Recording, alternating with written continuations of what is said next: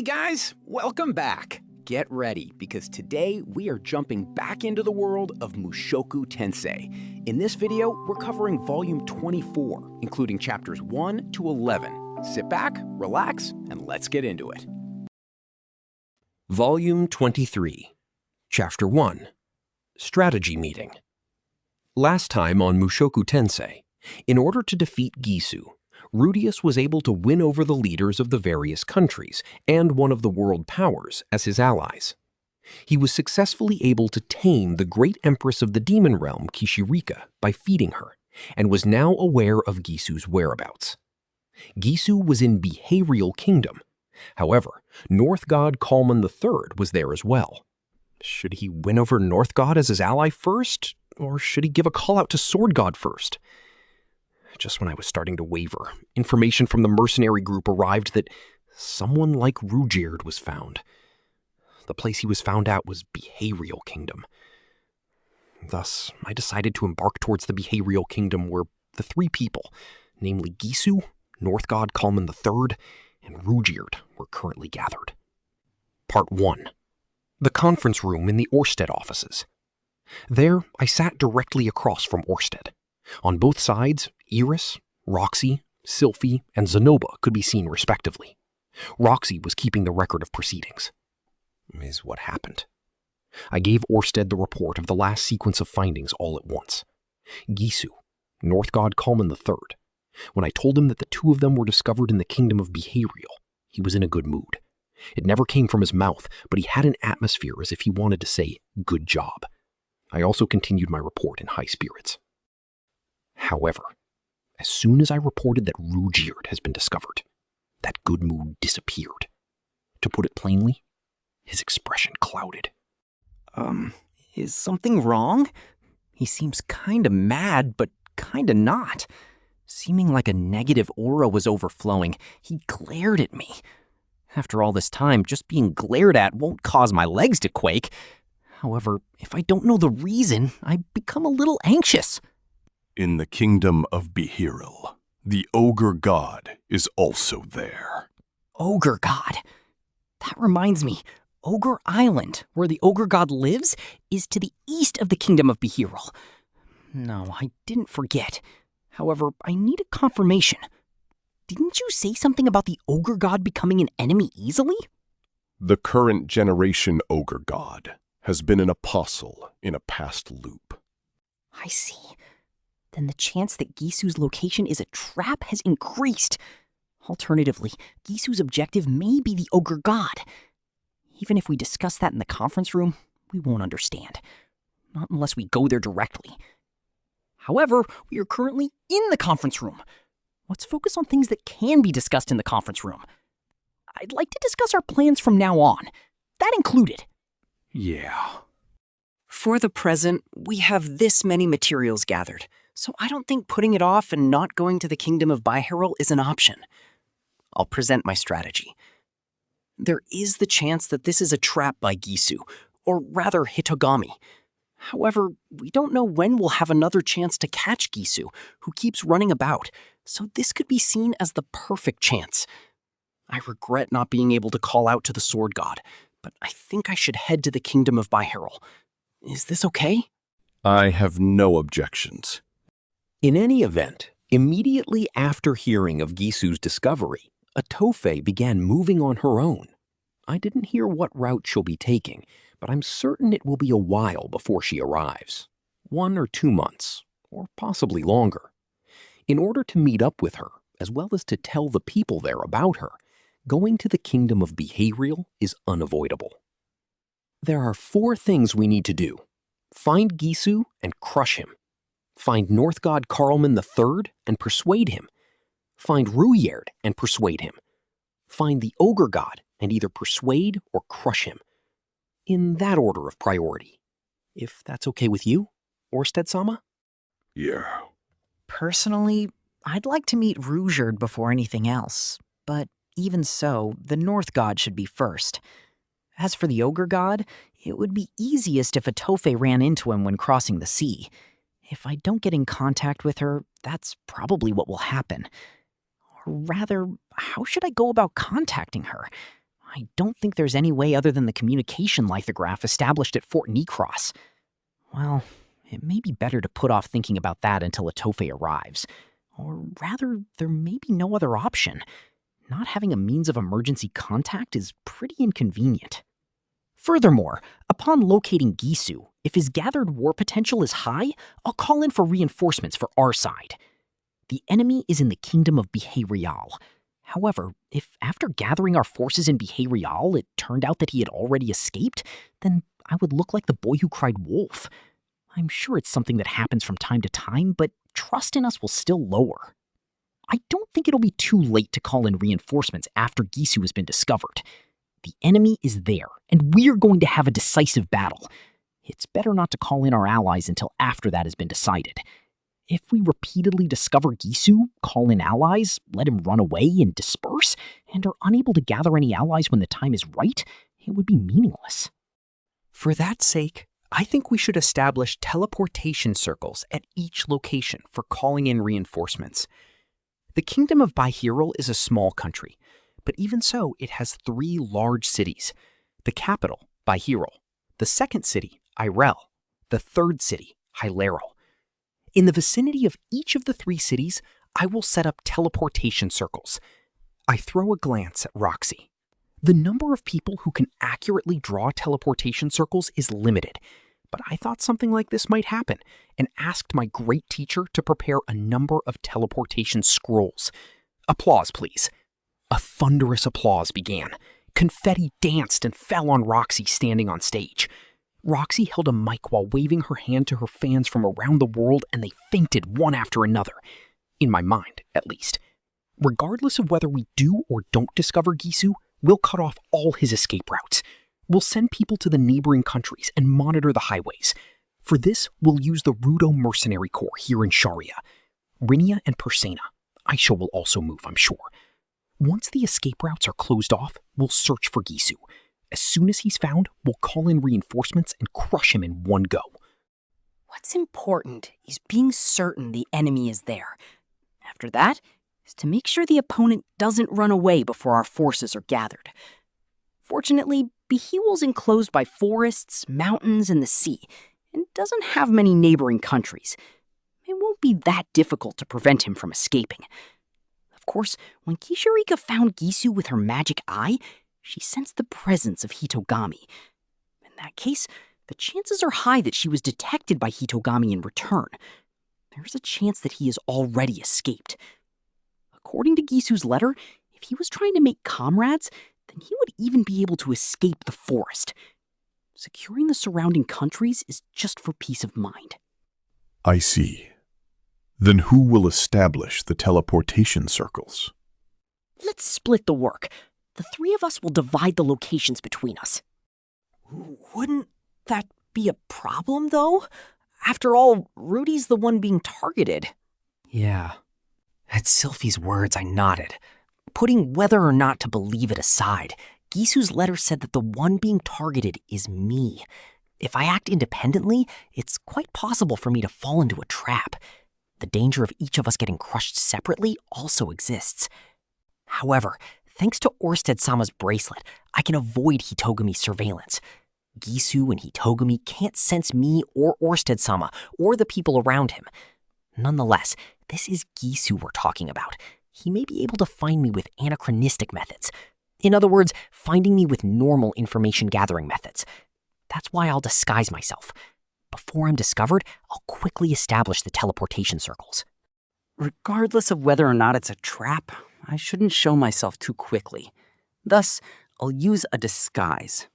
Even disguised, if I gather information to try and find Gisu, I'll be exposed sooner or later. However, I'll be able to avoid a scenario where immediately after entering the country, I'm surrounded and destroyed. If I'm lucky and go about it well, even if Gisu has placed a trap, I can still take the initiative. If there's no trap, it means that Kisharika finding him with her magic eye was outside of both Gisu's and Hitogami's expectations. In that event, Gisu will probably run away. On the other hand, Gisu should have business that brought him to the kingdom of Behavior. Until I arrive, he may try to finish his business up until the last minute. By disguising myself to delay my discovery, I may be able to lengthen the amount of time before he runs away. There's no reason not to. If Rudy wants to hide from Gisu, it may be best to have a diversion. A diversion, huh? Any specific ideas? Yes. How about having one of us go to the Sword God? Queen Ariel said she'll send reinforcements at any time. Ghislaine and Iseult should be included in that. Those two are familiar with the Holy Land of the Sword and won't turn against us or fall behind. Even if the Sword God were to become an enemy, it won't be a problem if we gather information beforehand and return without making contact. And even if we can't get the Sword God, we could at least bring Sword King Nina with us. Rudeus Greyrat, huh? The person I met in the kingdom of Ashura. The one who Iris herself wanted to make a comrade, which is unusual for her. She's no substitute for the Sword God, but if she's on par with Iris, she'll certainly be battle asset. If he's an enemy, then quickly return with just Nina. Putting aside whether we can do it, if both Ghislaine and Iseult are there, I don't think anything is impossible. In that case, I'll do it. Rudeus will go to the Sword God. Well, she should be able to handle negotiations. She's more or less acquainted with Ghislaine, Iseult, and Nina after all. Furthermore, just the fact that Sophie is going will act as a diversion. Since the children have already been born, there shouldn't be much merit in killing my wives. But Hitogami is well aware of who I want to protect.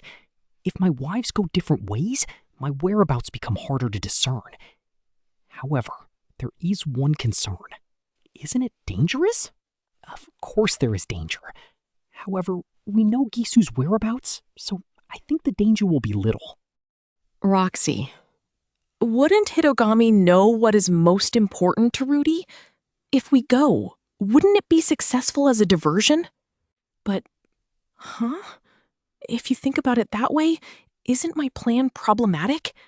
Establish teleportation circles within the kingdom of Bihirul and gather my forces. However, moving from place to place should take half a day or more. Isn't it possible for my forces to be crushed individually? Somehow, it's starting to seem like an all-out war. This isn't a flag for my scattered comrades to die one by one, is it? No. Since coming to this world, I should have well understood that flags and such have no meaning. However, but I'm a little worried. Maybe it would be better to stop with this plan. Rudy. Roxy suddenly heaved a sigh, as if she can see through my timid thoughts. Listen up, Rudy. Adventurers entering a labyrinth aim to finish the adventure without losing a single person. If everyone does everything that they can do, the chance of returning alive increases. Until now, what we considered the something we can do was staying home and watching over the children. After all, to me and Sylphie, Rudy and Eris were fighting in a far-off place beyond our reach. However, right now, the plan I suggested is something we can do, and I think it will raise the chance of everyone returning safely. Chance? However, that's true. Nothing is ever certain.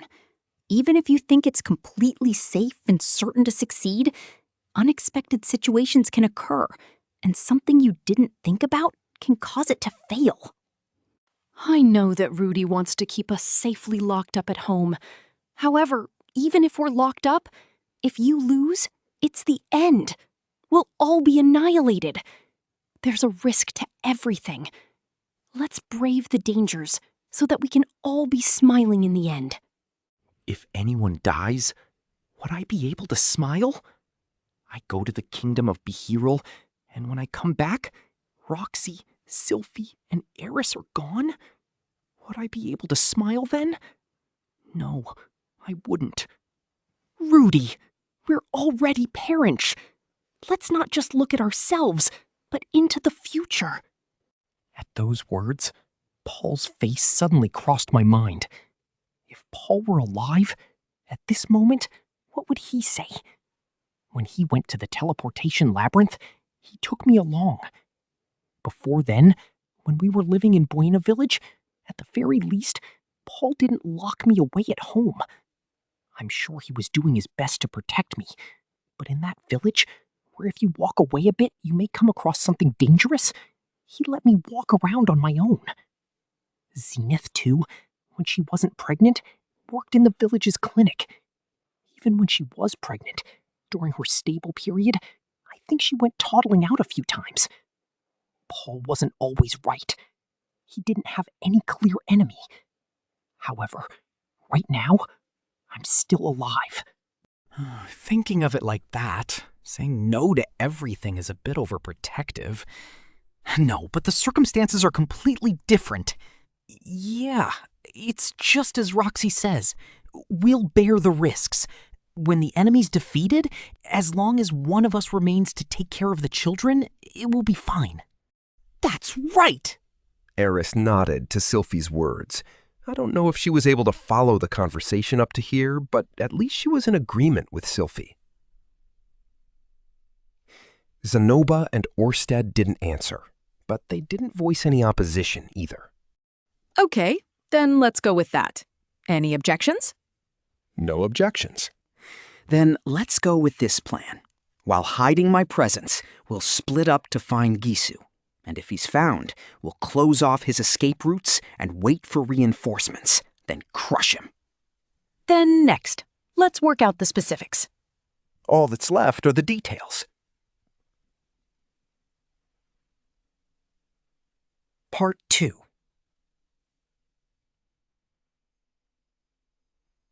As a result of our discussions, we were split into the following teams.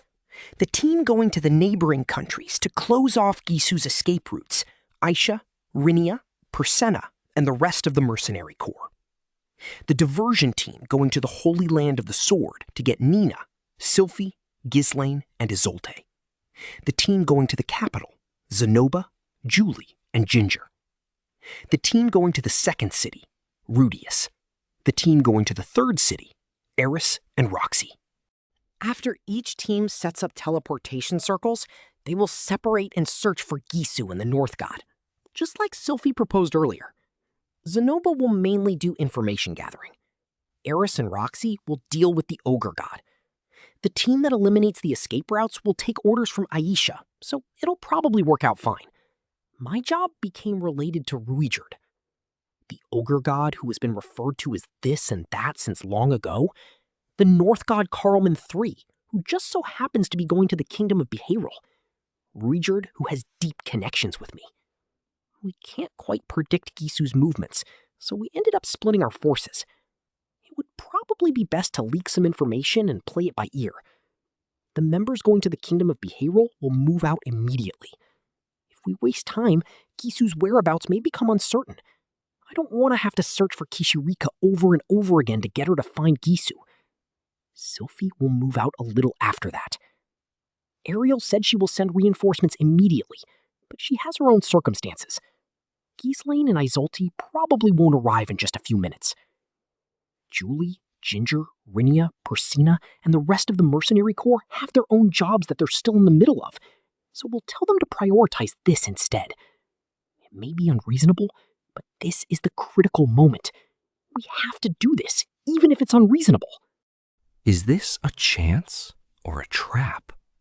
It may be optimistic, but I'm hoping for the former. Using the communication lithographs, we told the plan to Ariel and Cliff as well. Ariel immediately responded, "I'll give you my utmost support." But Cliff still hasn't replied. Unlike Ariel, who has a lithograph in her room, in Millis we have to send messages to Cliff through the mercenary corps, so it probably takes time. Any questions? I looked over the surroundings, but nobody raised their hand. There don't seem to be any. The one who looks a little worried is Zanoba.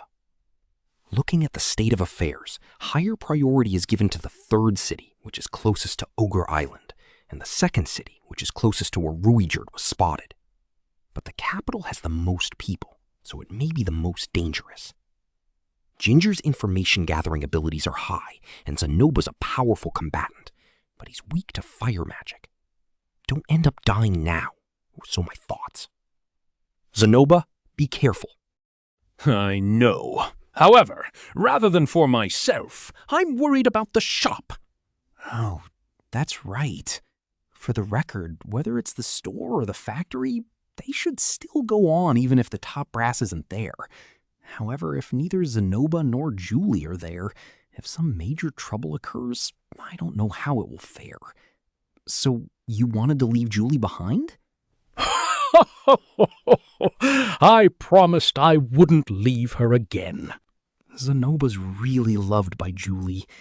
Or rather, I wonder how Zenoba feels about her. I wonder if they've made love. That's kind of a hard thing to ask. Zenoba has times when he kind of pulls back 1 or 2 steps from women. If someday he has children, then I fully intend to tease him and call him a lolicon bastard. But I don't want to butt into his affairs too much as an outsider. Eris, too. Are you all right? I'm fine. Noticing Eris's disappointment, it seemed she wanted to go with me. However, if she did that, there wouldn't be anyone who could guard Roxy. Furthermore, if I'm with Eris, we'll stick out like a sore thumb. She can't do anything covertly. That's why I put her with the one who stands out the second most, Roxy. They're also a kind of diversion. I'm worried about Rudeus being alone. Certainly, I'm also worried about myself. I wonder if I can properly avoid Gisu's attention while gathering information. Gisu's information skills are top class. Unless I move very well, as soon as Gisu knows that someone's searching for North God Kalman or Ruijerd, I'll be noticed by him. If he notices me too early, he'll naturally run away. In the first place, nothing good ever happens when I act on my own. Well, I'll make it work out somehow. It would have been better if I had gathered 1 or 2 people who are good at gathering intelligence. Regretting it now won't change anything. I couldn't predict the situation turning out like this. What will Orsted-sama be doing? I'd be thankful if you could stay here to manage the communication lithographs and protect my family. Orsted. Sure. Thank you very much. Orsted is house-sitting. He stands out, so he's not really suited for information gathering. There may be times when we need him, but it's best if he stays here whenever possible and comes to help when the battle starts. Of course, there is the matter about his mana, so it would be a problem if he participates too much in battle. He's something like the last trump card.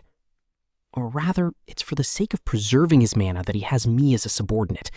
As such, having Orsted fight can be considered to be our loss. Orsted stays silent. I get the feeling he wants to say something, but I can't see his facial expression because of the helmet. I wonder if he's concerned. No, we're about to undertake a massive plan, so he must be tense as well. Orsted, just in case, you should wear that ring. Ring? The Death God's ring. Suddenly told that, I looked at my hand. On my finger is a rather creepy ring with a skull design. It's what I got from the Death God. After meeting Kishirika, I started wearing it for no particular reason. Can I ask the reason? Orsted. It's just in case. Simply wearing it has an effect. Understood. I don't really get it, but if simply wearing it has an effect, then I guess it's fine. When the time comes, I'll probably understand. Also, there's one... Someone raised their voice. Orsted held his tongue. Who's the foolish employee who cut off the president's words? But looking over the surroundings, no one's saying anything. No one's raising their hand either. However, it was a woman's voice, which means the offender is one of those 3. Chairman! If she's calling me chairman, that means it's... Huh? She's not here. There's a visitor! No, I get it. The voice is far off. Everyone's gaze turns to the door. This is the receptionist little elf-chan's voice. What was her name again? Excuse me, I'll go check it out. I told everyone not to disturb the meeting, but it may be an emergency. I moved from the president's office to the lobby. Part 3. Ooh! The instant I entered the lobby, golden light flew into my eyes. He's golden. From head to toe, he's covered in gold. A person wearing shining gold armor was standing there. Hey there. The golden light casually raised a hand. In that voice and those movements, I saw the phantom of a certain being. An even more golden suit of armor. A golden knight. I've heard that the fighting god's armor was gold. I've also heard that Bodigadi once, as an apostle, donned that golden armor and fought with Laplace. That's it! He's coming to attack! Gisu was a decoy! Hitagami salvaged the golden armor and sent in his vanguard. This person seems to have come here using the teleportation circles under Her Majesty Ariel's orders. As if that could happen. Looking closely, the armor looked to be gold because of the light, but it's actually a dull ochre. Ah, nice to meet you. The man took off his helmet. What was under it was a head of black hair, which is rare in this world. He looks around 50 years old. He had many wrinkles and the appearance of a veteran. It is a pleasure to make your acquaintance. I am Her Majesty Ariel's knight, Sandor von Grandur. Very pleased to meet you. I am Rudeus Greyrat. He bowed to me, so I returned his bow. That's quite a name. I've never heard of the House of Grandur, but he's probably a noble. Earlier, I received secret orders from Her Majesty Ariel, and thus came here. Saying that, Sandor presented the box he was carrying under his arm. Earlier? Just now, huh? We had just finished telling her the plan. That was quite fast. I see. And this is? Inside is a magic tool to change your appearance. I was told it was necessary. Oh. Come to think of it, the kingdom of Asura had those kinds of magic tools. It's what was used to disguise Ariel. At any rate, she was quite prepared. She may have prepared it from the beginning in case it became necessary. Please confirm the contents. Yes. I peeked inside, and certainly there was a green ring and red ring set that I remember seeing. The person wearing the green ring takes on the facial features and hair color of the one wearing the red ring. Using this, I can transform into a completely inconspicuous villager. Also, this is the Kingdom of Asura's insignia. If anything happens, feel free to use this and her name, Her Majesty said. He handed over another box.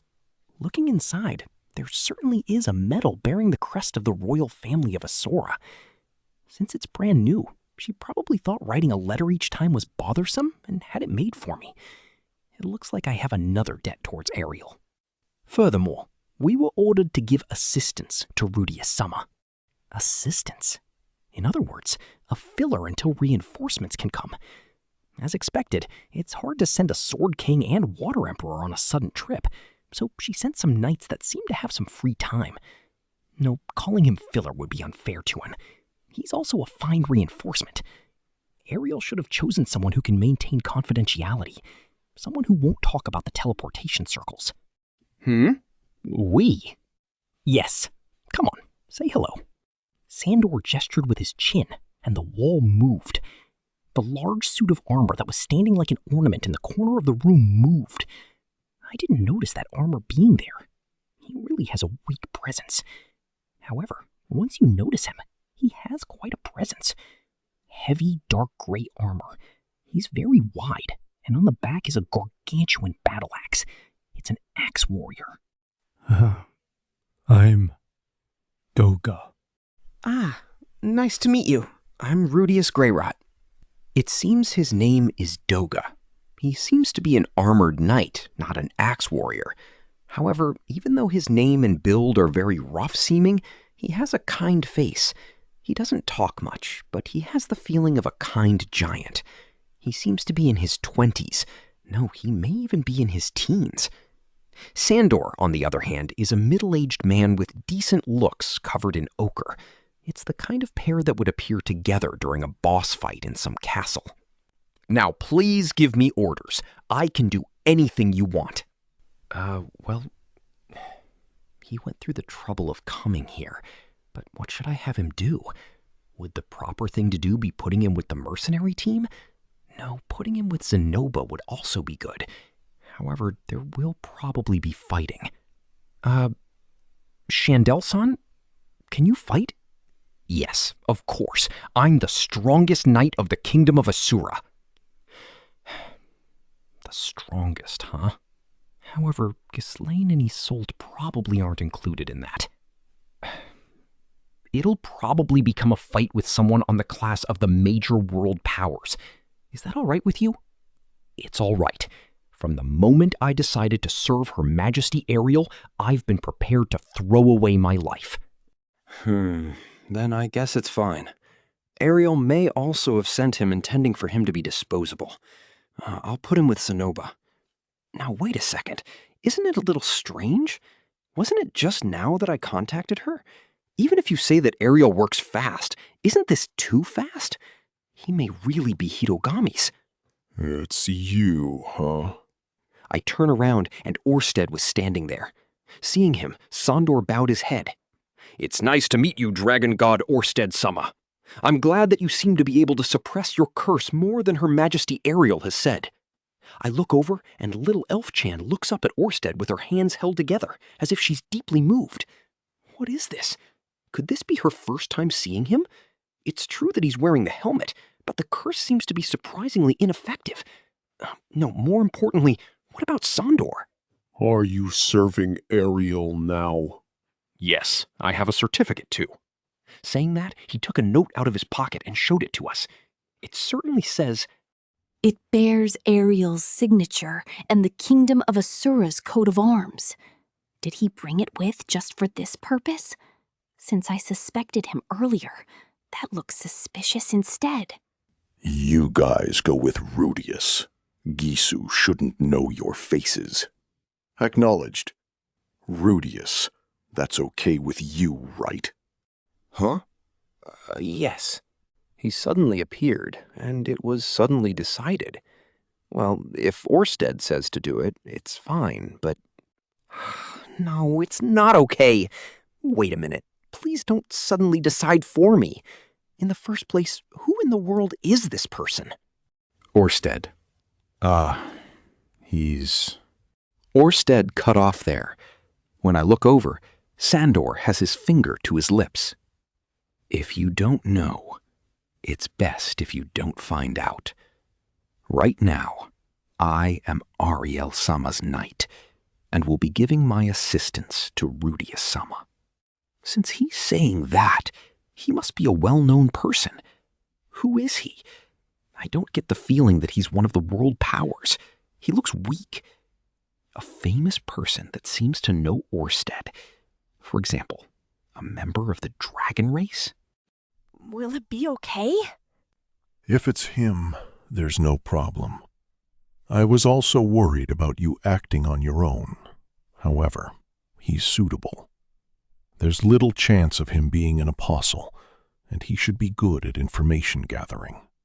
If Orsted says that with confidence, then it'll be fine to trust him. He showed up too quickly, so it was hard to judge him. Sandor, please leave it to me. If he's good at gathering information, is he that kind of famous person? Orsted knowing about him is only natural. I was also worried about acting on my own. That said, I'm also worried about working with someone I don't know.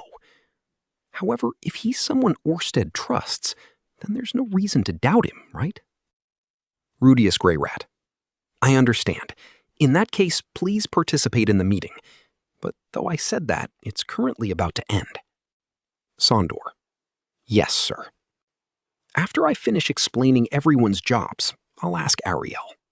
Thinking that, I invited these two unidentified people to the conference room. Volume 23, Chapter 2, What They Were Searching For. Part 1. Behiral Kingdom.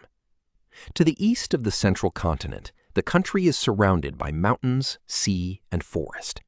It's not a very powerful country, and it only has 3 major cities. They are, in the center, the capital Bihirul.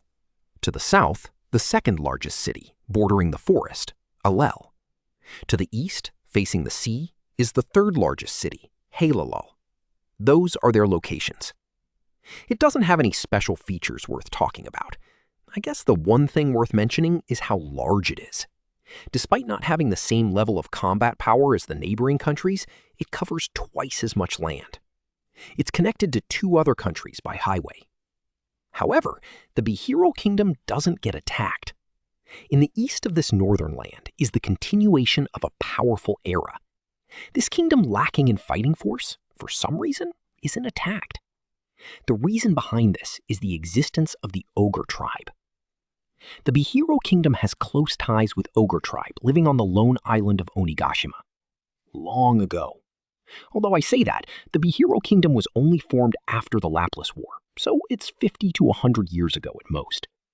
At that time, the Ogre tribe living on Onigashima and the humans living on the northern peak of the continent didn't cooperate.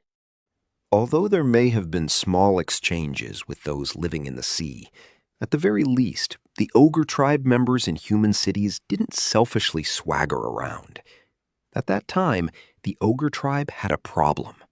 The Ogre tribe living on the island were being invaded by the ocean race living in the sea. The Ogre tribe fought, and although they were a combat race, the ocean race's fighting power was too much. At that rate, they would have been wiped out, their only choice that of becoming the slaves of the ocean race. In front of the Ogre race, a human adventurer party appeared. The adventurers, hearing rumors of gold and silver, came to the island. Where they came from and who they were, the Ogre race did not know. It was most likely a party of 4, no doubt comprised of a group of swordsmen, dog, monkey, and pheasant-faced people. The adventurers dreaming of treasure and battle. What they saw was an impoverished Ogre tribe. The wounded Ogre tribe soldiers, numbers reduced through fighting. The women living in fear. The smileless children of the Ogre tribe. The adventurers who saw it stood up. It lit the fires of justice. They swore to save the Ogre tribe, and it was then that they conspired with the Ogre god. Together with the ogres, they infiltrated the labyrinth that was the ocean race's base. After a fierce battle, they managed to kidnap the chieftain of the ocean race. But the price for that was great. The human adventurers' party had been wiped out, except for the swordsman leading it. Looking at his appearance, the indebted ogre god swore to be his lifelong friend and offered any help the ogre race could give.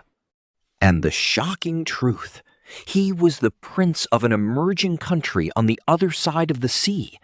The prince returned to his country, and when he became king, he and the demon tribe took an oath of mutual protection. To this day, the humans and ogre tribe live in peace together.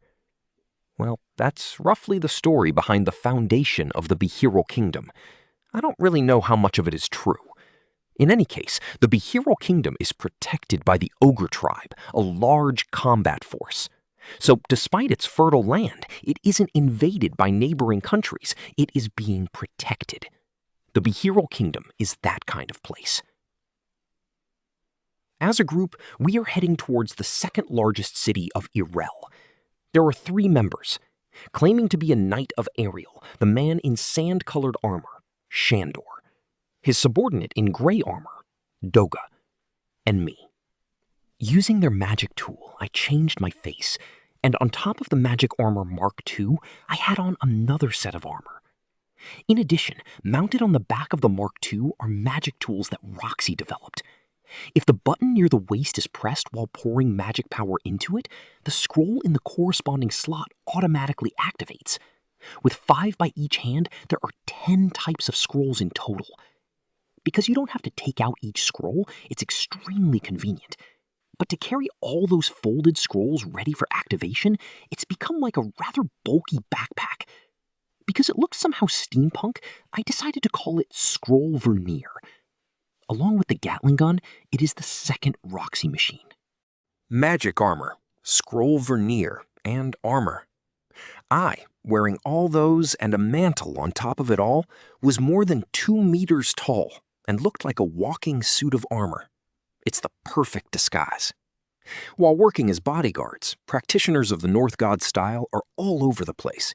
But in this area, for no particular reason, you get people coming here and thinking, is there anybody strong around here?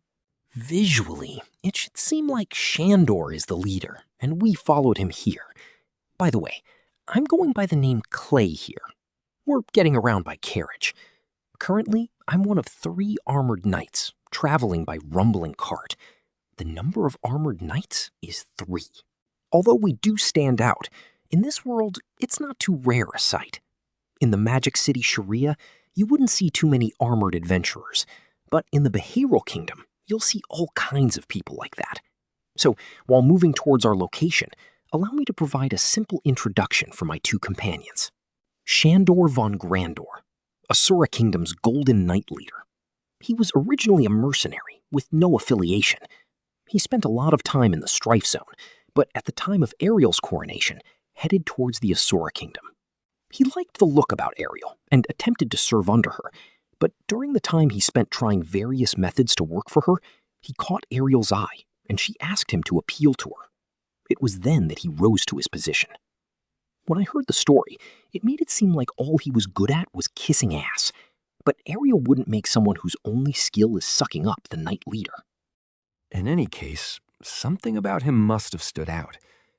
When I asked Ariel for information on him, there was nothing shady, and the reply I got was that he was a man worthy of trust. However, she didn't tell me anything regarding his identity. I don't know. Woohoo, and it's a secret. I got the feeling she was messing with me. But Ariel's knight didn't seem fishy, so I let it slide. The Golden Knights. Contrary to the name, the armor isn't all that sparkly. Even if you change the light, you still can't see any gold. Although, if you polished it, it might shine. And it's not gold, it's more of a yellow. The Yellow Knights. Ooh, that sounds kind of strong in its own right. Like the Yellow 14. Does the Asura Kingdom even have Golden Knights? I'd heard of the Black Knights and the White Knights, but I have a feeling there were never any gold. It is a band of knights created by Her Majesty after she was crowned.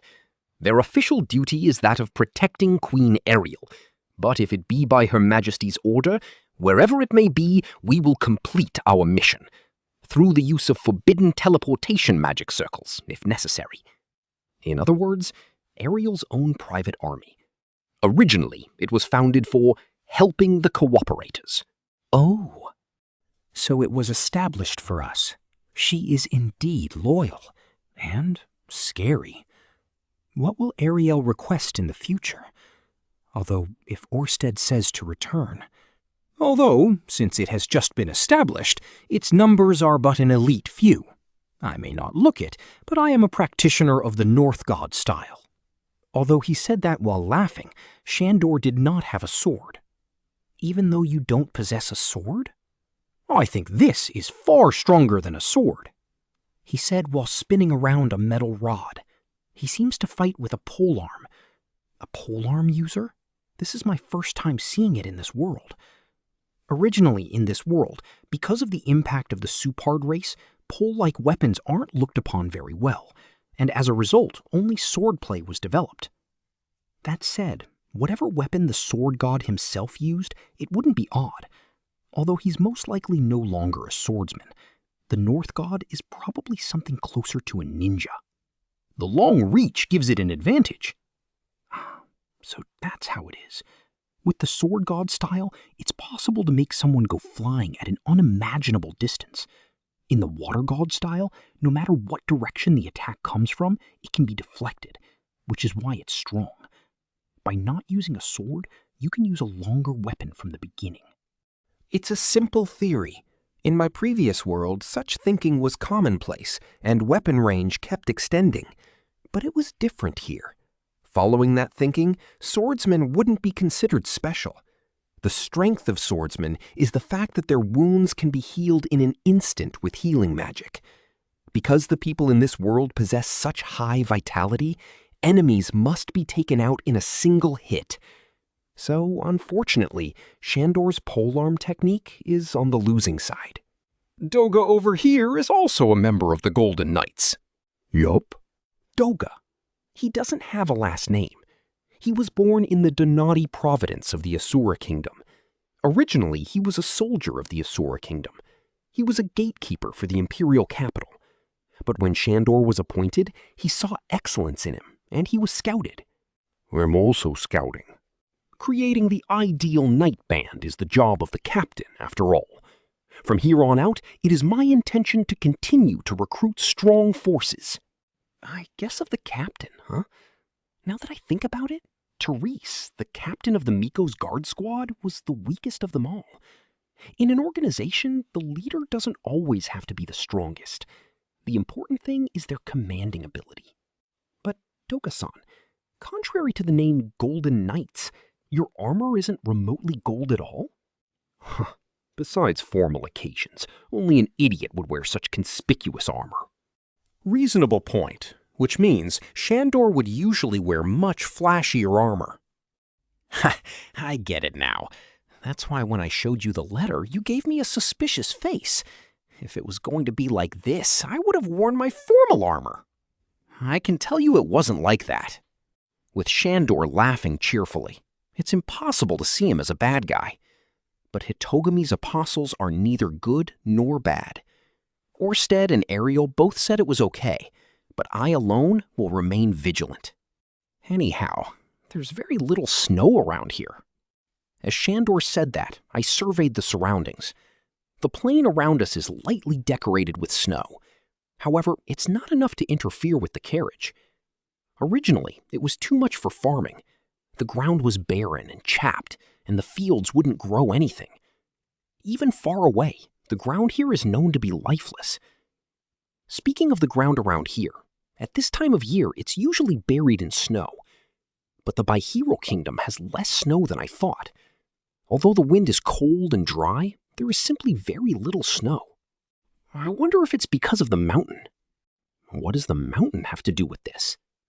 Because the mountain to the west compresses the clouds, I was thinking that's what was stopping the snow. Oh, as expected of Rudeus Dono, you're quite knowledgeable. I don't know if I'm right. The weather of this world may not follow the common sense of my previous one. After all, in the Great Forest, it rains for 3 months straight, or a fertile continent can become a desert. Unrelated to the mountain, it's a perfectly reasonable possibility that the magic power coming from the forest slightly to the west could be the reason for the lack of snow. Sandor Van Grandor said, "My uncle was also interested in such things." Rudeus Greyrat asked, "Oh, was he some kind of researcher?" Sandor Van Grandor thought, "Where did clouds come from? Where did they go? How are people born? Why do they die?"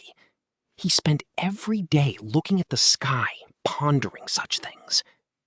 Rudeus thought to himself, I wonder if he was a philosopher. Although I, in my old age, might spend my days like that. As a 60-something-year-old man, sitting with Sylphie and Roxy, spending our days as grandmas and grandpa.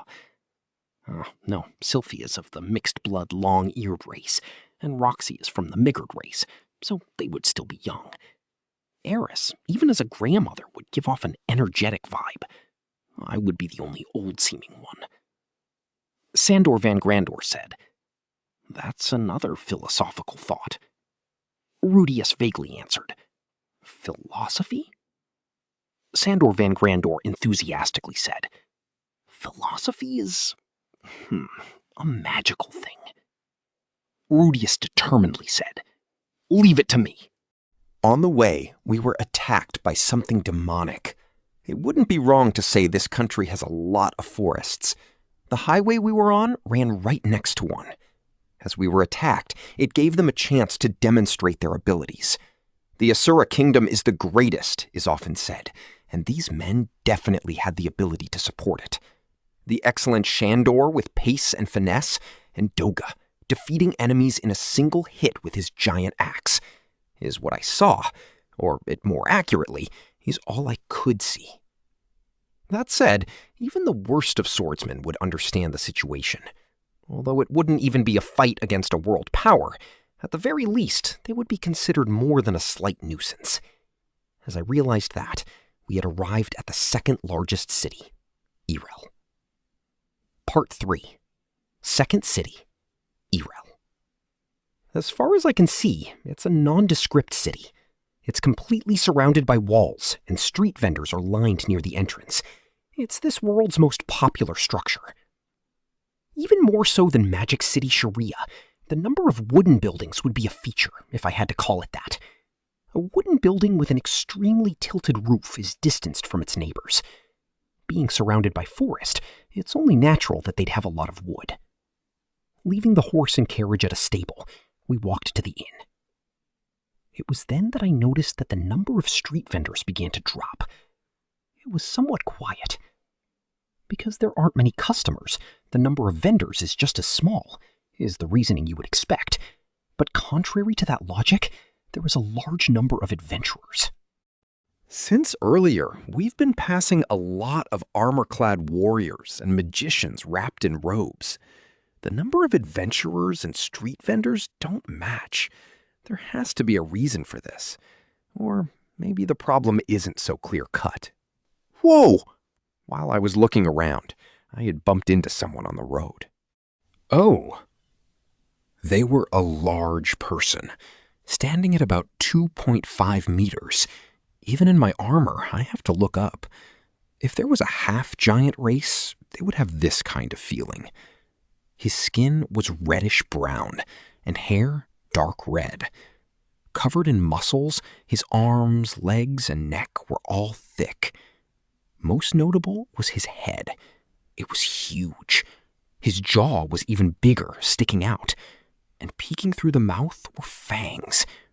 Coming from the lower jaw were 2 fangs protruding upwards. And on top of that, from the messy dark red hair, 2 horns were standing out. It's an ogre. Careful now.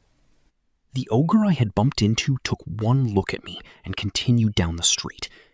On his back was a massive pack that he was carrying like it was nothing. That was my first time seeing an ogre up close. It was very intimidating. Here in the behavioral kingdom, ogres walk around like it's a natural thing. The humans here also accept it as a matter of course. Seeing a multitude of races living together would be a rare sight in other countries. Clay, don't look around too much. You aren't some country hick. What? Oh. Shandor's sharp words from Shandor. It's a completely different tone from during the journey, for the purpose of disguise. There wouldn't be anybody strong around here anyways. Looking around would be a waste. Yeah, that's right. We are practitioners of the North God style. I should look like I don't have any interest in anything that isn't strong. Otherwise, it would be a waste of the disguise. Authoritatively. First, we have to find an inn. Right, Clay? Doga? Yes. Yep.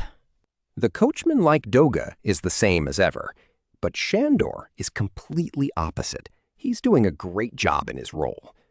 Shandor is moving as the leader in order to hide my presence. I'm Shandor's little brother, Clay. Job, warrior. All right? Shamor, arrival celebrations. After the inn is decided, want to hit up a tavern? You're pretty stupid sometimes, but every now and then, you have a good idea. Doga, take note. Yes, sir. After that, we headed to the inn. Part 4. The moment we entered the tavern, there was a somewhat uncomfortable atmosphere. It's different from any tavern I've been in before. That said, it looks perfectly normal. There are plenty of adventurers. There are also a couple of villagers. 1 to 2% of the customers are ogres, but I can't say that they're the source of the discomfort. A crowded tavern with many races is not all that uncommon. I wonder what it is. There's nothing special to draw everyone's gazes. There's nobody particularly odd around. There's nothing particularly odd around. But something is off. What's up, Clay? Doesn't something seem off about this tavern? He takes a look around, but it seemed like I was imagining it. I don't understand. Do you want to leave? No, I want to know where the feeling is coming from. Understood. As Shandor said that, we walked into the tavern with an unsuspecting gait and headed towards an empty table. Behind Doga, I followed suit. As Doga sat down, the chair creaked under his weight. The chairs of this tavern are unusually sturdy. While wearing the magic armor, I usually have to keep note not to sit in a chair. But here, sitting normally should be fine. I wonder if this was causing the feeling. No, it couldn't be. Bring us some food, booze, and introduce us to someone who's knowledgeable about the area. Make it quick. I'm exhausted from the journey. Put this guy on a different bill. You're a guy that focuses on fruit, aren't you? If you don't have any milk, water will do ya. While I was focused on the chair, Shandor had already handed the attendant 4 copper coins. Thank you for your patronage. The attendant was also an ogre, a female ogre. Maybe because she was a woman, she was a lot slimmer than the male ogres. She had a wide frame and huge breasts, but overall, she looked quite human. She might be half human. She's probably not the source of the discomfort. Like I said, I told you to stop peeking around like that. My bad. Shandor whacked me over the head. But you didn't need to hit me. Ha! You wanna go me, brah? His words may be rough, but the look in his eye says that he doesn't intend to hurt me. Simply, I should take note that my current actions are suspicious, is what he's saying. Nah, it ain't like that. It's just, it's a little fidgety is all. Fidgety? You got a bad feeling? No, it doesn't seem bad. The feeling isn't unpleasant. It feels like something I've been searching for a long time. It doesn't seem possible, but it could be that Gisu or Ruijert is here. I want to quickly confirm the origin of this feeling. When I think that, it causes me to look around. The inside of the tavern is rather busy. It's the kind of tavern you can find anywhere. With laughter and noise, people eating and drinking. Even the food is normal. It's the kind of river fish you can find anywhere. But something is still causing this sense of discomfort. Something that other taverns don't have that this one does. You guys want some information? As I was looking around, a man came to our table. A human. He had a sly, rat-like look to his face. Are you the informant? Yep, I know everything about this city. The number of adventurer parties, the peddler's routes, even the blacksmith's mistress. Okay then, I'll have you teach me a bunch of things. We just got here, so we'd like to avoid any trouble. As he said that, he handed the man a couple of copper coins. Won't be a problem. Rudeus Greyrat. I don't need to know anything major right now. I understand that you're an informant with a wide range, so can I leave finding work up to you? Jeez, that's scary. The informant shrugged at my smile and turned to Shandor. So, what is it you want to know? What I want to know is what's common sense in this city. People's turf, the geography, anybody we shouldn't make an enemy of. And if any work that seems doable comes up, could you let us know? Okay. It's not like we'll suddenly hear of Gisu. I can't get greedy. We are only warriors, mercenary like ruffians. We do not carry any demon trinkets. Common sense? Quite the request. The country upholds the laws, and in turn, cities can exist. But there are a lot of ogres, so take note of that during your travel. The people of this country live closely with the ogres. Even if you're devout Millis believers, keep any ill will towards the ogres to yourselves. What happens if I don't? Nobody will sell you anything, and the inns will refuse you. Even this bar is owned by an ogre. You'd be thrown out and be forced to eat garbage. Ogres are good neighbors. Therefore, speaking ill of them will, more so than ogres, make the humans angry. Sharia also has many races, but there is still discrimination. They do not live as harmoniously as here. The geography. Roughly speaking, if you head north, you'll reach the capital, and in the south is a single village. It's a small village with nothing important. There are a few woodcutters, and there's an ambassador, so it's well protected. There's a labyrinth to the southeast. Information on that will be extra. Tell me. Shandor handed him a couple more copper coins for the location of the labyrinth. We don't have any intention of going, but it wouldn't hurt to know. After learning about the labyrinth, the conversation will continue. People you shouldn't make enemies of. Like I said before, ogres. In this country, ogres and humans receive the same treatment. Next is... that's right. This isn't someone you shouldn't cross, but there's a place you should stay away from. The Valley of the Earth Dragon. The Valley of the Earth Dragon. It seems like a few important words have been skipped over. The place where Rejerd was discovered was also in a village near it. The valley is behind a large forest, but that forest is called the Forest of No Return. Since ages past, the forest has been haunted by invisible demons, so entry is forbidden. Invisible demons? Well, invisible demons are more like childish superstition. The Valley of the Earth Dragon, like the name says, is home to earth dragons. Some budding adventurers entered the forest and messed up their lair. An angry herd of earth dragons couldn't be defeated by the country, and so it was made off limits. The man then furrowed his brow, as if he was trying to remember something. But recently, since about a year ago, there have been rumors of demons coming out of the Forest of No Return. Oh. The town's lord created an investigation corps to investigate inside the forest, but even after a couple of days passed, they didn't return. The invisible demons probably got them, or they fell into the earth dragon nest, or perish the thought they were taken out by a single magic beast. Although it wasn't as if they were wiped out. After giving up on the survival of the first investigation corps, the Lord organized a second investigation corps. One person came back. That's when he bent down and looked me right in the eye. The atmosphere's a little like a horror film. Not at me, but looking at Shandor. But he'd gone insane. He had exceptionally scary eyes. When the Lord asked what happened, he simply muttered, "The demons are here, the demons," with a vacant look in his eyes.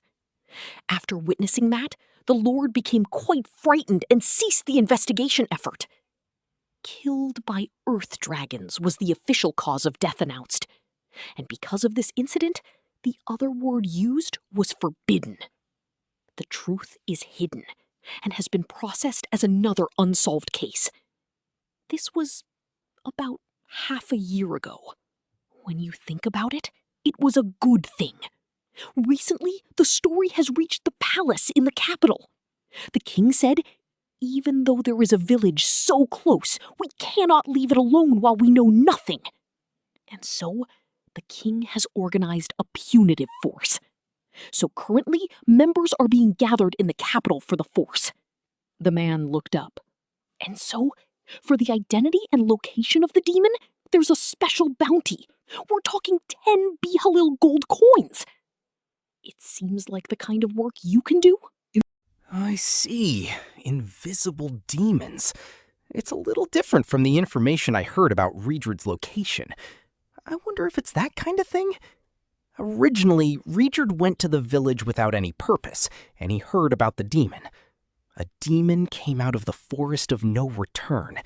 And then, there are invisible demons in the Forest of No Return. Invisible demons came out from the forest would be the information he received. Hearing things left and right, the information would get mixed up. The information from the mercenary corps also passed through a lot of hands. That's why we have to search to pinpoint our opponent. Although it might be the opposite. It could have gone an invisible demon really came out, to the demon is a Supard. Come to think of it, I think I saw someone with green hair. No, wait, but I have no idea where any of this information came from. Well, no matter what rumors spread, it wouldn't be odd. Although with Rudeus, he wouldn't show mercy to an opponent. It's possible he wiped out the investigation team. Why would he go into the forest? Did he go into the forest because it would be a problem if others saw and knew about him? What? That's great! I got it. Seems interesting. Clay, don't you think so too? A demon, huh? It does seem interesting. The 10 gold bounty is also appealing. Although an appropriate answer, my head is full of other things. In any case, we'll have to go to the forest. With this much information, I can't think that Rudeus is uninvolved. But with the bounty, it's first come, first served. You probably need to form a party to participate. I'm not an adventurer, so if I were to participate, it would be a support. Shandor winked at me. I get it. That's right. We should get looking. All right. Informant. Additional charge. Shandor handed him several more copper coins. Find us a thief. The condition is that it be someone that can do a lot as an adventurer and be good at information collecting. It'd be good if his combat ability is low. We'll do all the fighting. About the reward, what to do? It's a pain. So when you find our guy, send him to us to negotiate. Deadline? Sandor von Grandor. It would be good if it was before the punitive force secs out. But that's still far away, isn't it? They set out in a month. Well then, for the time being, how about we meet again in this tavern in 10 days? Sure, leave it to me. The man took the coins and hurriedly put them in his pouch, and when we stood up, the noise of the tavern disappeared in an instant. Impressive, Shandor. With the information on the forest, the search for Gisu has advanced a step. Although we didn't hear anything about the North God, the conversation didn't head in that direction, so it couldn't be helped. Although I wanted to see a little more of that ability. We did it! My wife is good at these kinds of things. Seeing it up close, I picked it up. So he's married. All the more reason we have to return home safely, although he said it rather regrettably. So, what do you want to do now? While we wait for the informant, we have nothing to do for 10 days. We could take a look around. Doga, is there anywhere you want to go? I want to see a woodcutter. Then a little reconnaissance. We can go take a look at the village in the south. Although the conversation made it seem like we decided, we had already planned to go to the village in the south since the beginning. 10 days. From the conversation before, the village is at most a day away. Tomorrow morning, I will install a magic communication lithograph and head to the village. Tomorrow afternoon, we will enter the forest and spend 5 to 6 days searching the inside. After that, we will return and hear the informant's information on Gisu and conduct a progress report over the lithograph. Yes, sorry for the wait. While I was thinking, the food arrived. Boiled fish and beer. Doga had a dark liquid placed in front of him. It is probably some kind of juice. I will have him let me try it later. All right, in this situation, I have no intention of getting drunk, but not drinking in a tavern would stand out. Just one. Then, to our success. Cheers! Cheers. Cup in hand, we drank. When the drink entered my mouth, it was warm down my throat. The aftertaste was... Doga spat out his black drink. Ooh! While the surrounding people were looking to see what was going on, Doga was coughing with his head down. I put my hand on his back and chanted detoxification magic. But Doga was facing the ground, open-mouthed, drooling. Oi, get a hold of yourself! Damn it, what did he drink? Poison? This was that feeling. I thought something seemed off, and I still don't know where the feeling is coming from. Is the detoxification working? Calm down. At times like this, you have to stay calm.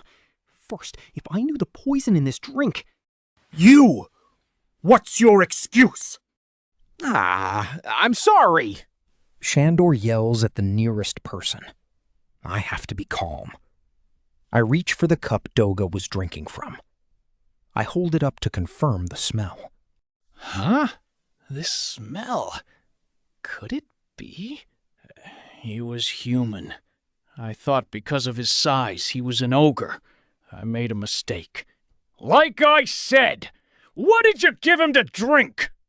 I dip my finger in the liquid and try it. This taste, I am sure. It's a drink made from beans. It's a favorite of the ogre tribe, but it's too strong for humans, so it usually is diluted. I'm terribly sorry. You sure it's not poison? It can be if you drink too much. About a mouthful. Damn it. Oi, Doga, you okay? Oi! While Shandor was panicking, I had regained composure. Now that I think of it, I could smell this ever since I entered the tavern. It was most likely mixed in with the smell of cooked fish. The identity of the feeling. And at the same time, I figured out the identity of this drink. It's true that if you drink too much, it's poisonous, but Doga spat most of it out. He will probably feel a little sick, but it is nothing too serious. I dipped my finger into it one more time and licked it. Yup. So it was this. No doubt. I cannot be mistaken. This is soy sauce. Volume 23, Chapter 3. The Person They Were Searching For. Part 1. Summary up to now. Rudeus finally discovers the thing he has been searching for all these years. However, it's ultimately inconsequential. So he paid for it then and there, thus obtaining the small bottle of soy sauce, and hurried back. The next day, our group headed towards the suburbs of the second city, Irol, to establish the teleportation magic circle and communication lithograph. After that, we headed towards the village where Rujerd was spotted. The village near the Earth Dragon Valley was about half a day's travel from the second city of Irol, Bihyrol Kingdom. The village of the Earth Dragon Valley and the Forest of No Return, or so they are called, but the official name is Marson Village on the map. Although it's called Marson Village, the official name isn't well known, so calling it the Village of the Earth Dragon Valley works fine. An empty village. It's not a tourist attraction, nor does it have any notable features. Logging and farming on the fertile land near the forest is done, but it isn't a village which was established by gathering people to build something like the Buena village of the Fedora region. The people residing in this village simply came under the jurisdiction of Bihyrol Kingdom, with little care being given to who ruled over them. Probably something like that. The country isn't the point, it's the people. As the distance between houses increased, the land became desolate, with few signs of civilization. And apart from the quiet... Pause. There was nothing. The village wasn't completely deserted when we arrived. It was inhabited by humans. However, they were not villagers. People who obviously weren't villagers were gathered in a group in front of the village's entrance. They were equipped with armor and swords on their backs. Probably adventurers? No, the atmosphere is a bit too risky if they were just adventurers. Are they mercenaries? Or possibly bounty hunters? Sandor? Is this what it means for too many people to try and get a head start? His strength and quick thinking during the incident in the bar yesterday. Sandor really is a useful guy. I was in doubt about his usefulness until now, but I can see why Orsted assigned him to me. I always want to hear opinions in situations like this. In comparison, Doga isn't very useful. I'm not saying that he's slowing us down, but it feels like he's just tagging along for now. Well, I too am not that great in criticizing a person. I hope that he becomes useful somewhere along the line. No, they might have just come for a preliminary inspection. It would be advantageous for them to start immediately after they obtain information from here. But aren't there too many people here with a head start to hunt one target? Even if there are, there won't be too many. The government is just taking the initiative to dispatch a subjugation force. Even if they jumped the gun and started hunting demons, there is the possibility that they won't be rewarded. Joining the task force, entering the forest of no return with the chivalric order of the government somehow, confirming the true identity of the demon, defeating it, and then returning safely. Only after all of that is done will you be rewarded with gold. Although, if you're following the crowd, then it ends up being a contest of luck whether or not you can secure that reward. And not just luck, but also taking a step ahead at key moments and snatching first place. As a result, the preliminary investigation is for the purpose of taking a step ahead to snatch first place. Then that means we have no involvement with them. I completely agree with that statement.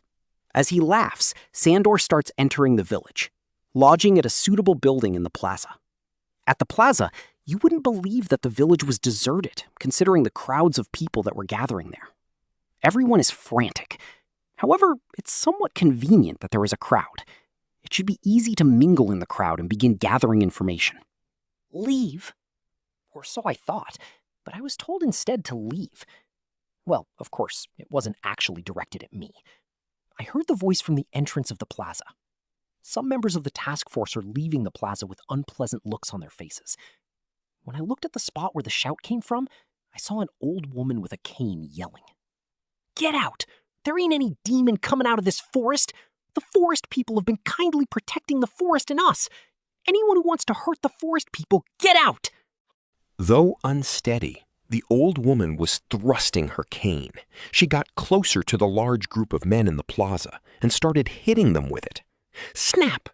The sound reverberated in the plaza, which could be heard even from where we were. "You hag!" "Oi, forget it! If we cause a ruckus, the ogre tribe will..." The man who was hit tried to draw his sword in a fit of rage, but was stopped by his level-headed comrade and retreated hastily. The old woman didn't hobble after them. While shouting, she was kicking all the other groups in the plaza. In order to get away from the old woman, the groups were scattering. What's this? As she saw the wide space getting clear of people, she looked in our direction. She's steadily drawing closer. "Get out!" The old woman's cane hit my armor and made a loud clang sound. There is no damage. My armor is reliable against an agitated old woman with its Asarin mark. "You must not lay waste to the forest!" The old woman was hitting my armor with a clanging noise while shouting. "Granny, please calm down." "What demons? The forest people have been our saviors, and now you're gonna kill them when they seek our help? You brute!" She is in a very agitated condition. Looks like she won't listen to anything I say. There is one thing on my mind, though. People of forest. It's a new phrase. I want to hear more about what they are. What does the forest people mean? "If you make the forest people disappear, the demons will attack." If the people of forest disappear, then the demons will attack. Which means the people of forest are probably defending the town against the demons. The people of the forest and the demons? Are they separate beings? "Obviously! Don't confuse the demons with the forest people!" Clay, just stop. This old lady's sanity is long gone. Sandor came to check on me. Certainly, a sane person won't hit a stranger with a cane, but I want to hear about the old lady's story. "I haven't gone insane! The people of the forest exist!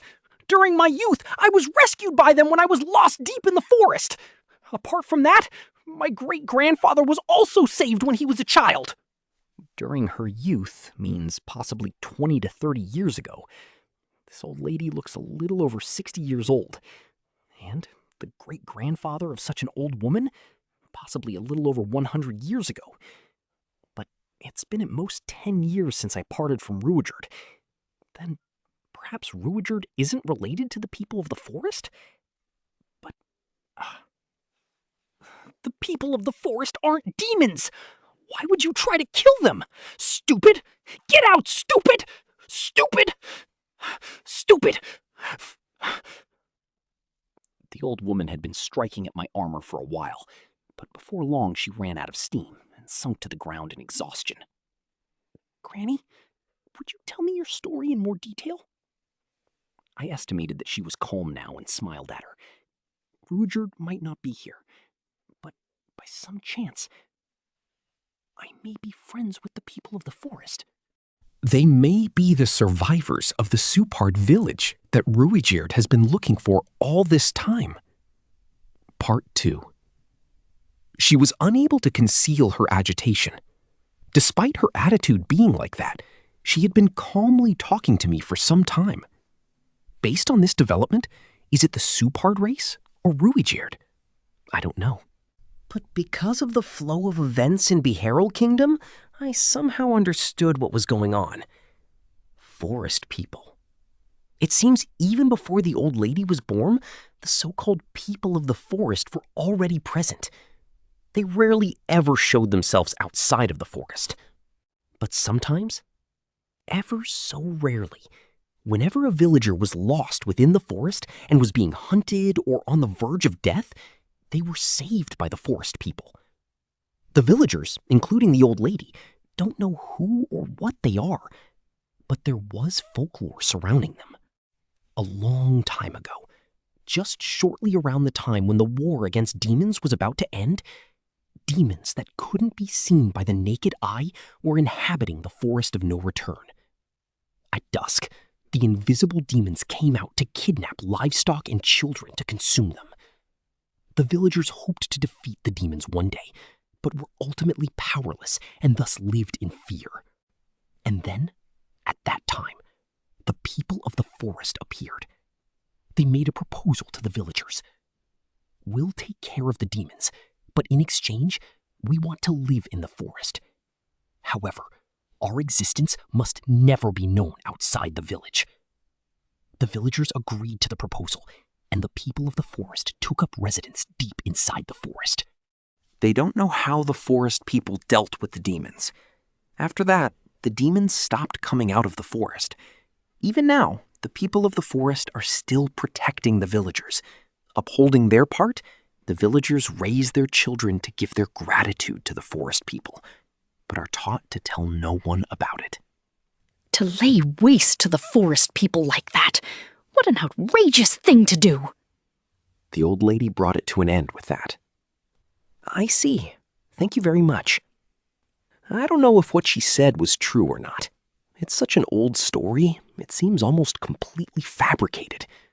But let's just assume that the people of the forest are the Supard race. The Supard have a third eye on their forehead. It's a kind of demon eye that can sense any living being. If they use that, then even the invisible demons can be located and defeated. The Supard race coexist with the village while hiding their own existence. But about 6 months or a year ago, tragedy struck. A disease, perhaps an injury. A large quantity of invisible demons sprung forth, and the people of the forest may have not been able to keep them under control. The Supard who had been concealing themselves for so long came to the village to buy medicine. Everyone had already forgotten about the shopkeeper who interacted with that Supard. However, the news spread. The news that an extremely suspicious guy came out of the forest. The villagers should have hidden his existence, especially if it was true that he came to the village to seek help, but just how did the story end up like the one I heard at the bar yesterday? We must exterminate the demons that came out of the forest. Just what happened for it to result in this? Since it was a year ago, blaming Gisu would definitely be rash. Anyway, the Supard race lived deep in the forest. It was a belief that I held close. But then, a question came to me as well. Why was I just now hearing about this? I had been searching for Rifujin. Everyone should know that. Everyone! For example, even Orstat. If the Supard had been living here for so long, then why was I not aware of it until now? The Forest of No Return was a quiet place. In general, a large amount of monsters inhabit the forests of this world. The concentration of magic is also great in forests, but one would encounter only one monster per day in the Forest of No Return, mostly treants. Treants can be found anywhere in the world, but they are even more commonplace in forests. You could even believe that forests are actually nests of treants, so encountering them would be the norm. But in this forest, there is no sign of them. It's completely silent. There are creatures here, but no monsters. A tranquil forest that is deadly silent. Of course, there are birds and small animals, but that's it. It's as if we're inside a nightmare. Weird, eh? Yeah. Looks like Sandor is feeling uncomfortable about this place, again. Doga is silent. Is he unable to read the mood? He's not even surveying the surroundings. We keep walking deeper into the silent forest for a while. The presence of animals diminishes the farther we go. Insects and birds are present, but no small animals. Of course, no monsters as well. The trees were getting larger too, and the overgrown leaves covered up the sky. In this atmosphere, you begin to dissociate and believe you're the only living thing there, which you occasionally snap out of whenever you hear the sound of birds. Whether the invisible demons are following us or not right now, paranoid, I turn around to look. And each time I do, my eyes met with Doga's unaffected ones, making me believe that it was all in my head as I turned forward again. Oh, suddenly, when I glanced towards the roadside, there was a stone monument that I recognized. It's the 7 Great World Power Stone Monument. Before, I was unable to recognize the markings on this monument. But these days, I can more or less understand them. Looks like there are no changes in the rankings. So this thing can be found in such a place, eh?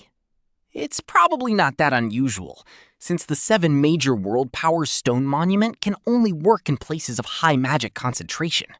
Yeah, they are magic tools. You know quite a bit about it, eh? That this type of magic tool can only be found in places with high magic concentration? Not many people know about that. But, well, it isn't like those in the know it very well. The sun will be setting soon. Let's make a camp around here. That's right then. Doga, the firewood. Yup. That day, we decided to set up camp near the stone monument. As an added precaution, I made a tent with Earth Fortress, and there we slept. Part 4. The next day, we continued our walk in the silent forest. Then, Sandor suddenly thought of something. It feels similar to the Red Dragon mountain range, doesn't it? Meaning? The other animals don't draw near in fear of the dragons. They won't approach a stronger animal's turf. Earth Dragon Valley exists deep within this forest. Earth dragons are, needless to say, powerful creatures. The wild animals won't approach a dangerous place. Such is the basis of nature itself. So you've been in the Red Dragon mountain range, Sandor-san? Only to the foot. It had a similar feeling. As you get closer to it, the presence of animals diminishes. The earth dragons build their nests in the rock cliffs of the valley. They fundamentally don't come out of the valley. They can't fly in the sky, but they can use earth magic to build holes. Their nature is quite gentle for dragons. They won't attack humans as long as their territory isn't invaded. Again, holding a very strange nature, they'll be defenseless to anyone who comes from above, but they'll attack in excess anyone who comes from below. By the way, according to Orsted, the red dragons and earth dragons are mortal enemies. Although the possibility of these two species, what with inhabiting such different environments, encountering one another is almost non-existent. Thus, the danger in approaching them from above is less.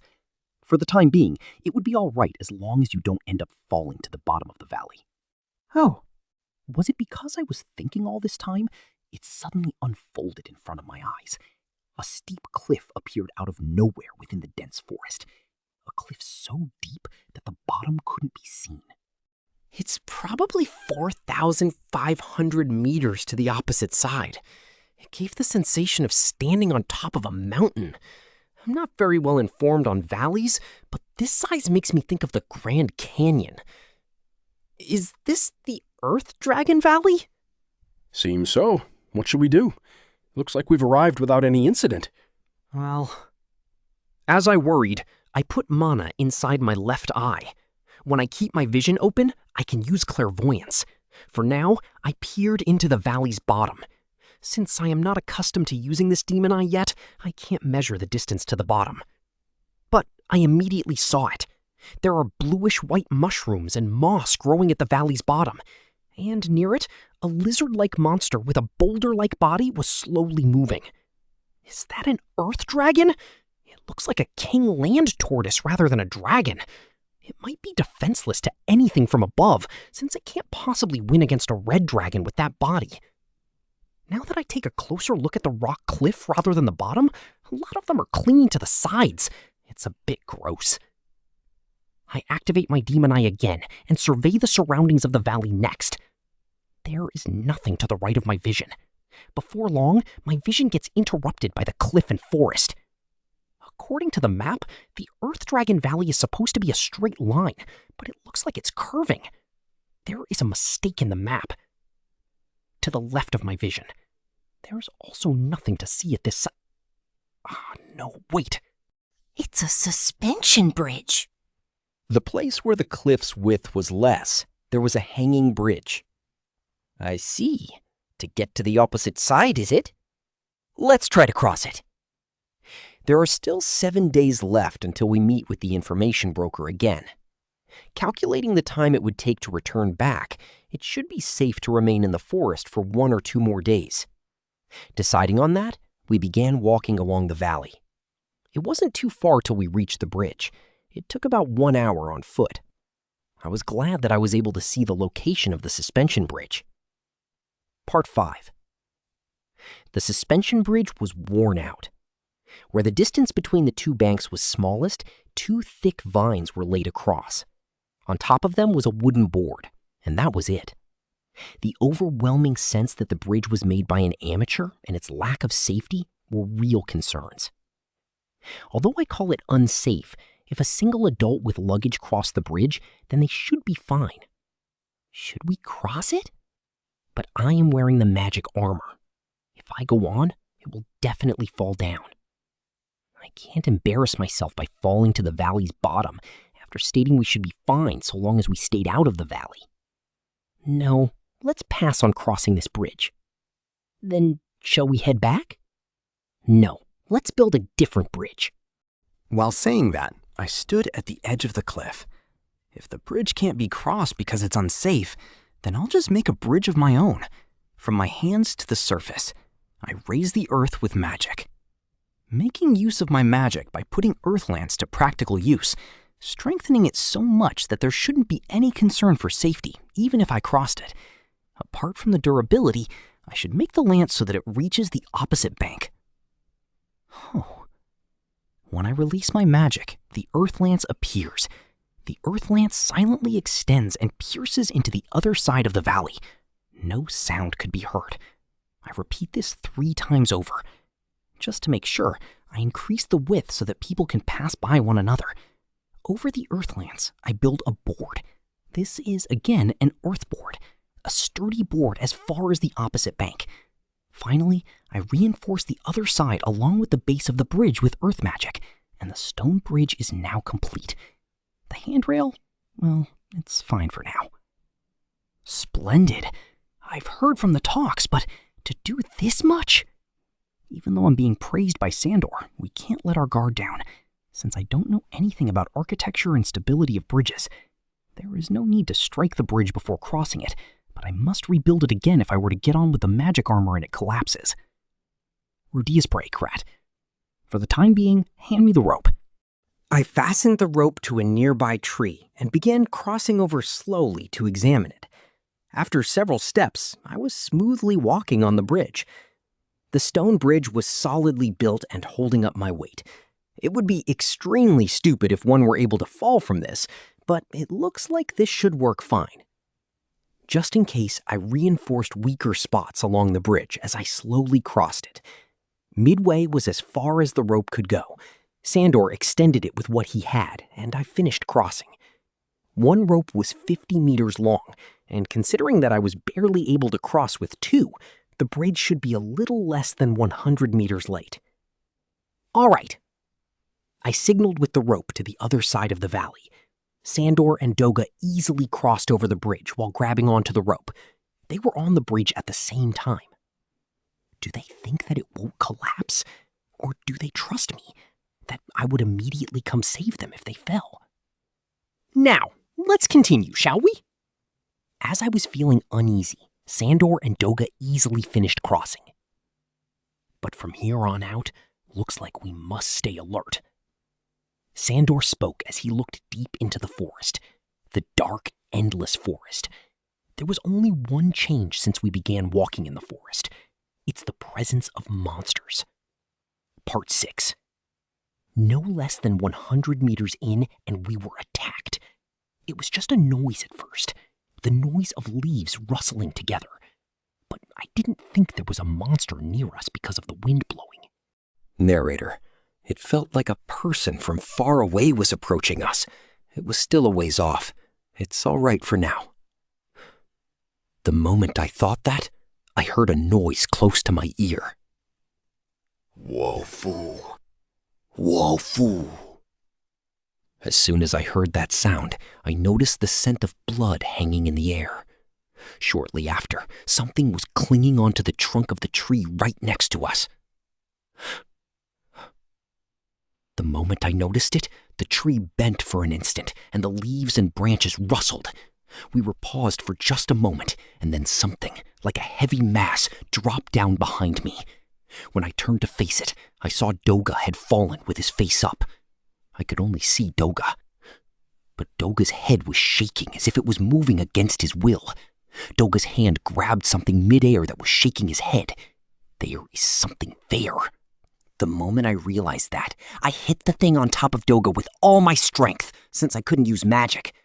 My hit, strengthened by the magic armor, sent the thing flying from on top of Doga. It felt like flesh and broken bones. The thing that was on top of Doga hit the trunk of a tree, and red blood spread in excess. The color of blood started to reveal some kind of figure, a four-legged animal. I couldn't identify any specifics, but it is certainly four-legged. I reflexively hit it with rock bullet and kill it. Almost simultaneously, I was hit on my back with a thud. I turned around immediately, about to use magic to defend myself, when... Doga, stand up! He was standing as if to protect my back. Yup. Doga stood up while grabbing the axe from his back, and he positioned himself in front of me. Oi, I can't see in front of me if you do that. It's an invisible opponent. Their numbers are unknown. Doga, don't rely on your eyes. Use your ears. Only deal with the enemy in front of you. Rudeus Dono, please use magic. Clear them away using your ranged magic. Sharp instructions fly out of Sandor. As expected of the person known as the Golden Light Leader, his judgment is fast. His title isn't just for show. I load magic in both my arms as I think that. Should I use fire magic? No, using fire in a forest would be problematic. It'll be double the effort in extinguishing it. Let's go with water magic. Frost Nova. As I was about to cast my magic, it was only for an instant. Doga moved in front of me, swinging his giant axe in an arc. Wielding a huge battle axe in this forest resulted in broken tree trunks and limbs every time it is swung. There is no resistance from the monster, however. As blocks of wood scattered around, I felt something slip by Doga's flank and approach me. The magic armor is heavy, but hard. Even if I was attacked by a monster's nails or fangs, it's likely that I won't be injured. I judged that in an instant, and was going to cast my magic when... Rudeus Dono. I was knocked away by Sandor. What the... But I had no time to think that. Before I realized it, a spear was standing at my side. The spear looked like it stood by itself in midair, but that's wrong. It was because something transparent was pinned to the ground by it. It's a white spear. Exceedingly white, as if it was made out of chalk. It was similar to some kind of monster's bone. Ah, how nostalgic that spear is. A single person jumped to the ground to recover that spear. Green hair. A white body, as if stricken with disease. A native dress, similar to a poncho. Ah, I have no doubt. I know after looking at his height, I can't possibly be wrong. Ruherd. I got up and called out to him while extending my hand as much as I could. He looks back at me with his spear in hand. NH? Huh? It was a face I didn't recognize. A beautiful face. He had a Ruard-like appearance, but it's not him. My Ruard was more like, the side of his chin was a little... Sorry, I mistook you for someone else. I feel really disappointed.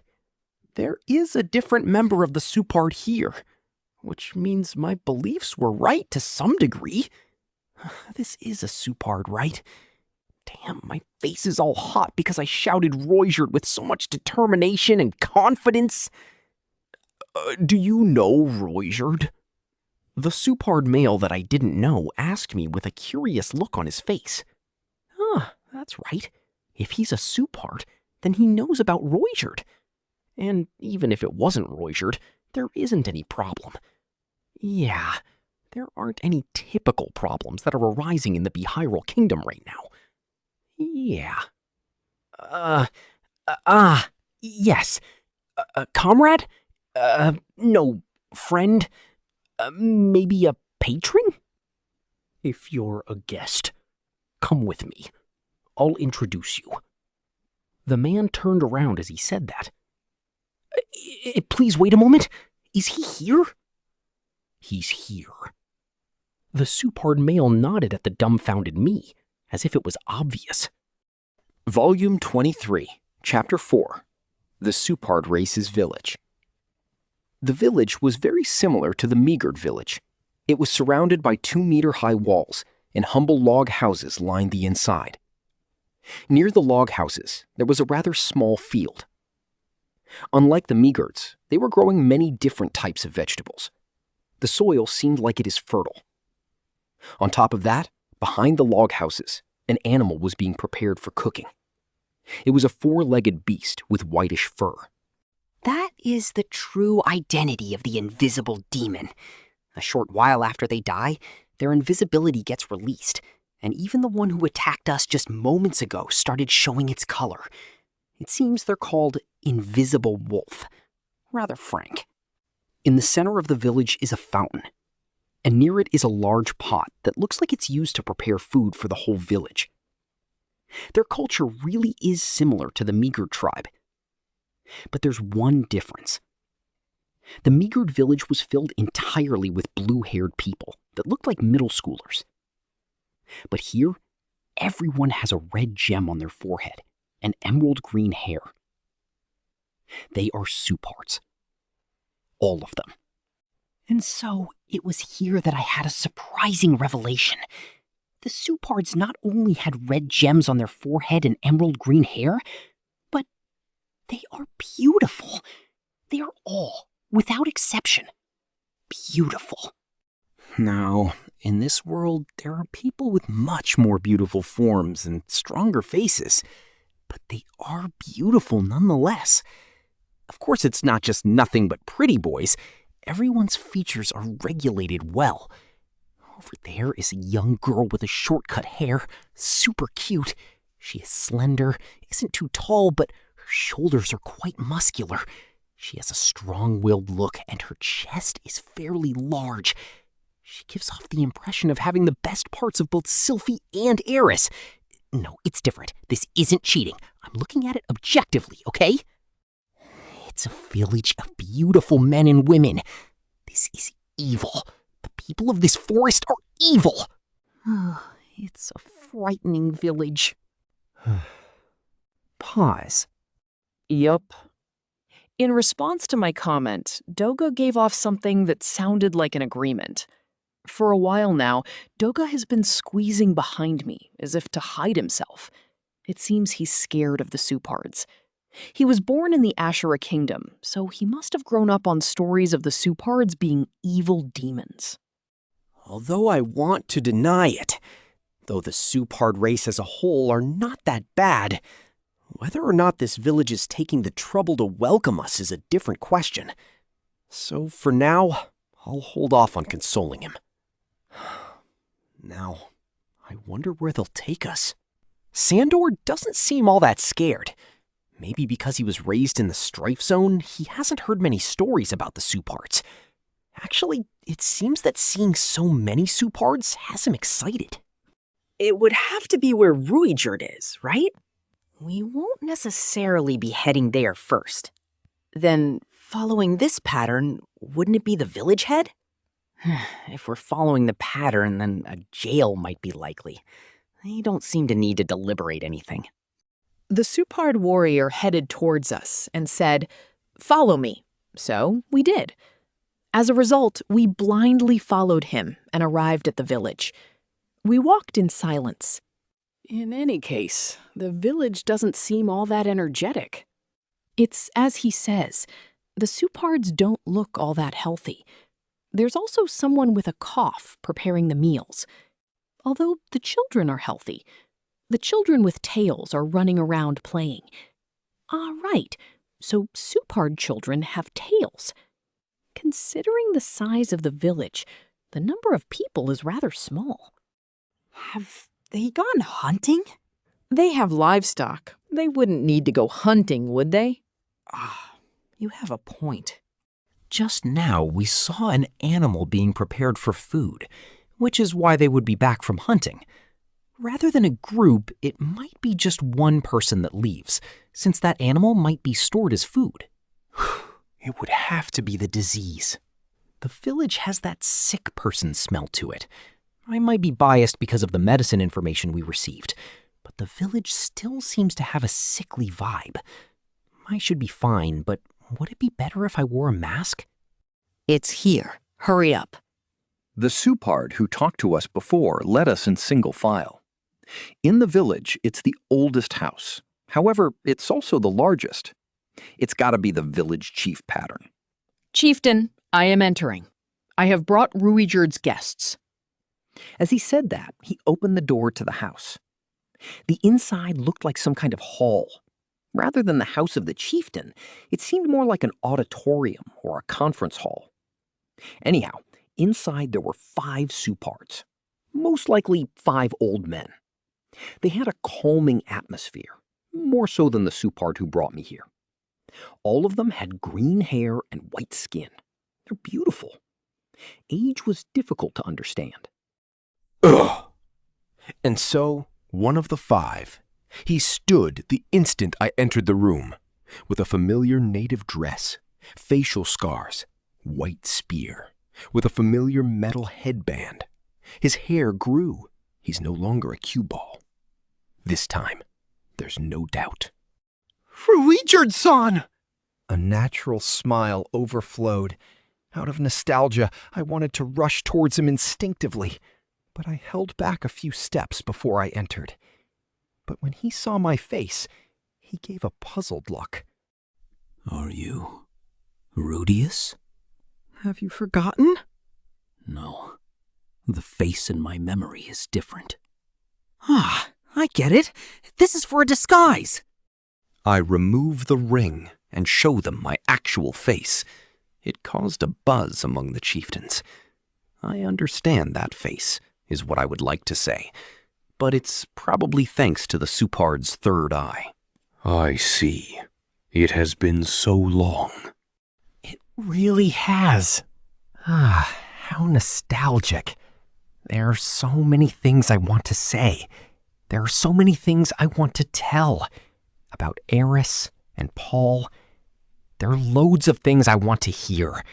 About this village and what he has been doing up to now. Now, if you look at this village, you can tell. Ruijerd found it. What he had long been searching for, he had found at last. Ruijerd-san. I might cry. My memories of him are coming back to me. The time when I first met Ruijerd. When we met, he was alone. Near the Magurd village is where we began our journey. He did not appear to be alone, but he was. But Ruijerd is no longer alone. Well, congratulations. You found the Supard tribe. Oh, right.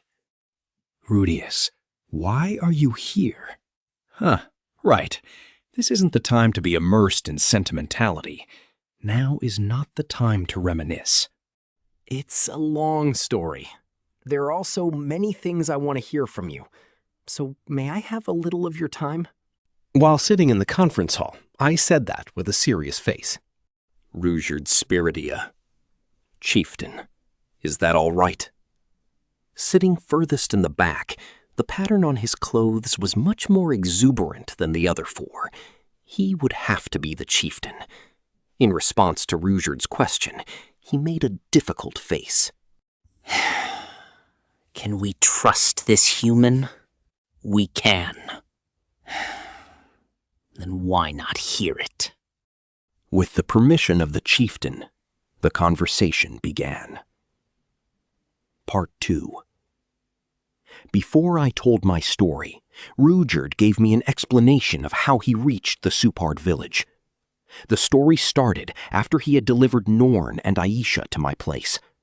After that, Rudeus set out on a journey to find any remaining living Supards. While moving from country to country, he planned to search the northern part of the central continent. But after he left town, Badigadi quickly caught up. He said, "I know where you can find the remaining living Supards." Rudeus was skeptical, but he had nothing else to go on, so for the meantime, he listened. During the next couple of years, their journey together ended at the Behavioral Kingdom. And so they entered the Forest of No Return, the backwoods of the Earth Dragon Valley. He then guided him to the place where the Supards were living.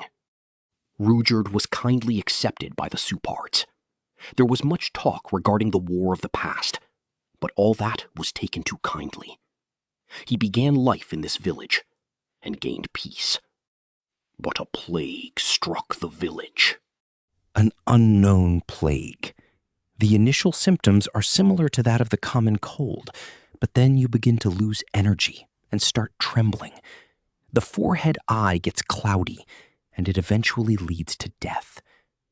As Rudeus saw the villagers dying one by one, he ran about in order to search for the treatment.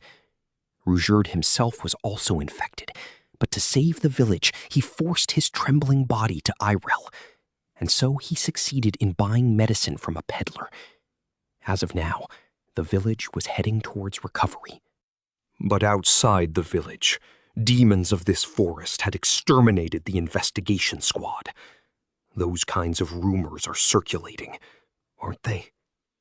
When the plague hit, the beasts of the forest most likely went outside. In the first place, why would the Supard race make their village here? It was the same as what the old lady from the village in the Earth Dragon village said. Several hundred years ago, when the Supard race was chased from the magic continent, they spread all over the world. They were persecuted wherever they went. At times they were chased by knights or the military, day after day. The Supard refugees, avoiding plains, walking along the forests and foot of the mountains, sought for a safe haven. A land where the humans couldn't tread, a place where the Supards could live. Seeking that place persistently to the ends of the world. And so, the place they found was here, the place called the Valley of the Earth Dragon in the Forest of No Return. Because of the Earth Dragons, large demonic beasts didn't approach. The forest was inhabited only by the invisible demons. Of course, the invisible wolf is not on the same level as a common demonic beast. Because of the benefit of invisibility, 3 of them could wipe out the average adventurer party. But the invisible demons, to the Supard's eye, were a simple matter. And so their strength, compared to the Supards who had lived on the magic continent, couldn't match. So they became livestock. Before long, the Supard race had settled in the Forest of No Return. Of course, they had trouble. No matter how few humans enter the forest, as there was a human village near, their hiding place was not absolute. After the Supards had been living in the forest for a while, the villagers began to enter. The villagers frequently went in and out of the forest, sometimes coming close to the village. At that time, the chieftain of the Supards decided that the demonic beasts in the forest were to be reduced, and at the same time ordered the protection of any villagers lost in the forest. That was the promise he made. If it's the legend of the village and what the old lady told us before, but this is a story from 200 to 300 years ago, so it's possible that she was wrong. Whatever the case, they have kept their promise, and the humans are still alive.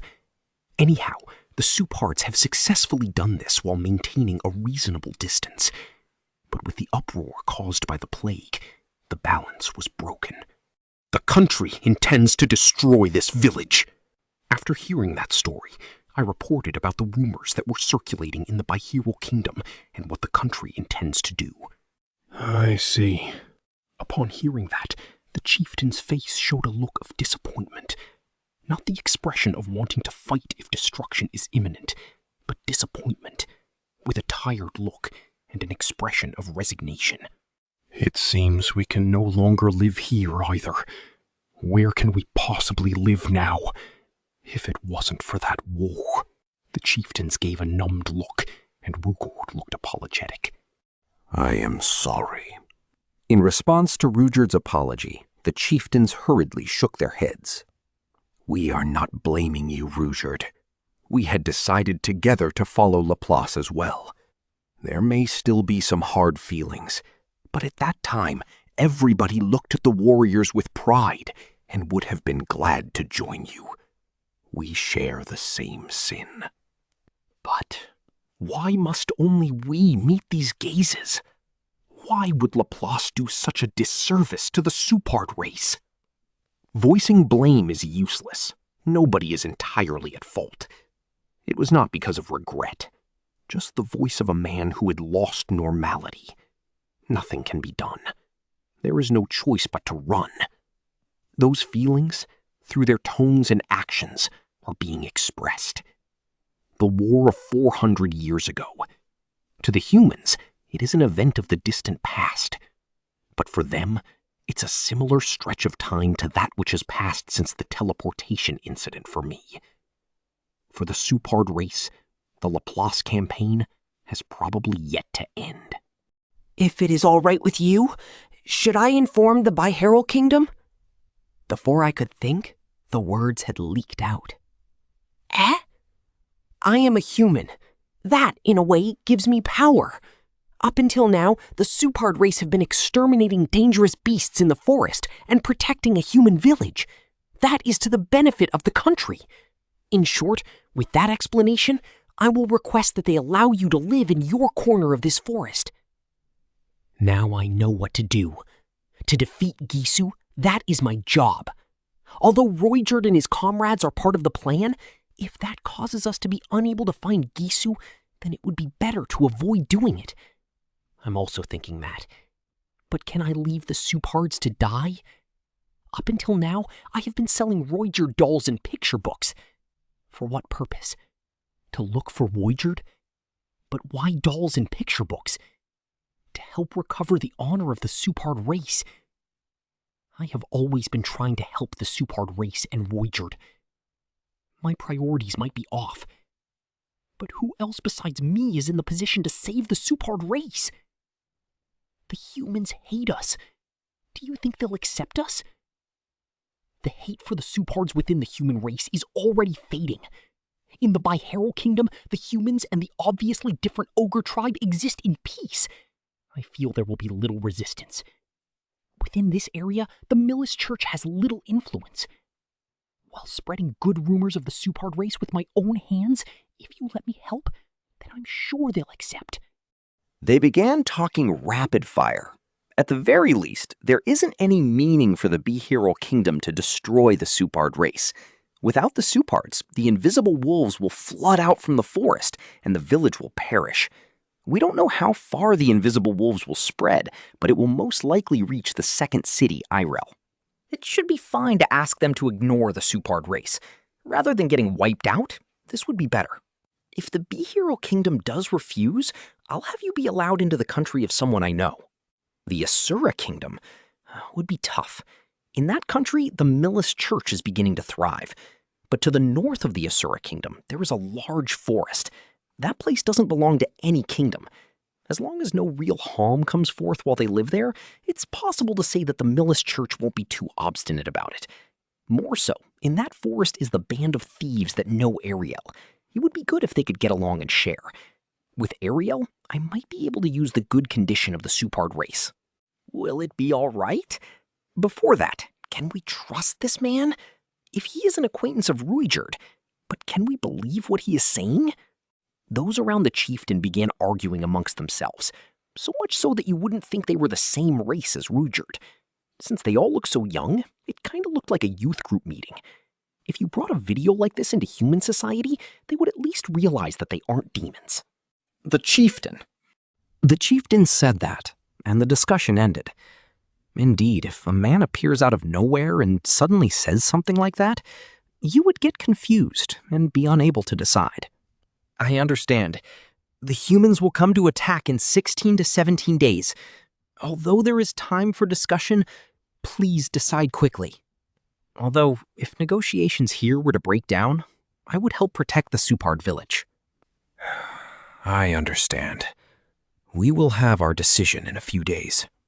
As the chieftain said that, he stood up with a hard-to-understand face. Huh?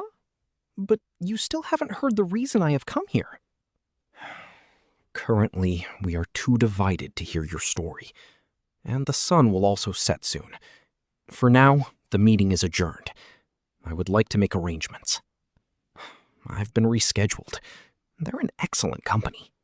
We must prepare food and lodging for our guest. I'll do it. Well, hearing what I came here to say tomorrow shouldn't be a problem. Even if this village's problem isn't solved, I won't have to fight Gisu or Hitagami over it. Priorities. Tomorrow, I will explain them why I propose such a suggestion. And like that, I finished my meeting with the chieftains. Part 3. That evening, we were given a vacant house to stay in. Doga shut himself in, and Shandor, at dusk, went looking around the village out of curiosity. I was in Ruijerd's home. It seemed he had the position of an advisor and was living retired in the village. Home. Ruijerd's home. When I see it, it somehow warms my heart. He is no longer on an unending journey, being persecuted wherever he goes. This is the place Ruijerd belongs to. Even if he is absent for a time, this is a place he can return to, with a warm bed and a smiling family. A home is a great thing. No good. I think I might cry. Okay. The inside was quite plain. The structure is definitely similar to the Migord's homes. There is a pelt draped over something like a fireplace and clothes hanging on the wall.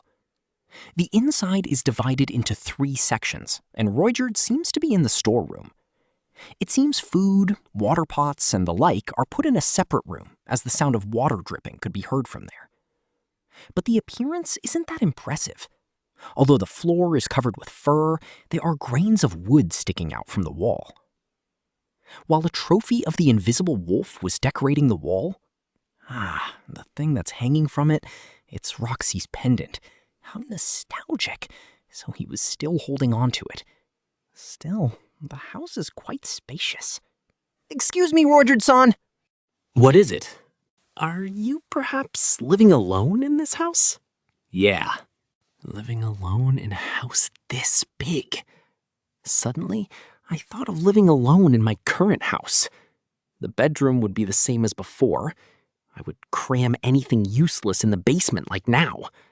I'd make use of the bathroom, dining room, and kitchen, but probably not the living room. Other rooms as well aren't of any use to me. As the head of the house, I can change the layout of my private room as much as I want.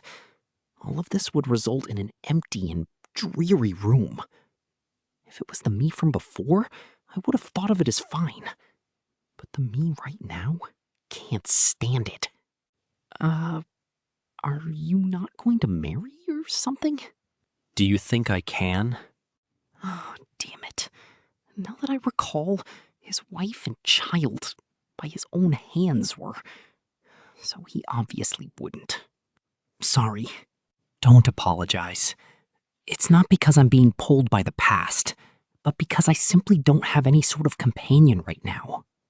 Ruijerd sat in front of me while smiling. So, what has been happening to you? He seems to be relaxed. This sense of distance. I should have brought Eris along if it was going to be like this. No, I'll do it after all of this is over. We can meet whenever we want if we're all alive. Therefore, we must act together if we all want to live. It's a long story. Is that fine? I thought that it would have been fine tomorrow, but I guess I should at least speak with Rudeus ahead of time. I too can't help but want to talk to him. Let me hear it. Yes. As I thought. So Eris did have the disease of a warrior. Huh, I wonder. It still looks like she's suffering from it even now. Even so, to marry 3 women, it's just like you. Are there any kids already? Yes, there are 4. I see. He didn't say, I want to see them, but I'll bring them along next time. Especially ours. Rudeus wants to see mine and Eris's child. Well, this and that can be done after defeating Gisu. Rudeus-san? I correct my posture thusly. The order of things was sequential, but now comes the main question. I have currently become Dragon God Orsted's subordinate. I started talking about the present situation, about how the Dragon God Orsted had been fighting Hitagami since long ago, how I took Hitagami's side, but he was deceiving me from the start, how he tried to kill my family as he deemed my descendants a hindrance, but the future me came, and how I was barely able to prevent that, how the angered Hitagami suggested that I fight Orsted, and how I did. I lost to Orsted, but he was a surprisingly nice guy, and I was able to escape from the hands of Hitagami. And after I became Orsted's subordinate, I joined in the fight against Hitagami. How I am currently in the midst of assembling personnel in order to bring down Demon God Laplace, whose resurrection is to be 80 years from now. How everything was progressing smoothly until Gisu took Hitagami's side. About Gisu's letter. About the possibility of Gisu being in Behavioral Kingdom. In order to defeat Gisu, I sent in every trustworthy comrade towards the whole nation of Behavioral Kingdom. While reporting on the current situation, I said at last, Rudeus-san, I've been searching for you ever since I decided to fight against Laplace in the future. Please become my strength. No, please fight alongside me. I requested as I bowed my head. Rudeus, too, is a person who holds resentment towards Laplace. Therefore, I, as if it was to be expected, was dreaming about his acceptance to my request with all my heart. But Rudeus didn't answer. He just made an unpleasant face and looked away. I hadn't even thought about the possibility that he would refuse. When Laplace's name was mentioned, Rudeus' face became expressionless as usual, though I always thought that when the time came, he would just nod as if to say, got it. But I was wrong. He averted his eyes from me. That made his refusal apparent. His attitude was saying no. This is a lie, or so I would like to think. But so that's how it is? Or so I was assenting to it as well. Isn't it obvious?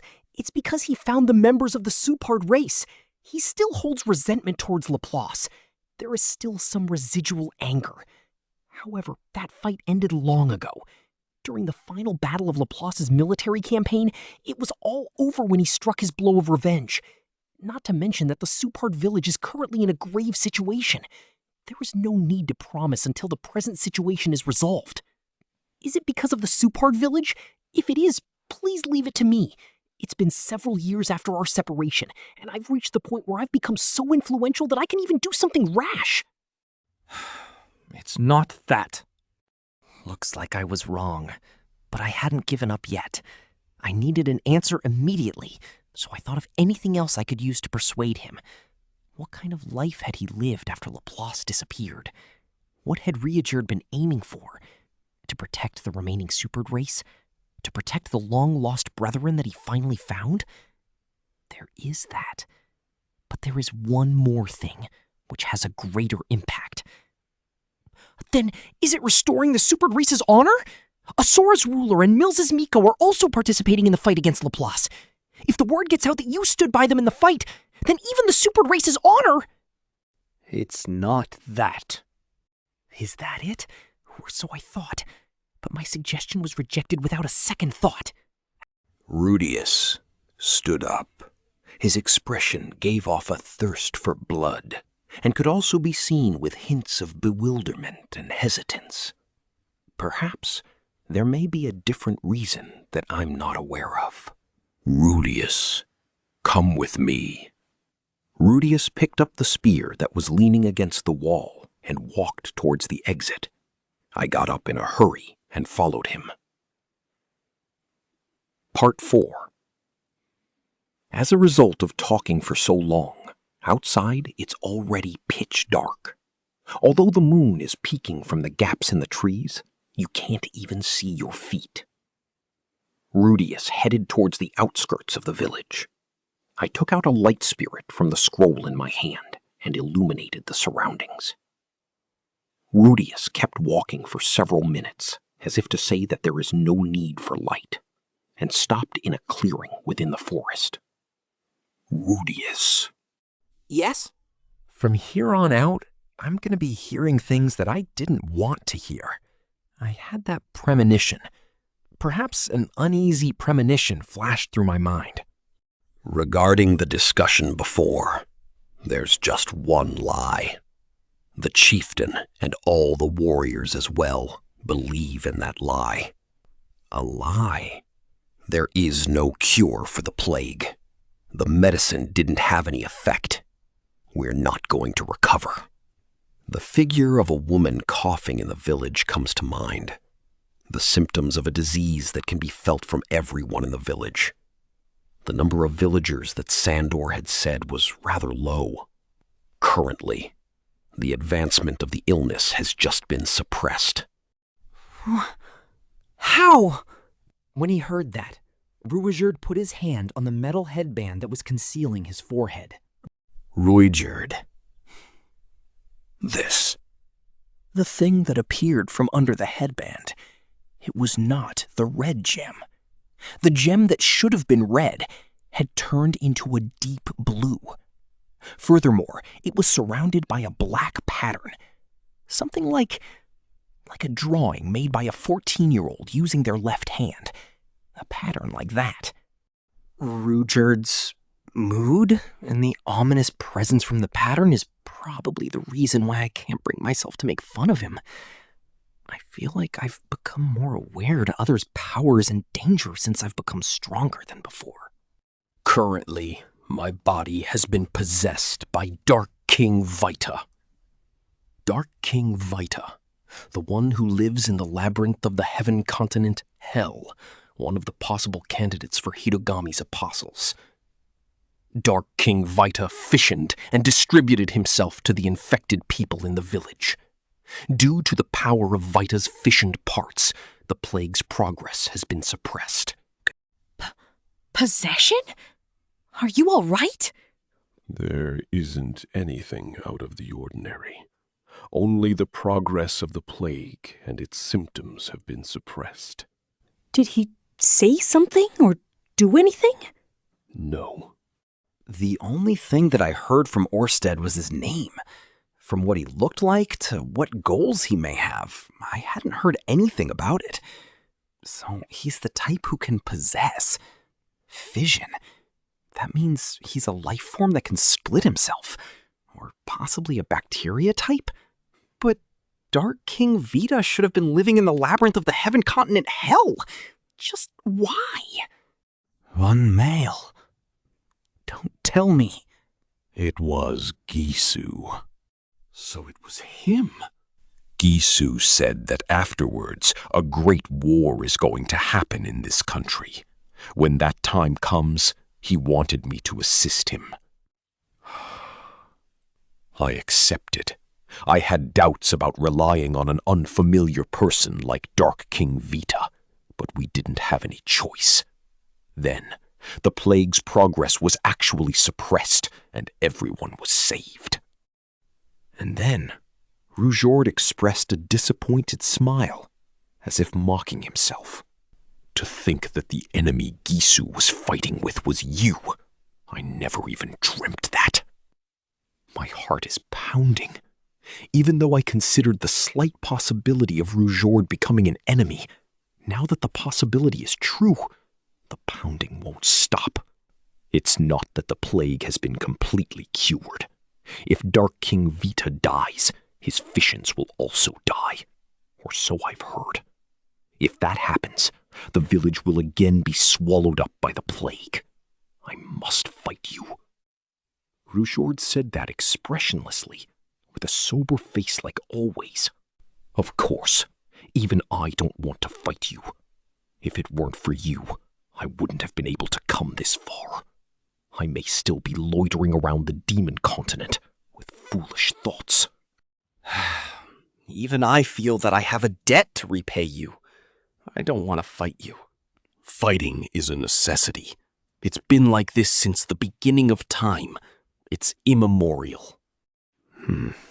I guess so. The fellow that I feel indebted to is going to become my enemy. Helplessly fighting against one another. When the other dies, the heart of the survivor becomes scarred. Something like that may happen due to the war. But this should be different. Why should there be any need to fight? Exception. Right, there should be an exception. There must be a way to avoid the war. In order to avoid the war, the source of it should be eliminated. That's right, as long as the source is removed. What's the source? Orsted and Hitogami? It's certainly that, but I've already reached a point where I can no longer betray Orsted. Currently, it's the relationship between me and Ruijerd.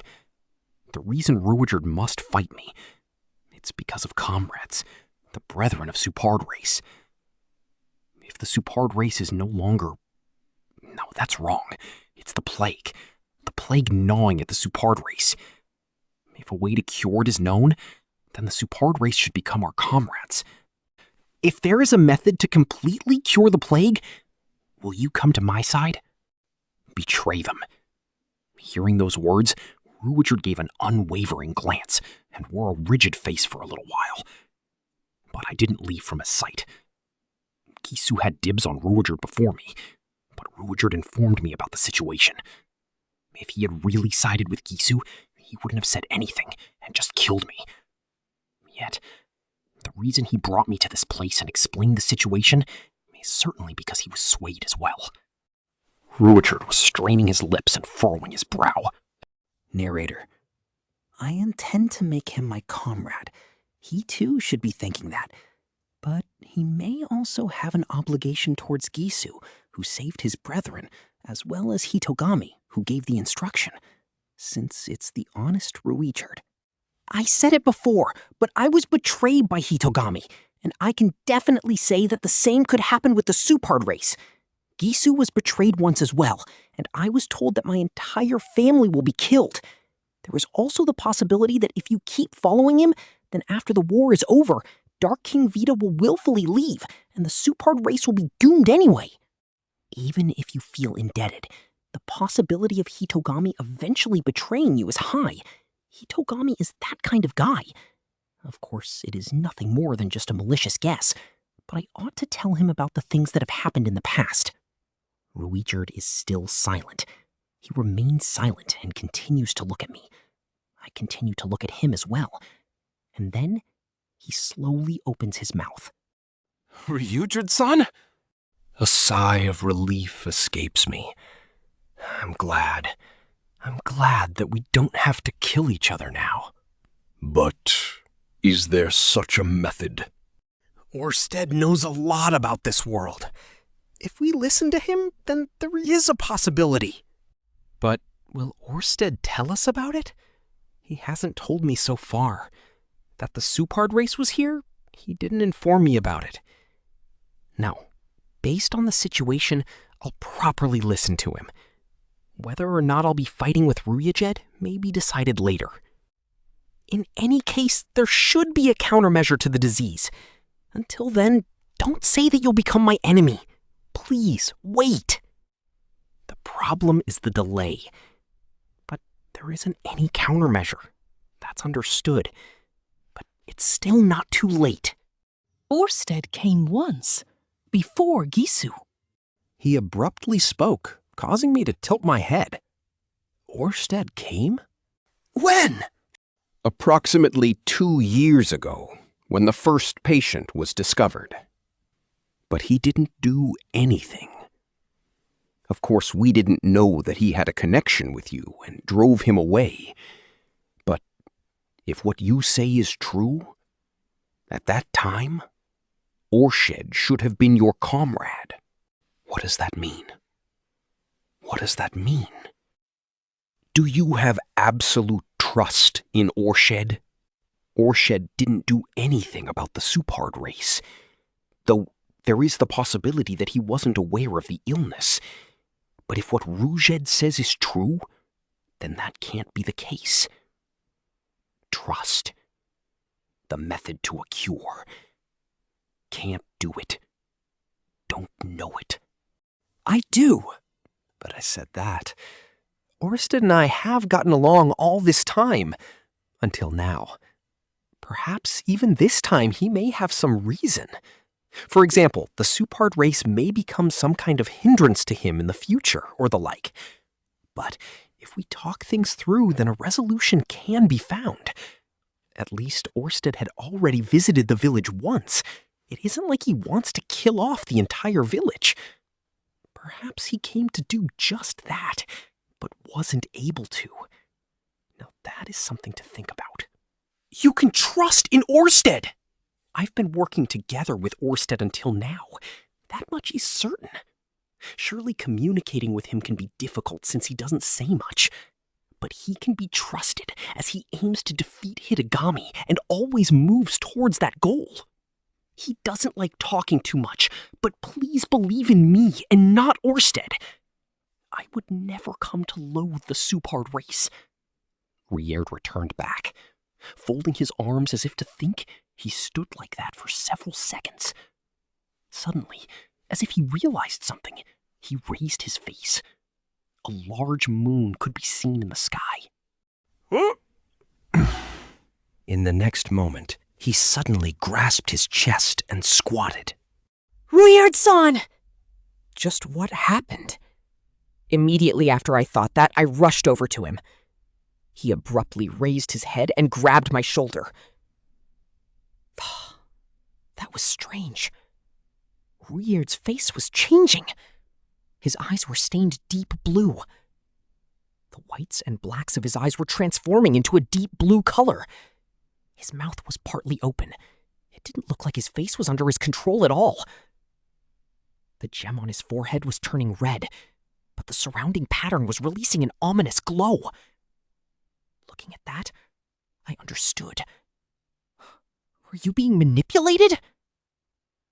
Damn it. Just because he told me that nothing happened until now, I shouldn't have immediately had that conversation. Even though I was told he was being possessed, it was too late to think about it now. Rierd approached my face and kissed me. At the same time, some kind of liquid infiltrated my mouth and crawled into my throat as if it was a living animal. Volume 23, Chapter 5, Dark King Vida. Part 1. I jumped up. A familiar room leaped into my vision the moment I opened my eyes. My legs wrapped in the soft blanket. The door, which exited into the hallway from the bedroom. The gentle breeze blowing in from a partly open window. When I turn around, I see the pillow made from treants material. Roxy's figurine is placed on the side table. This bed, which I've grown accustomed to sleeping in. Located in the Magic City, Sharia. It's my house. I feel like I had some kind of strange dream. Huh? But I couldn't remember what happened in the dream. Just that it was unpleasant. If it wasn't, I wouldn't have jumped up like that. Well, a dream is just a dream. I got out of bed and stretched. The weather today is nice as well. In a little bit, summer will end and autumn will take its place. can't help but look forward to it. As I walked down the stairs while thinking that, 2 children noisily ran up to me. Children with dark brown hair and animal ears. Don't fall down now. Yes! I escort the running children into their room and continue down to the first floor, passing the hallway to the dining room.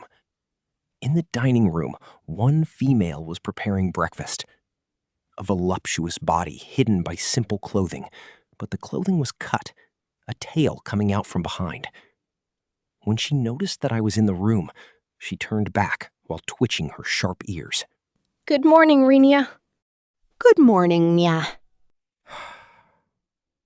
To be told with a somewhat blunt tone of voice, I was suddenly overtaken by a vague, uneasy feeling from when I had that unpleasant dream. So I hugged her. Rinia! Nya! Rinia is my wife. Just why was I married to her? Right. Now that I recall, it was during my days as a student. I had been worried about my ED and was trying to cure my son by various means. At that time, Rinia and Persina appeared in front of me. 2 people, possessing bodies overflowing with a vibrant youth, throbbing impression, and wild styles. When I fought them, restrained them, and peeled them naked, my ED was yet to be cured. But after 1 or 2 years, I kept encountering them in the classroom and cafeteria, and I was gradually becoming more aware of their presence. Soon, it reached the point where the 2 of them lewdly tempted me, and at that time, my son, little by little, was regaining its response. It had completely recovered when they reached their 7th year, during autumn. It was then when the 2 of them, both excited and unable to control themselves due to the mating season, brought me to their room. It's nostalgic. That night was the best. After that, on the day of graduation, the 2 of them dueled, and Persina became the victor. Persina went back to the Great Forest, and Rinia came to my place. And then every year, whenever autumn arrived, we made children. Psha! Oh! My hand, which was massaging her breasts, was hit. It's forbidden until mating season. We decided on that, Nya. It should be fine with just a hug. It's you anyway. It won't finish with just a hug, Nya. A wife is not her husband's sex slave. It wasn't my intention, though. While sighing, I sat on the table. Rinia's mood is always like that. According to the rules of the beast race, it's only allowed during the mating season. Of course, when the mating season arrives, the opposite side willingly invites you. The children are cute, and having children with Rinia during the mating season really satisfies my sexual desires. But still, that's not it. Just a little bit of... how should I say this? Shouldn't a little bit of touchy-feely be all right in ensuring our love? Everyone, Nya! The meal is ready! Get down here, Nya! Yays! Rinia strikes the empty pot with a clanging noise, and the children come running down from the 2nd floor. It's not just the 2 children that were going up the stairs a while ago. There were 12 children in all. The beast race can give birth to 2 to 3 children at once. That's why it's a large family. My house is filled with children's rooms. Eat quickly! There is work for you to do, Nya! The students are waiting, Nya! Yeah. Being pestered by Rinia, I began eating my breakfast. Her cooking is quite delicious. When we were newlyweds, she was only able to roast meat, stew fish, and boil vegetables. These past few years, she has learned quite a bit from Sharia's home cooking. Seasoning's a bit weak, but that's because the beast race's sense of taste is different, so it can't be helped. Thank you for the food. Yes, it wasn't much, Nya. Once the meal is finished, as always, I change into my robe and go to work. I entered the Magic Guild once I graduated, and am now a teacher at the Magic University.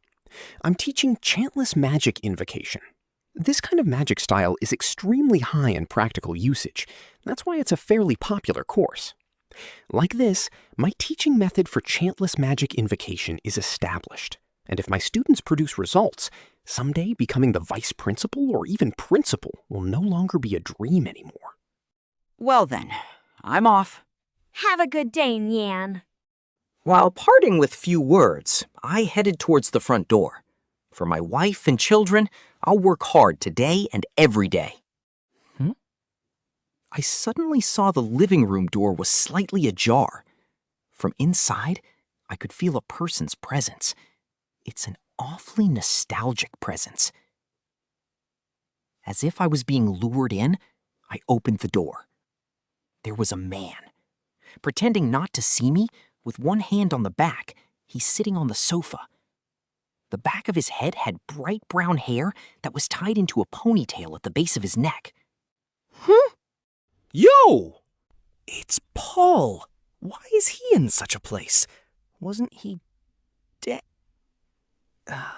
No, he's not dead. He gave up on the teleportation labyrinth and came back to my place.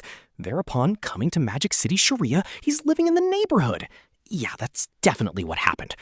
Lilia, Aisha, and Norn are currently living in Paul's house. They condemned me for not going to Paul's aid, but now we're on good terms with one another. Yeah, definitely, I'm sure that was the case. She's a fine wife, eh? A fine wife? It's not like you're seeing her for the first time, right? No, it's my first time. Are you fine with how things are right now? What's that? Do you have something that you want to say? No, not really. There's nothing really. I just asked because I wanted to know whether you have any complaints or not. There aren't any complaints. Rania is a fine wife. That is, I'm just unhappy that I'm not allowed to touch her except during the restricted period once a year. Even that, I don't particularly mind it. The mating season is soon. When that time comes, she'll become more clingy than usual, and with a level my body is not able to endure, she'll love me. And to be able to make kids, as a male, my instinct is satisfied. If I have to condense a year's worth of action to one season, then it isn't such a big deal. My work is going smoothly as well. I'm a popular teacher at the Magic University. My teaching method is successful and widely known in the top classes of every school. There are many students who wish to take the class, and the other teachers' trust is great too. My future is bright. I see. So there are no complaints. That's the best of all. Right? But something. Are you not forgetting something? As if scolding a foolish child, but continuing to look down on me. For example, look, the work you're doing right now, who did you imitate to gain the popularity of your students and teachers? Who was it again? For a moment, I felt like a blue-colored something flashed in front of my eyes, but I immediately shook my head. But the noise in my heart grew. Isn't there a person who taught you that? In this world, the technique to become successful. From some time ago, just what are you trying to say? Say it clearly. I gave in to my irritation and approached the sofa. I walked to the front of Paul and grabbed him by the collar. Then, my hand stopped. Then I'll say it clearly, you know. I'm already dead, you know. The lower half of Paul's body wasn't there. Part 2. Whoa! I jumped out of bed. My breathing was rough, my throat dry, and my back was drenched with sweat. It was a bad dream. I saw an impossible dream. What was that? What was that? What a nightmare. What's the matter? No, I just had an odd dream. When I came to Magic University, there was someone from the beast race named Rinia, right? I had a dream where I was married and had children with her. I had become a teacher and was teaching chantless magic to our children. That's a nightmare? Was it a nightmare? When you put it like that, it doesn't really feel like a nightmare. Baby making with Rinia for a short period of time each year while looking after the children, teaching the students each day. It was a quiet and happy lifestyle. But It was a nightmare. With my sleepy eyes, sitting up on the canopy, I saw my wife. She is a goddess of beauty. Her frame neither too large nor too small, but just right. Her breasts neither too large nor too small, but just right. Her butt is slightly small, but it perfectly matches the size of her chest and height. Overall, her waist is slender, but also wide. It's neither one or the other.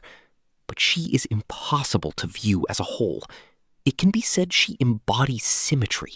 She has the perfect body. If a flaw must be found, it would be her messy bed hair.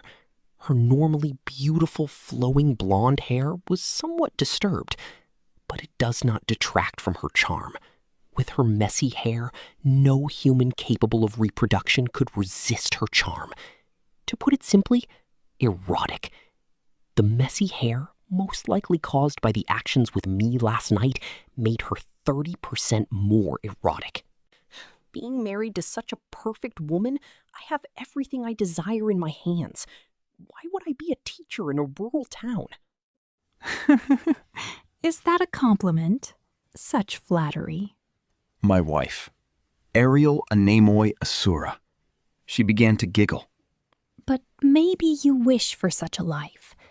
Lately, there have been many parliamentary affairs, right? Royal life is by no means easy. Our work, no matter how small, bears huge responsibility. But we're not guaranteed the same amount of happiness. The happiness people feel, it's not that important. Perhaps teaching in a rural area, spending time surrounded by children, that living as royalty now makes the balance between responsibility and happiness different? More so than a woman like me, a child like Rinia may be more to your liking? Ludicrous. Ariel is the perfect woman. She doesn't have a single flaw. She would indirectly rebuke me for my failings and would even flaunt me in front of people. She doesn't have any problem with other female relationships and would even allow concubines. And on top of that, she is great at her work. She is trusted greatly by those around her. She is the ideal boss and a national idol. She is that kind of woman. Now, perhaps there may be some flaws. She can be argumentative and values logic more than feelings. She also has a somewhat peculiar fetish. But for me, at least, these are not enough to be called shortcomings.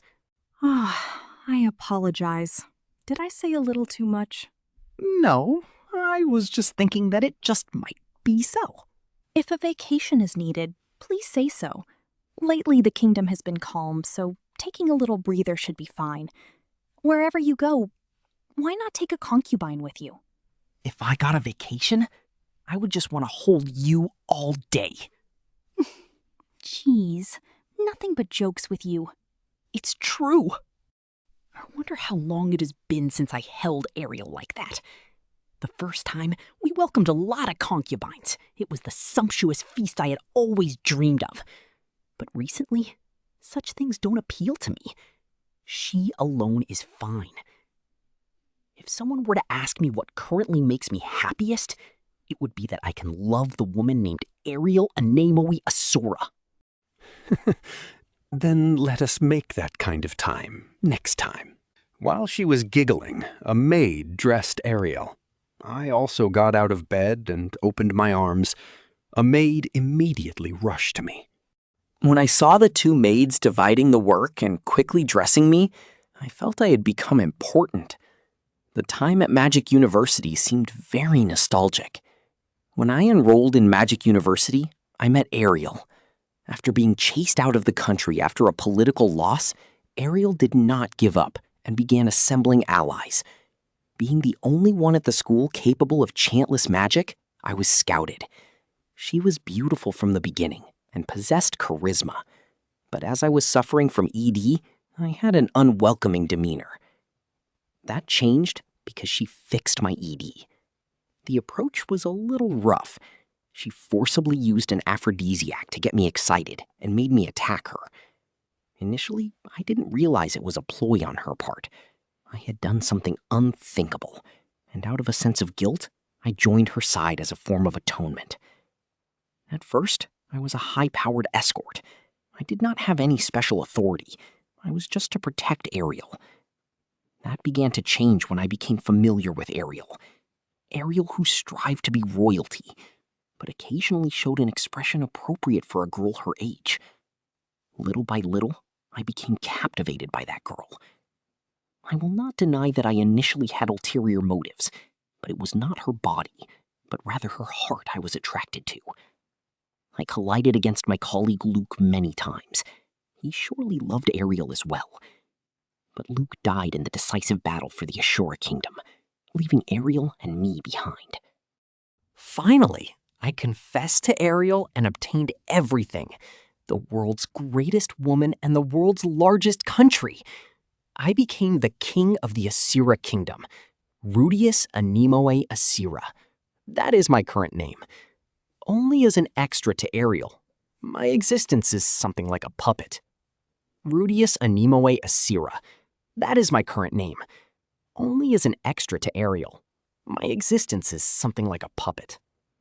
Ariel reigns as queen, but it's easier to call me the ruler. That's the only reason. From the start, my lineage was pretty high profile in the Asira Kingdom, so there were no complaints. Magic King Rudeus. The world is taken to calling me that. When I power up, I might just become Super Rudeus. Whether or not Ariel loves me is unknown. I can't say for sure that I'm not being used only for my power and position. The wedding may have only been to help smoothly govern the kingdom. That causes my feelings to waver. There was also the large amount of concubines. However, recently, I've come to think that whatever she thinks is irrelevant to her true feelings. After I married Ariel, she has been continuously maintaining the attitude that she loves me. She is a hard worker. She will possibly commit herself to love me. This act might be a lie, but at least I feel satisfied enough. Even if I am being deceived, I can say that it felt good to be tricked. If I cause more harm than benefit, Ariel will probably betray me. That depends whether or not I work hard. Let's try harder. Well then, shall we go? We have a mountain of work today. Yes. I left the bedroom by Ariel's side. The two knights guarding the entrance bow their heads. As we walk down the hallway, no matter who we meet, they bow their head. This is power. If I, for example, said I didn't like the way one of these people bowed, that person would go pallid and fall down to their knees. If I told them to lick my feet, they just might do it. Of course, I wouldn't do something like that, but knowing I have the position to do so is an excellent feeling. Well then, the first job is any incident that may have occurred during the night. There was no major emergency last night, so there shouldn't be any pressing jobs. From experience, that should take 2 hours, and just before noon we have a meeting with the night captain. After a meal, we have an appointment with some nobles. We also need to finish up with the petitions from the afternoon, was it? I hope we can make plans for the vacation. I want to make children with Ariel soon, since one of my roles is that of a stallion. Your Majesty! As I was thinking that, the night captain came running. He immediately kneeled in front of me and raised his voice. The knight sent to exterminate a demonic beast in the forest to the east has come back on the brink of death. He wants your Majesty to hear his last words directly. A demon beast in the east forest? So that happened. I have not received this report. This is the last request of the knight that have fought for your Majesty. Please, please hear out his last request. Dear, there is no need. Why not meet him? It is the wish of the knight that fought for this country. Just hearing him out should be fine. Listen to his name and remember it. With those feelings, I hurried to the audience room. Ariel seemed unhappy, but followed without excuse. In the room of the audience, subordinates had gathered. Notos' house, Boreas' house, Euros' house, and Zephyrus' house. Along with those were many VIPs of the Asura Kingdom aristocracy. And so, surrounded by those people, A single man was waiting on the red velvet carpet. Resting on a stretcher, he is covered with a blanket. He had a familiar face. Father? Paul? Why is Paul here? I know. Paul heard that I became king and joined the knights, and so, even though his relationship with the Notos was bad, he bowed his head. As a knight, he wanted to protect me. Yo, Rudy! Paul raised his hand to greet me, as if he wasn't injured at all. Father, the demonic beast, exterminating it? I heard from the knight captain. Demon? What are you talking about? Huh? I tilted my head as Paul shrugged his shoulders and sighed. That's not why I came here. As I said, what are you saying? While I was talking, Paul removed the blanket. He had no lower body, with injuries that would cause instant death. Paul was speaking. Whoa. Continuing from what I said earlier? I woke up. I had a bad dream. A nightmare. What's wrong, dear? The woman next to me asked while wiping the sweat from my forehead. She had a curvy body and a youthful smile. My wife, Aisha. She is... How did we end up married again? Yes, that's how it is. I could no longer put up with her getting in the bath with me. Aisha every day came to tempt me, and each year her body... Hey, what is it? Do you still want me to call you Oni-chan even after we got married? Oh, geez, it can't be helped. Oni-chan is a pervert after all. On the other side of Aisha was Paul. Having lost the lower half of his body, he was sitting in a chair. He's looking here and laughing. It's useless. You understand that too, right? I know. Well, yeah. I should get it by now. The reason the nightmare continues. Why I've been feeling nothing but discomfort. For a while now, I have been constantly waking up. It was all a dream. And so, this is also a dream. I finally noticed. Dark King Vita. The farce is over. Dark King. That's right. The Dark King Vita. I remembered. Part 4. Before I noticed, I was in a room without a door. The room without a door had 3 chairs. There was no other furniture, but it gave off a feeling similar to my room. The room from my previous life and my current bedroom. It feels like a mix of both rooms. And in that room, I was sitting in one of those chairs. In front of me are 2 people. No, 2 creatures? One was a skeleton. Wearing a crown, it was a dirty, blackish skeleton. The other was a slime. It's most likely a slime. An object shaped like blue jelly was sitting on the chair. At least, it appeared to be sitting. Nice to meet you. I am the Dark King Vita, is what the slime said. The translucent blue slime. That is the true identity of the Dark King Vita. Then I wonder what the skeleton is. It's not Paul, is it? I don't remember what Paul's skeleton looked like, but that crown wouldn't suit Paul. This fight is my loss. The slime made a seriously rotten face, and... no, I don't know where its face is. He said it in a seriously rotten voice. Defeated, as in this battle. He showed me dreams. It was a very happy dream. If I hadn't noticed, I would have continued forever in that happy dream. You used some kind of illusion technique on me and showed me that vision. Yes. Using your memories, I predicted the future that might have occurred. and blended it with your desire. The finest of illusions. Illusion techniques, eh? It seems those kinds of things exist as well. The unusualness of the future that might have occurred. And now that I recall, I feel as if it had a lot of defects. A world without Sylphie, Roxy, and Eris. Your sexual desire is very strong. It was quite easy. Abstinence does that to you. Oh, dear me. That's embarrassing. And being with Rania, Ariel, and Aisha is also... I probably am a little. Although it would probably be a lie to say I had absolutely none of those feelings. No, nothing. I have no feelings of that kind for Aisha. No means no. But my feelings towards my wives and my memories of Paul were the catalyst that broke the illusion, right? I had seen this type of illusion countless times in my previous life, although it was mainly in manga. Anyhow, I knew how to defeat it.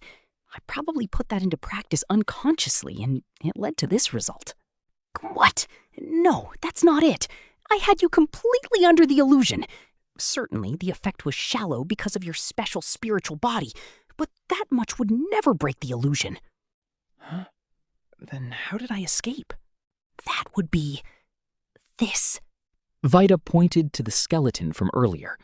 The skeleton which assumed a proper posture. This is? Quit playing the fool! You already foresaw the fight with me and prepared this in advance, didn't you? My natural enemy, the Bone Ring of Laxus. The Bone Ring of Laxus. I have no memory of preparing something like that. The Bone Ring of Laxus was a ring made by the death god Laxus in order to kill me. It uses the death of the person you most relied on to break the illusion, prevent the escape of the practitioner, and corners them. Although, if you hadn't experienced such a death, the ring wouldn't activate. Death god Laxus. The ring of the death god. The one I got from Randolph. I put it on. It's true that I had it on. I seem to have made light of you a bit too much. I didn't see this far ahead. I also didn't mean to hide the ring. I failed. If it was going to turn out like this, I should have controlled Rudeus and threatened you. Rudeus was resolved in the destruction of the village, but then you showed up, and I got impatient. And because you didn't look particularly vigilant, I thought I could take care of you easily. I didn't think that a plan to take care of me had been prepared. I could not have predicted a trap to hunt me down. It wasn't a trap. Somehow, I'm sorry. But Orsted or Randolph might have predicted such a situation. Although I wish Orsted would tell me about these things in advance. No, now that I think about it, he did say to take the ring. That might be why he kept quiet about it. By simply wearing the ring, it renders the Dark King powerless. That sort of thing. Words without worth. Well, this wouldn't be the first time Orsted has left out important information. This also isn't the first time I didn't need to hear important information. Well, there is the saying that overconfidence leads to defeat. Yes, truly. As Vida regretfully says that, he shrinks. It's as if he's rapidly losing power. And at the same time, the skeleton also begins to collapse. To think that I, the history's strongest king of the glutinous race, will be finished off in a place like this and in this way. I had never even dreamt of that. Rudeus of the Quagmire. Splendid work. I wonder how I'll get back. I hadn't predicted these turns of events. Luck. I wonder if I can chalk it up to that. I went to see Randolph myself, so I wouldn't call that luck. Then would it be better if I told him not to call himself the history's strongest? No, there's still something left that I need to hear from him. There's one thing I want to hear. Are you an apostle of Hitogami? That's right. I am greatly indebted to that god. He set me free from the demonic hands of death god Laxus and told me about the route to the heaven continent's hell. Thanks to him, I have lived a long time. And this is the result that came of that. Is it cause and effect, or fate? Vida continued to shrink rapidly. When I first entered the room, he was as big as an average human, but now he's no bigger than a fist. Rudeus, let me say one last thing. That pause for Vida's thought leads to his final rule. Wait, tell me who the other apostles might be. My consciousness also began to fade. 5. I awoke. My consciousness was clearing up. I remember the contents of the dream and the last conversation in that room. There was an abrupt pain in my stomach, followed by nausea. I dropped to all fours, and the liquid was vomited out from my mouth. A blue liquid, a blue slime-like substance mixed with bile and dinner spread on the ground. Is it the corpse of Dark King Vida? As I thought that, a sense of discomfort began radiating from the ring on my left finger. When I took my gauntlet off, the Death God's ring broke and fell to the ground. The ring sank into the vomit with a plop.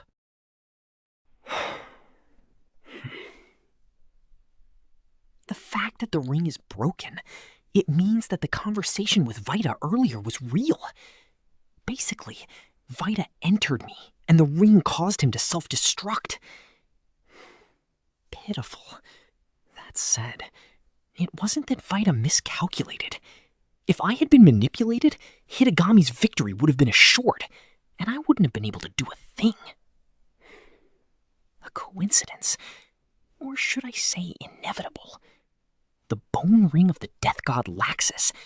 It wasn't just used to have Kishirika listen to its wearer. It's possible that Randolph didn't even know what it could really do. I wonder where Rudeus went. I scanned the surroundings. I'm inside a building. The floor, walls, and layout all seem familiar. It's Rudeus's house.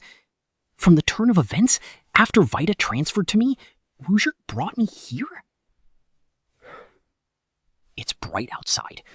I wonder how many hours have passed. It seems to already be dawn. I'll clean up the vomit later. Rudeus-san? There was no reply from the landlord. Did he go outside? Or is it something else? For now, I stood up and started looking around. I have to confirm the situation. No, there he is. Rudeus was lying on the other side of the hearth. Rudeus! He was lying there, pale-faced with wheezing breath, holding his own trembling body. The moment I saw that, I was at a loss for words. This was clearly not normal. Vida was halting the progression of the disease. The moment Vida is killed, his visions will die, and the plague will spread again. I remembered him saying that. In other words, Rudeus's current state is the plague. It didn't seem like the Dark King Vida had only died. His self-destruction might have destroyed himself, but it was suicide bombing. Volume 23, Chapter 6, Plague, Part 1. If Vida were to die, the progression of the plague will restart. I was told in advance, but to think that it would be this extreme. Perhaps Vida wasn't delaying the progression of the disease, but had merely paralyzed it. The paralysis was undone when he possessed me, and then died, resulting in the disintegration of his visions. As a result, the symptoms surfaced all at once, or something like that. I'm not going to say that I brought Vida down. That was a suicide bombing. I'm relieved that someone with the same level of stupidity was on Hitagami's side, but I can't be relieved about the present situation. Shandor Dono! Unaware of what to do about the suffering Rudeus, brooding over whether or not there was anything I could do, I suddenly rushed out of the house, only to find Shandor running up to me. Sandor-san. So you've finally awoken. Just moments ago, the people of the village suddenly started collapsing. Just what on earth is going on? Dark King Vida has fallen. The progress of the plague may have been affected as a result of that. Eh? When? Where did you defeat the Dark King? Just now. He selfishly chose defeat. That's fine either way. Please give a full explanation. Well, I started explaining. What I heard from Rudeus last night, How Vita was transferred to me through oral contact, how I was shown illusions, and how the Death God's ring defeated him. Sandor, I understand. In other words, the Dark King challenged you, but the tables turned on him, and that Rui Dono was just being manipulated, right? I didn't realize it until I woke up, but if he had been an enemy, he wouldn't have carried me to the village. Got it. Next, a question from my side. Just how many are there? For now, have whoever is mobile go and recover those who were out hunting.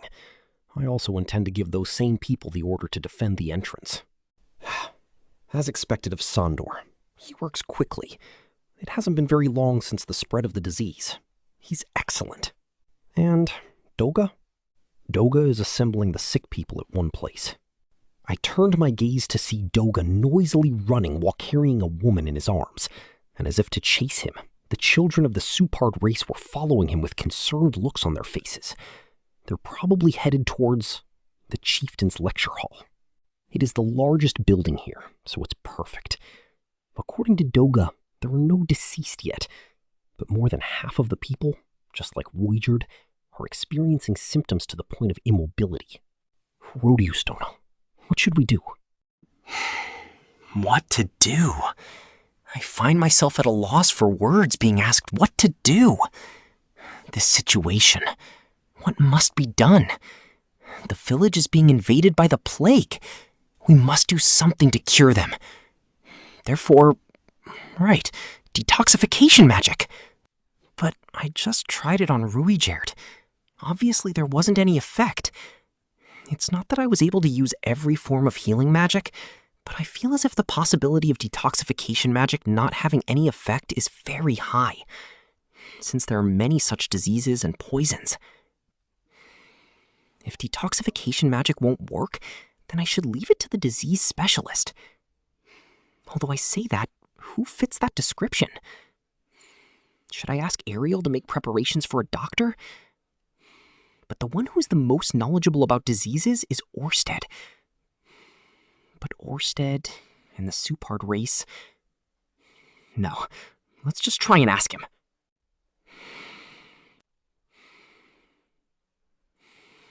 First of all, a means of communication. 3 days left until the establishment of the magic formation. No, I knew something like this would happen, so I had already prepared a teleportation magic formation in the basement of the office in advance. Let's install the communication lithograph and magic formation in this village as well. I'll teleport to the office and report to Orsted about the current situation. I'll also report to the branches from the main office the condition of the Supard race. If all of that was useless, we'll think about that when the time comes. All right. We should set up a teleportation magic formation in the village, move to the office, from there contact the branches, and thus call for someone capable of a medical examination. Roger. Then I shall defend the village and nurse the patients. Please do. We quickly exchanged words, and then I hurried towards the end of the village. Since we're inside a deep forest, the concentration of magic is high. A teleportation magic formation can be set up without the need of any magic crystals. Just to be sure, I should bring what's needed for the lithograph and set it up in the village. Exiting out of the fence, cutting down the trees with magic to make an open space, I then made a hut with earth magic. A hut with no entrance. I dug a tunnel from beneath the hut and connected it with the inside of village. With this, the monsters won't come. I took out my memo and verified the magic formula with compliance to the preliminaries of the magic formation. Now, to make sure that the drawing doesn't vanish from the floor, I created a lithograph from magic and drew upon it. Impatience is a taboo. If I make the slightest mistake, the magic formation won't be completed. Rather than wasting time debugging, I want to make it work in one go if I can. When you're in a hurry, that's when you should calm down. Ah, damn. Deep breaths. Composing myself, I decided to draw it slower than I normally do. A plain magic formation with a diameter of 2 meters. If I draw it hastily, I will make a mistake. Carefully drawing. I've drawn the teleportation magic formation myself many times over. I should have the confidence to draw it accurately from the start. With that in mind, I calmed myself, and I carefully finished drawing the teleportation magic formation. Rudeus, how is it? I pour my magic into it as soon as it was completed. The entirety of the drawn magic formation is poured with my magic, on which it began emitting a dim light. It's a success. All right. I immediately jumped on it. Part 2. After my consciousness disappeared for an instant, the basement of the office appeared in front of me. Normal operation of the magic formation was confirmed, and at the same time, I set out for the door at a quick pace, not even abiding by the written message. Those who have business with Orsted and Rudeus, this way. I go towards the upper levels. I come out of the basement, which is adjacent to the teleportation magic formation room, and ascend the stairs to enter the lobby. Chairman, welcome back. Is the president here? To my threatening attitude, the receptionist twitched her ears. While lowering them with a slightly frightened look, she gave an answer. He's here.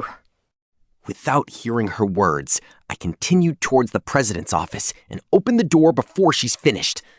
I passed through the corridor, which was rather short, and opened the door to his office. I thought of myself as not that rude, but I forgot to knock. As a result, I saw Orsted without his helmet on.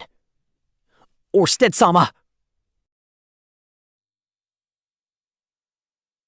Orsted was showing a seemingly awkwardish face, but he didn't hide it and was looking straight at me. When I stared at it for several seconds, it seemed like he was saying, "Do you have any problems?" To which I felt my anger swell up. I know that this was not the time to get angry. Still, the words that came out of my mouth were demanding, distracted by my irritation. Say, the Superd race's illness, were you aware of it? Orsted, I was aware of it. And a way to cure it? There is none. I was told bluntly. It wasn't that he didn't know, but there was none. If you had told me sooner, I should have been able to at least search for a cure. Why didn't you tell me about it sooner? As I said that, Orsted shook his head.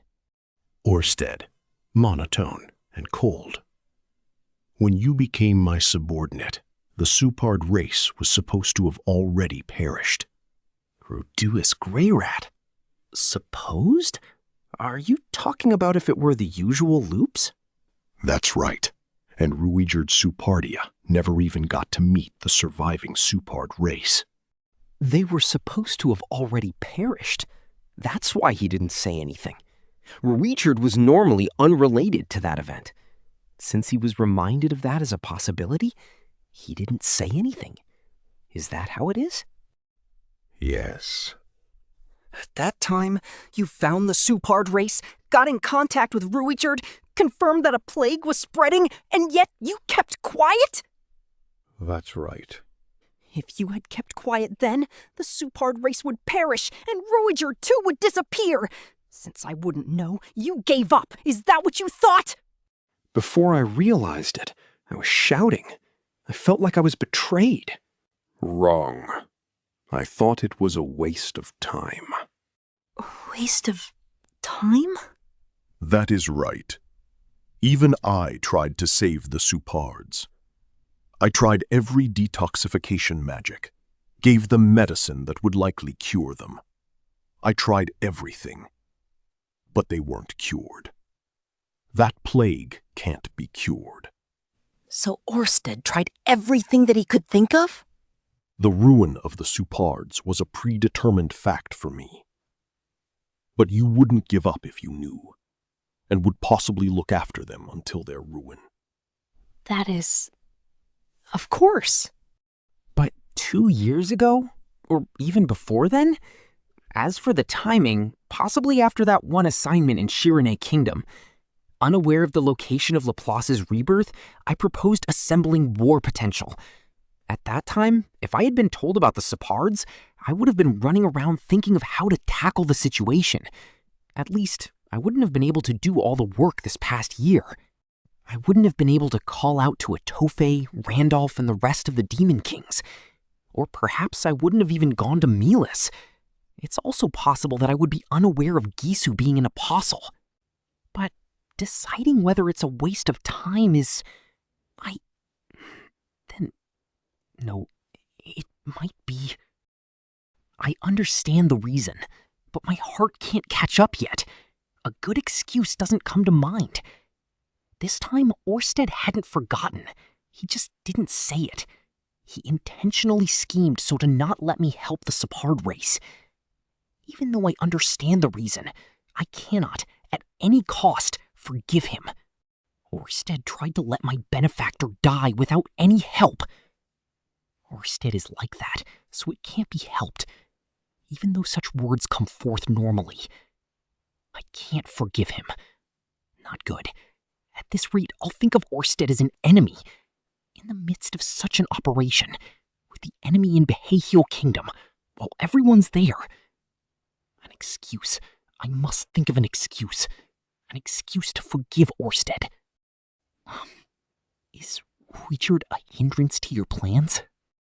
Those were the words that came out. Words that don't go with the flow of conversation. If this was to be true, then what would I intend to do? But Orsted said this. He's not a hindrance. His daughter, who is going to fight Laplace, is the most important piece. His daughter? How is she important? Laplace, who has become a demon god, is immortal. But he has a weak point. The Supards, with their third eye, are the only ones who can see it and deal the fatal blow. Then something suddenly struck me. The reason why Laplace transferred his curse to the Supards to destroy them? The reason why Rudeus, who, inferior in fighting strength against Laplace, was able to put a blow on him during the fight of the 3 demon-slaying heroes, to the point where even Perugius expresses his gratitude. The reason why the Supard race was struck with the plague. The reason why the plague was slower than expected, but progressed after Rudeus' arrival. The reason I traveled together with Rudeus to the central continent. So, it's Hitogami. Strength leaves my body. Unsteady on my feet, I step back. Something caught my foot and I sat in a chair. Putting my weight on the armrest, the chair stopped sliding. In the original history, Rudeus-san survived, correct? Orsted-sama, you would make use of that child to defeat Laplace, correct? In the beginning, yes. After I learned that Laplace is mortal the moment he's born, I didn't use her or anything. Is that so? Then, this is also one of Hitogami's plans. I see. And now, this time he coordinated in order to erase me? Aiming to kill 2 birds with 1 stone. A strategy most befitting of Hitogami. Orsted-sama, looks like we're being manipulated at the hands of Hitogami again. The ruin of the Supards, the rampancy of the plague, isn't a natural phenomenon. It's Hitogami's work. Looks like it's convenient for Hitogami as long as Demon God Laplace is alive. Rather than the Demon Dragon King, Laplace, who became the Demon God, is no harm to him, since he has forgotten about Hitogami anyway. On the contrary, he's destroying the humans. Unexpectedly, it's possible that during Laplace's military campaign, he himself was being manipulated by Hitogami. I don't think he could manipulate the dragon race directly. Possibly through an apostle? I somehow felt refreshed because of this unexpected result. Orsted didn't talk about the Supards. Well, that's still lurking in the back of my mind, though. Even if I direct my anger towards Orsted here, there won't be any agreement anyway. It will only delight Hitogami. He'll just laugh with a broad grin while saying, "Just as planned." It didn't occur to me before, but I thought up of a good excuse as a result of feeling refreshed. Unaware of a method to cure the plague, thinking that they were already doomed, Orsted neglected them. Before, he thought that the ruin of the Supard race was not related to the life and death of Rudeus.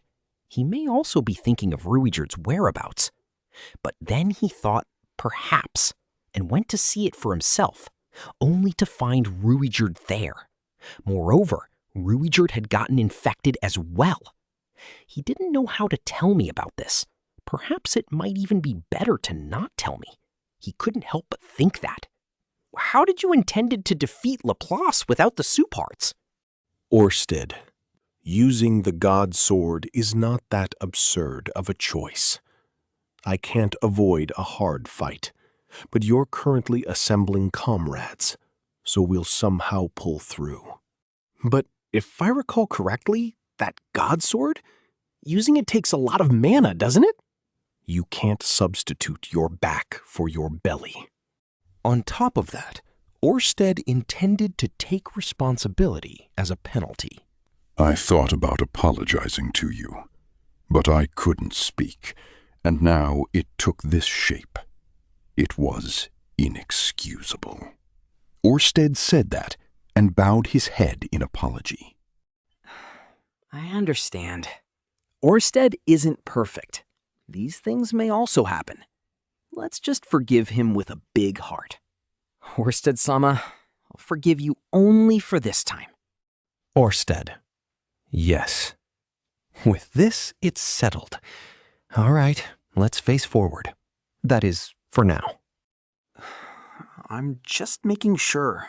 But you do need mana to defeat Hitogami, yes? Yes. Hitogami prevented the specific place in the Shirane kingdom where Laplace would revive. Moreover, he tried to exterminate the Supard race's last survivor by letting Ruijerd find the Supard village, Ruijerd who is the key to defeating Laplace. If the entire Supard race is exterminated, then Laplace can be thrown at Orsted. Orsted, in order to defeat Laplace, will have to use a large amount of mana. This should be the winning move for Hitogami. We'll crush that winning move. We better not use the God Sword then, avoiding fights as much as possible and minimizing mana consumption as well. I will assemble the war potential in order to bring down Laplace, making Orsted's mana explode during the fight with Hitogami. But for that purpose, the Supard race, who are a key point in defeating Laplace, must be kept alive. I've heard it already, but there isn't any method to cure them, right? At the very least, I have no knowledge. Although you say that, there are things even you don't know of, eh? That's right. Orsted said that and wore his frightening face as usual. I've grown accustomed to that angry look these days. This is the face when he's ashamed. Then perhaps there just might be a method. Let's struggle for a bit more.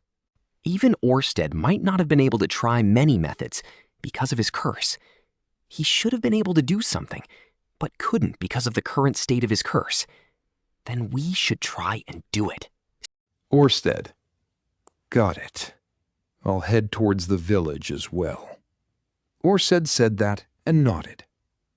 Part 3. We came back to the village after 3 hours. During that time, I reported about my encounter with Dark King Vita. I explained Vita's suicide bombing by the Death God's ring, to which Orsted hid his surprised face by instead showing an angry look. By looking at his face, it seemed he didn't know about Vita's possessing power. Maybe it was truly a great insurance. After that, we used the communication lithograph and contacted the branches about the nature of the disease of the Supard race and arrangements for a doctor. The number of communication lithographs was too high, so it took time contacting every branch by transmission. The functionality of a carbon copy is necessary. While I was waiting for the reply to my message, I drew the preliminary sketch of an additional teleportation magic circle. To set up a teleportation magic circle, you first have to draw 2. After confirming the activation, you erase wherever you had written the other down. There is a need to go through this process. There is no need to charge it now, but when it is used, it has to be charged thoroughly. The receptionist's job was to stand by at the office. During Orsted's absence, she would answer the mail and guide anyone who comes through the teleportation magic circle. These days, the teleportation magic circles have grown so much that it's becoming difficult to remember which is connected to which. A guide map may be necessary for first-time guests rather than me and Orsted. I should also write down where to move in the forest after getting teleported. By the way, Sylphie had already left to the Holy Land of Swords with Ghislaine and Isolde. During that time, Ariel visited as well and had a talk with Sylphie. The receptionist and Orsted didn't hear any details, but there wasn't a message left, which meant that she just came to visit for a while. Because I had that kind of dream, I may become a little self-conscious if I met her. I don't want to blush in front of Sylphie while looking at Ariel. After that, the establishment of the teleportation magic circle and communication lithograph by everyone else who went to Behaviorial Kingdom had been confirmed. Everything was operating favorably. It looks like the others are doing well too. I contacted them as well.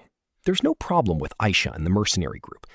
Zenoba reported about a subjugation force being assembled in the capital city. Roxy reported about investigating the whereabouts of Ogre God. I sent them messages regarding the present situation. At the end, I added, "We'll somehow manage over here, so please carry on with your respective duties. If I don't, I can expect Eris flying to me." Then there were a lot of favorable replies from many countries. A lot of countries gave the reply, "We'll investigate about the disease from past documents." A sewer kingdom was ready to send over a doctor by tomorrow. The only reply that's left is the one from Millis regarding reinforcements.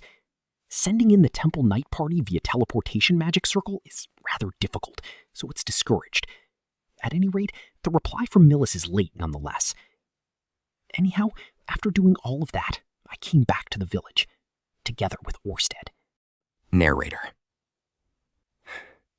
Orsted is currently looking at the fallen soup hearts one by one. He probably has better medical knowledge than the average doctor, but he still couldn't understand the cause for the disease, so it's not like he would understand it at this stage. In the first place, he's not a doctor. He may have tried to cure some diseases in the previous loops, but never had actually medically treated someone. If pushed, I'd say it's like a role-playing game errand event. On day X of month X, Rudeus becomes sick. Rudeus on day X of month X will die, so we must cure him before then.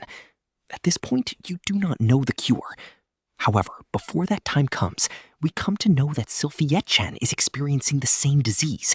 And then Sylphiette-chan has an item used on her by Roxy, and the disease is cured. Orsted uses the item used by Roxy on Rudeus on the next turn. That kind of feeling. Well, by reconciling the past cases and the present cases, we can look for a cure. That kind of diagnosis is possible. But I'm not a doctor, so I wouldn't know. In short, Orsted isn't too potent regarding affairs that are beyond expectations. I still don't know. After examining everyone, feeling powerless, he shook his head. I feel like the symptoms differ a little from the plague I know of. Differ? In what way? The deterioration wasn't supposed to be this rapid. So Vito was paralyzing it after all. I wonder if that's the only thing that came to light. If it's Hitagami's way of doing things, then it's possible. Pretending to suppress the disease, but in reality, he didn't do anything. It's Hitagami's way of doing things. Do you have something on your end? No. While Orsted was examining the illness, I was listening to the people helping out with the medical treatment, how they used a remedy when the disease first struck. They collected some popular herbs from the central continent, or vegetables with high nutritional values, and cooked them together to make a mash of it and gave it to the affected. I'm not that knowledgeable about the nutritional value of vegetables or herbs, but I can't think of it as a big mistake. This is a dead end. We must change our way of thinking. For example, right, originally the spread of the plague was supposed to be faster, which means Hitogami can control this plague. Then some kind of poison was brought in from somewhere, so that possibility also exists. Or perhaps the timing when the Supards were struck with the plague simply deviated because of the teleport incident. Hitogami can simply use that and be able to... Oh, geez, just which is it? The thing that is important right now is finding a cure for this disease, not Hitogami. The more I think about it, the more I feel my thoughts sinking into a quagmire. I somehow felt that perhaps there might not even be a method. An unpleasant premonition. But not yet. At least Orsted and I, together with Sandor and Doga, can't come up with anything. But after this, a doctor is coming. Let's just concentrate on maintaining the patient's hygiene and providing them with nutrition. While thinking that, I spent the whole day nursing with Sandor and Doga. Part 4. The next day, a team of doctors from the Asura Kingdom arrived. 2 doctors and 4 nurses, along with numerous food and medical supplies. For the time being, it looks like they are all people who do not fear the Supard race. After looking at the patients, they immediately started their medical examination. Whether or not they would disclose info about the teleportation magic circle, I have no choice but to rely on Ariel's charisma. We were told in advance about it, but we've never seen these types of symptoms. Not to mention, we took such a risk, and yet the team of doctors were useless. We have performed medical examinations of demon race in the domestic, but if we're to handle a specific demon race under specific circumstances, then there's nothing we can do. I don't get it at all. Those are the opinions of the doctors. At least it doesn't come under the category of past cases. That's understood since the human doctors have seen them, and Orsted as well. We will continue the examination just in case, but it would be better to not expect too much. The doctor said that, and went back to treat the patients. But even so, I see. I hadn't expected much, but to be told that clearly, my disappointment was greater than I thought. While breathing a sigh, I survey the surroundings. There, a great number of Supards were arranged in a line. The ones who are moaning, ones who are dead tired and aren't moving, ones who are sleeping, the ones who are lying down being nursed. A scene just like a field hospital. There aren't any deceased yet, but there are many with severe symptoms, and Ruijerd is also included among those with severe symptoms. Currently, he has lost consciousness and is in a comatose state. At times, he suddenly opens his eyes and starts coughing violently. By looking at him, I understand that he doesn't have much time. I want to cure him somehow, I think as I sit near Ruijerd.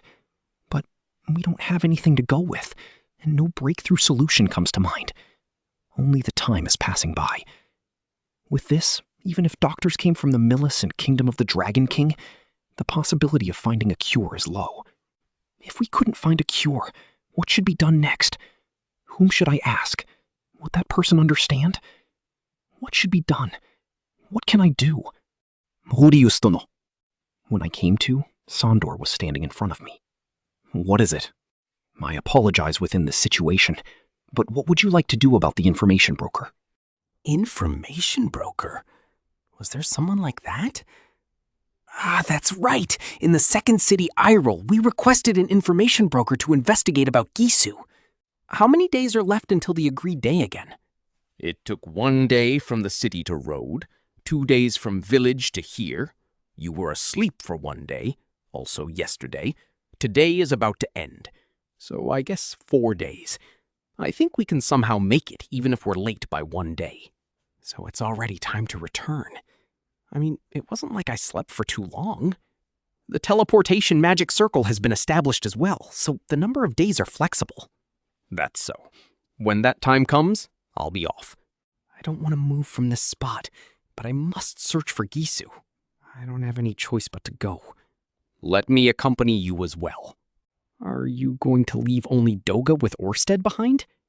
Rudeus Dono, going outside alone is dangerous. I suddenly became suspicious that he has some ulterior motive. But I guess it's only fair. It's not good if I act alone like this. Rudeus Dono, enough about the information broker. What would you like to do about the subjugation force? Subjugation force? The subjugation force being assembled by the country. Did you not hear about it being formed for about a month and coming here to attack in the future? I think we should take steps ahead of time that way as well. What should we do? Certainly. In order to protect the Supard race, We should move quickly and negotiate with the country. But that is only if I have the proof that the Supard race is safe. Otherwise, it's impossible. Of course, the Supards have no hostility towards the humans. Is it still possible to verify that? I find it difficult to say that we should leave it aside, but because of the current situation, because of this plague, at least until we see whether or not the disease would be cured. Then, should we leave it alone? That is not a good thing to do. What do you think should be done? After contacting the information broker, go to the royal palace, report about the present condition and the true identity of the demon. I think this much is significant. If we leave it alone saying it's because of the plague, then we'll face war. But if we want to help the Supards, then the conclusion should be negotiations, right? Quite so. At first, try it. That's how it is. In any case, the next move is in 4 days. There is a heap of things to do, but a clue for a solution can't be seen. I feel frustrated because of no progress at all. Don't get tired. While thinking that, I fell asleep that day in Rudyard's empty home. Part 5. I woke up as I was being shaken. There was a beautiful girl in front of me, blonde and silky smooth hair, which were trimmed evenly above her eyebrows. I don't even need to remember who she is. Nissan, please wake up, Nissan! It's Norn. Oh, that dream. Is it that illusion again? This time Norn is my wife, huh? That would happen if Vida was still alive. Then I would like the current situation to be a dream as well. Ugh, muttering and lethargic. Vida. It's so boring. Vida, are you still half asleep? There are a lot of things I want to ask. Nostalgic internal monologue. Norn seemed to have gotten angry. Although recently she doesn't. But the Norn before did nothing but get angry at me. I've missed this Norn. Why has Ryujin-san become like this? Why did you not tell me about it? Shocked realization. Ryujin has become like this. My consciousness was suddenly awoken by those words. I rose my body. The animal fur covering the floor. It's Rudeus' house, not a dream. Norn Greyrat. Even though I was also so grateful towards Rudeus-san, to not tell me about it at such a time, isn't that unreasonable? Tears start flowing down from Norn's eyes. She didn't wipe them and was powerfully gripping the fur. I wiped her tears with my finger for no apparent reason. Yeah, sorry. And at the same time, a question wells up in me. Why is Norn here? If I recall correctly, she should have been busy right now. Norn? Perhaps this is not the right time to ask this, but wasn't there supposed to be an event at the school? That was already over long ago! Which means her graduation ceremony is over as well? That's impossible. Well, no, that's not it. How are you here? Cliff Senpai told me everything and brought me along. Norn spoke with a high-pitched and unstrung voice and looked back. At the entrance of the house, 2 shadows stood against the backdrop of the backlight. One of them has a slender silhouette, blonde hair glittering because of the falling sunlight. The figure of a long-eared woman, which was bewitching in her austere build. And the other person is a male. Height lower than the average. Even his breadth isn't that wide.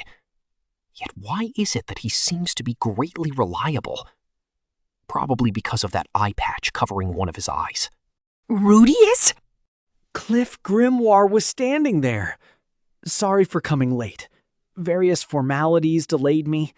The Millis religious organization isn't just a large slab of rock. Please forgive me. He had come. After reading the letter of the communication lithograph, he came at once. Now that I've come, it's all right. I took lessons in medical techniques just for these times. But Cliff Senpai? Yeah, I know. I've already heard everything. But I have this. Cliff said that and opened his eye patch with a pop. One of the demon eyes he received from Kishirika. Identification eye. Is something possible with one or two demon eyes? Perhaps nothing can be done with just the demon eyes. But you know, Rudeus, the one who is holding the demon eye is me. Cliff said that and puffed his chest with pride.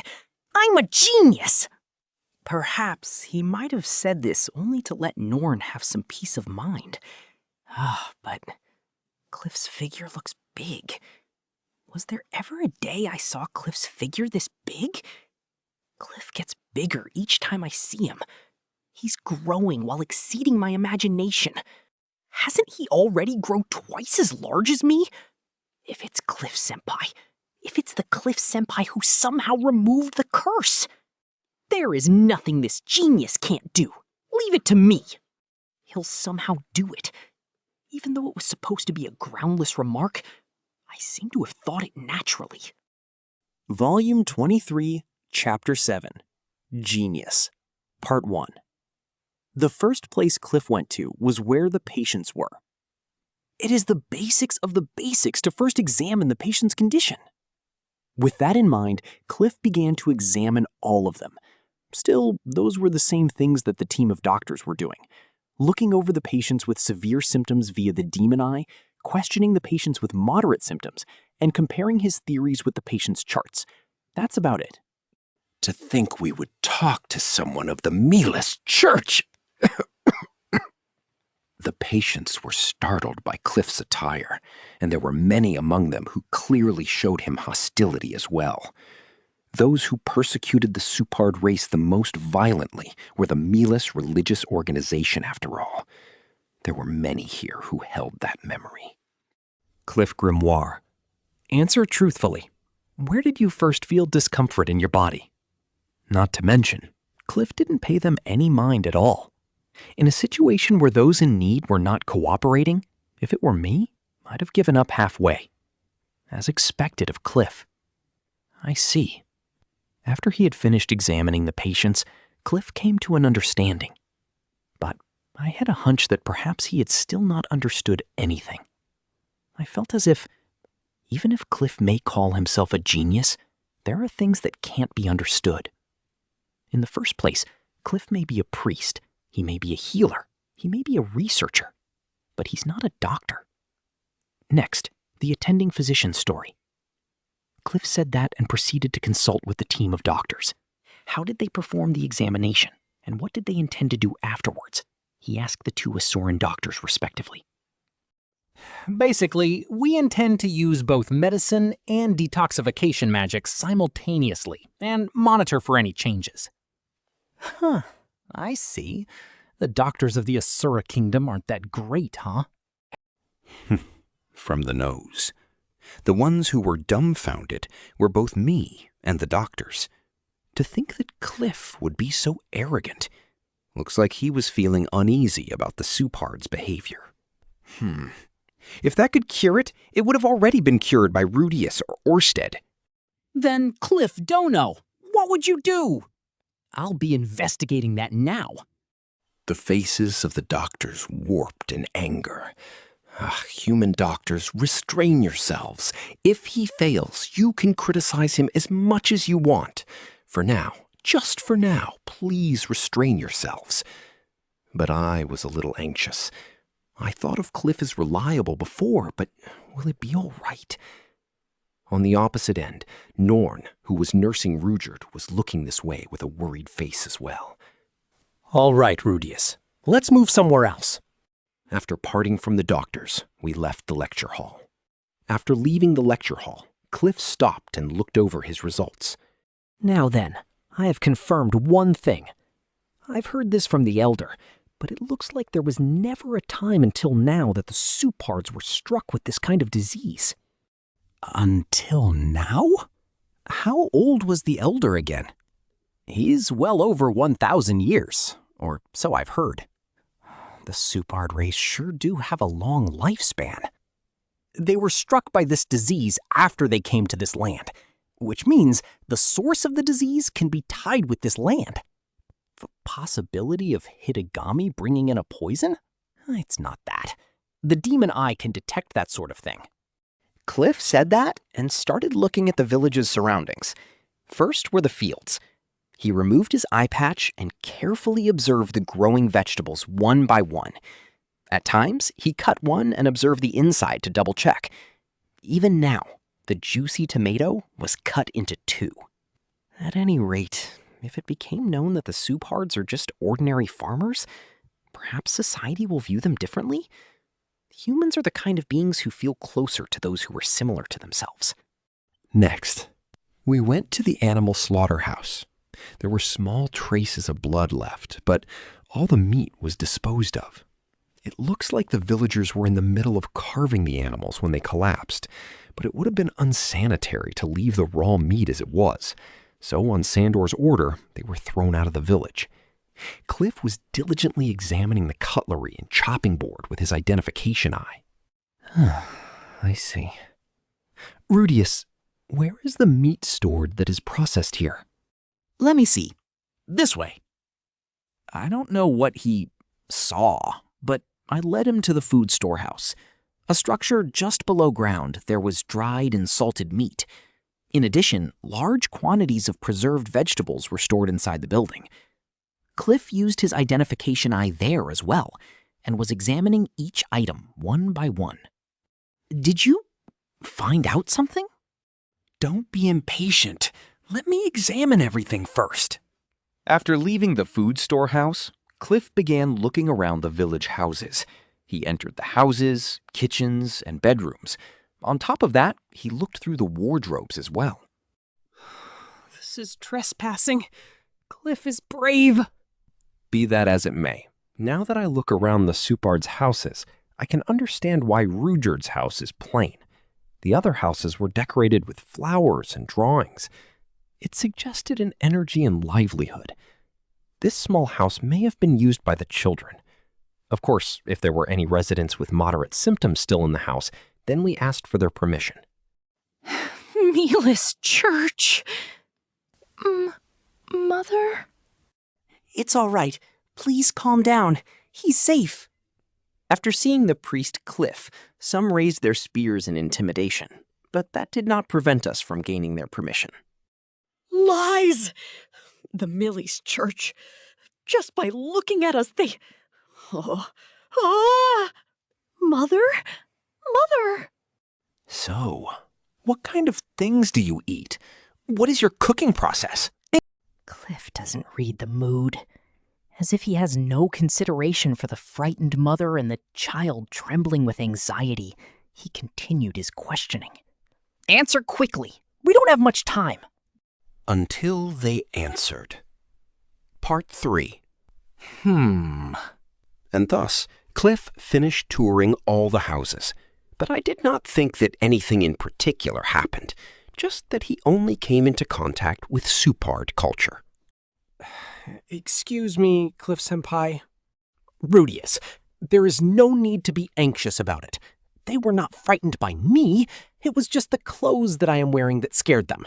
And if I cure the disease while wearing these clothes, that would change their way of thinking as well, right? Would it be that simple? Or so I think. I hope that it is possible for the daughter to reconsider that. I hope it is that simple. Now then, on to the next one. While saying that, Cliff started looking around various areas of the village. The fountain, the water well, the warehouse that lied in the center of the village. On top of that, he even looked around the garbage dump. Cliff was carefully examining each of them. His expression was serious. Seriously rummaging through the contents of the dump while pushing through the rotten meat. Just what was reflecting in that identification eyes of his? The only thing I could do was to answer Cliff's questions. And when he finished examining the entire village, It was completely dark. We came back to the infirmary. Well then, Cliff Senpai, how about it? Cliff determined a few things. Oh. Lies! Bring in my medicine box! When Cliff shouted inside the infirmary, Elanalise, who was nursing, quickly got up and began running. She grabbed the large backpack which was at the corner of the infirmary and came running this way. Here you go. Thank you, Lies. Elanalise looks delighted, probably because she saw Cliff after a long time. Did they entrust the kid to my house? Listen well, Rudeus. I know how the disease works. Ho! Though I say that, I am no doctor, so I would not be so sure. For now, the fact that the Supards were struck by this disease after coming to this land is confirmed. That is why I tried looking at the vegetables grown in this land with the identification eye. Oh, and then? I did not see any abnormalities. It did not look like some kind of pathogen was lurking in the land or the water. So that kind of thing can be found out with the identification eye? Yeah, you can at least have confidence in the food. It is the Kishirika-approved demon eye. Can it be trusted regarding food? Could there be someone who got ill after eating? But everything was indicating one thing. A delicious tomato having a very high concentration of mana. It is not just the vegetables.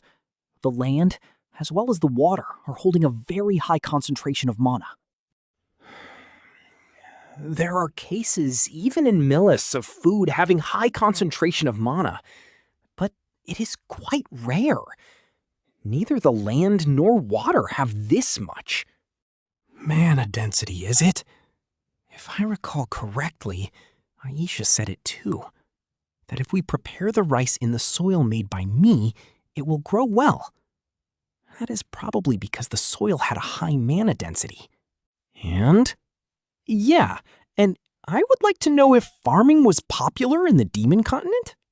I am unaware of the Supard lifestyle in the Demon Continent, but there were almost no vegetables or anything like that there. The variety was also limited, and the staple food there was just meat. I see. As I thought. Possibly, growing crops in a soil with high mana density resulted in crops having high mana density. Not to mention that there are a variety of soils. The soil in the Demon Continent is rich in mana, but due to the lack of fertility, only a few crops can be grown there. The Great Forest as well. This kind of disease cannot be found there, so that place is probably special. In this place, the soil and water is infused with too much mana. On top of that, this soil is fertile and rich in nutrients. As a result, crops grown here end up having a high concentration of mana. Although, by all rights, consuming mana-enriched crops is not that big of a problem. Since we keep on living without paying much attention to it, what I am trying to say is, in reality, we can eject any mana that we consume. Even for the Supards, that fact should remain unchanged. But what happens if we keep on consuming mana? I am talking about what would happen if we keep on absorbing high-density mana for 100 to 200 years. Despite the plague, there are many adults who are infected, but many children who are unaffected. Certainly, there are a lot of children who are unaffected by the plague. It is hard to figure out how many of the Supards are of old age, but it is not a problem regarding immunity? Is that what he is saying? And thus, we should be familiar with it. A case where the mana that was taken in could not be ejected from the body. Could not be ejected? Ah, it is about Nanahoshi. Then, is it drain syndrome? I was suddenly struck by something. The initial symptoms were cold, and you fall at the same time you succumb to it. But if that was it, then Orsted would have... No. Drain syndrome is an old disease. Perhaps Orsted did not even know its name, much less a method to cure it. But there are contradictions as well. It should not have been that long since Rujard-san came to this village. Certainly. But he was possessed by the real Dark King Vita, right? Perhaps it is because of that. Anyhow, it should be worth trying it out, right? Cliff said that and took out a box from the bag. There were a variety of papers and materials tightly packed inside of it. Cliff took something out. It was dried up sokasu grass. I thought that this would happen, so I borrowed a little. Let us use this as well. Cliff took out a red fruit from the bottom of the bag. That is? The thing that will become the source of poison. It will make the mana inside the body malfunction. Would it be all right to drink that? According to the identification eye, this was taken along with the sokasu tea since ancient times. It improves the effects of the sokasu tea and can be used as tea cakes, though it will also make you slightly drunk, or so I am reading. Which means it is not a poison, according to Kishirika's judgment. The only problem is, if the Supards drink this right now, I do not know what will happen. In my opinion, this can cure it, but it may also have a reverse effect. It is probably fine. Or so he thinks, but it may aggravate the disease and result in death. There is no guarantee. Well, it is no use thinking. Let us just try it. Cliff said that after a moment of hesitation, and then, while making up his mind, he turned to the infirmary and shouted, I want to try a medicine in regards to your sickness. Is there anyone who wants to drink it? Wait, Cliff-senpai! After Cliff's words, the inside of the infirmary became still as death. Looking at Cliff's clothes, their face grew pale. There were also those who simply looked away. Just one is fine. There is no guarantee that you will be cured after drinking it. In order to see the effects, there is no need to make everyone drink it. Just one is fine. But there is no one who would answer.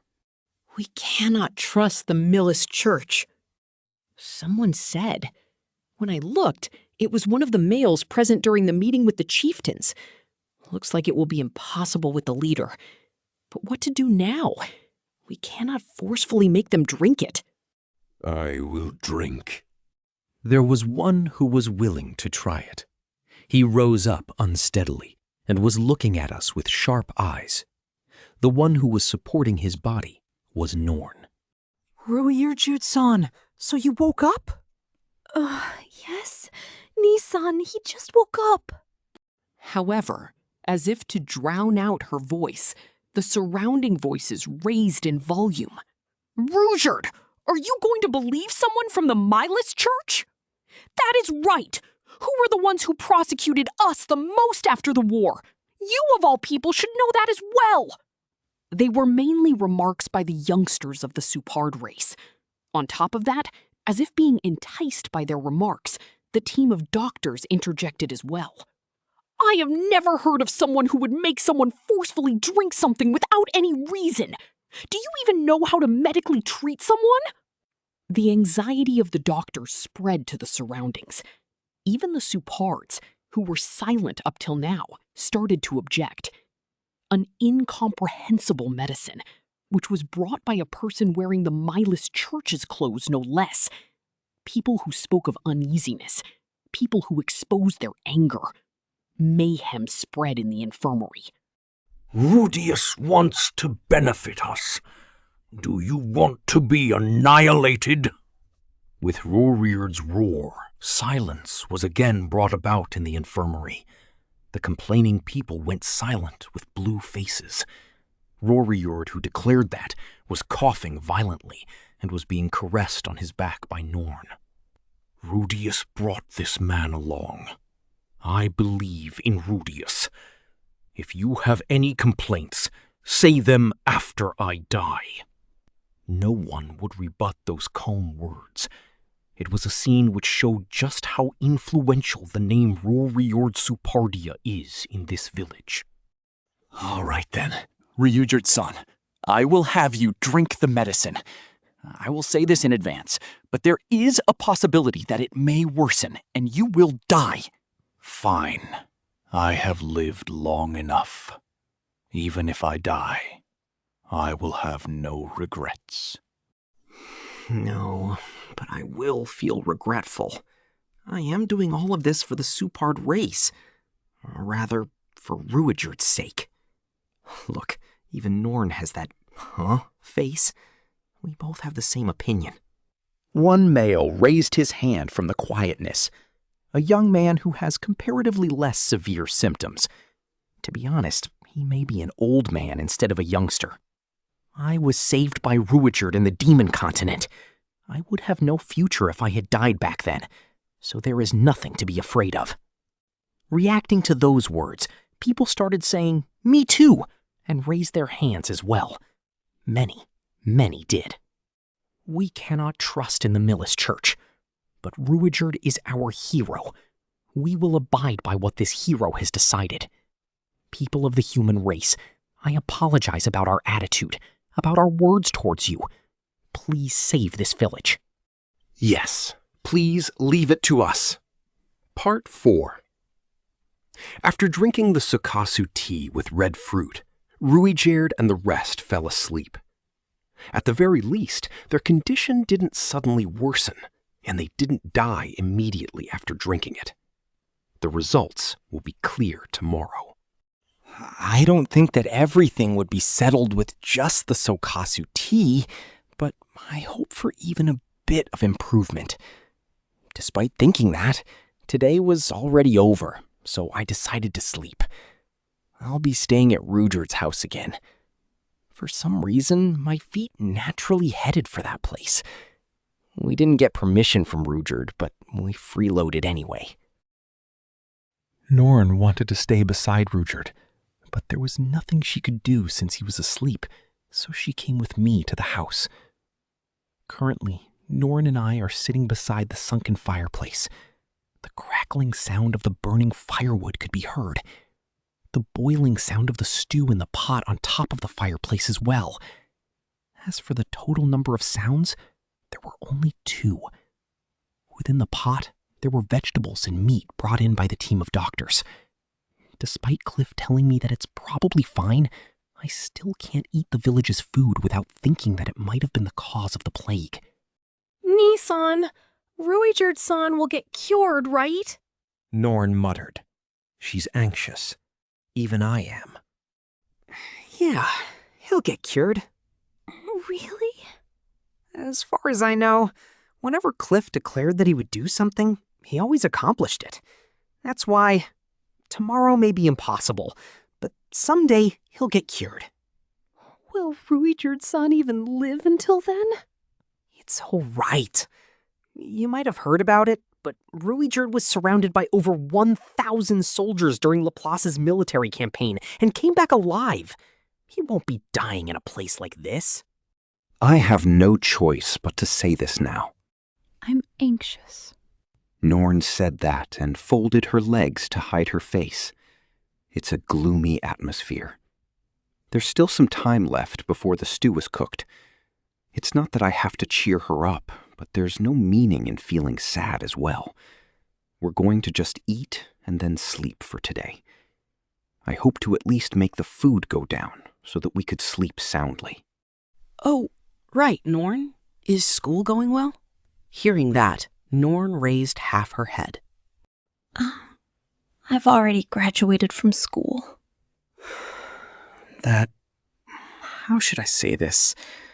Well, sorry for not coming to see you.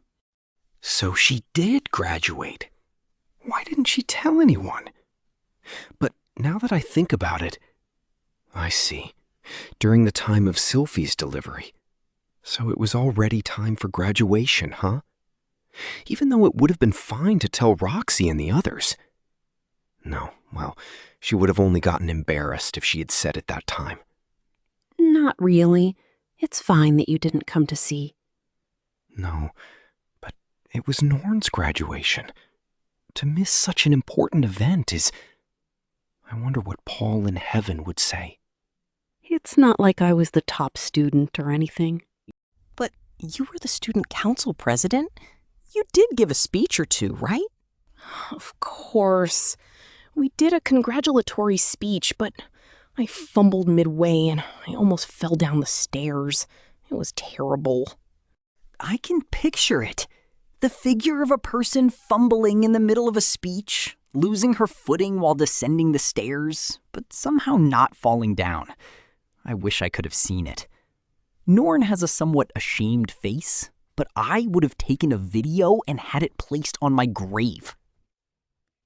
Which reminds me, before graduation, you were talking about doing some kind of event, right? What did you do at the end? Did you not duel with various people during Cliff Senpai's graduation? We just imitated that and held a fighting arts tournament. Fighting arts tournament? That sounds interesting, but wasn't that dangerous? The danger was suppressed as much as possible. The rules were to not kill anyone.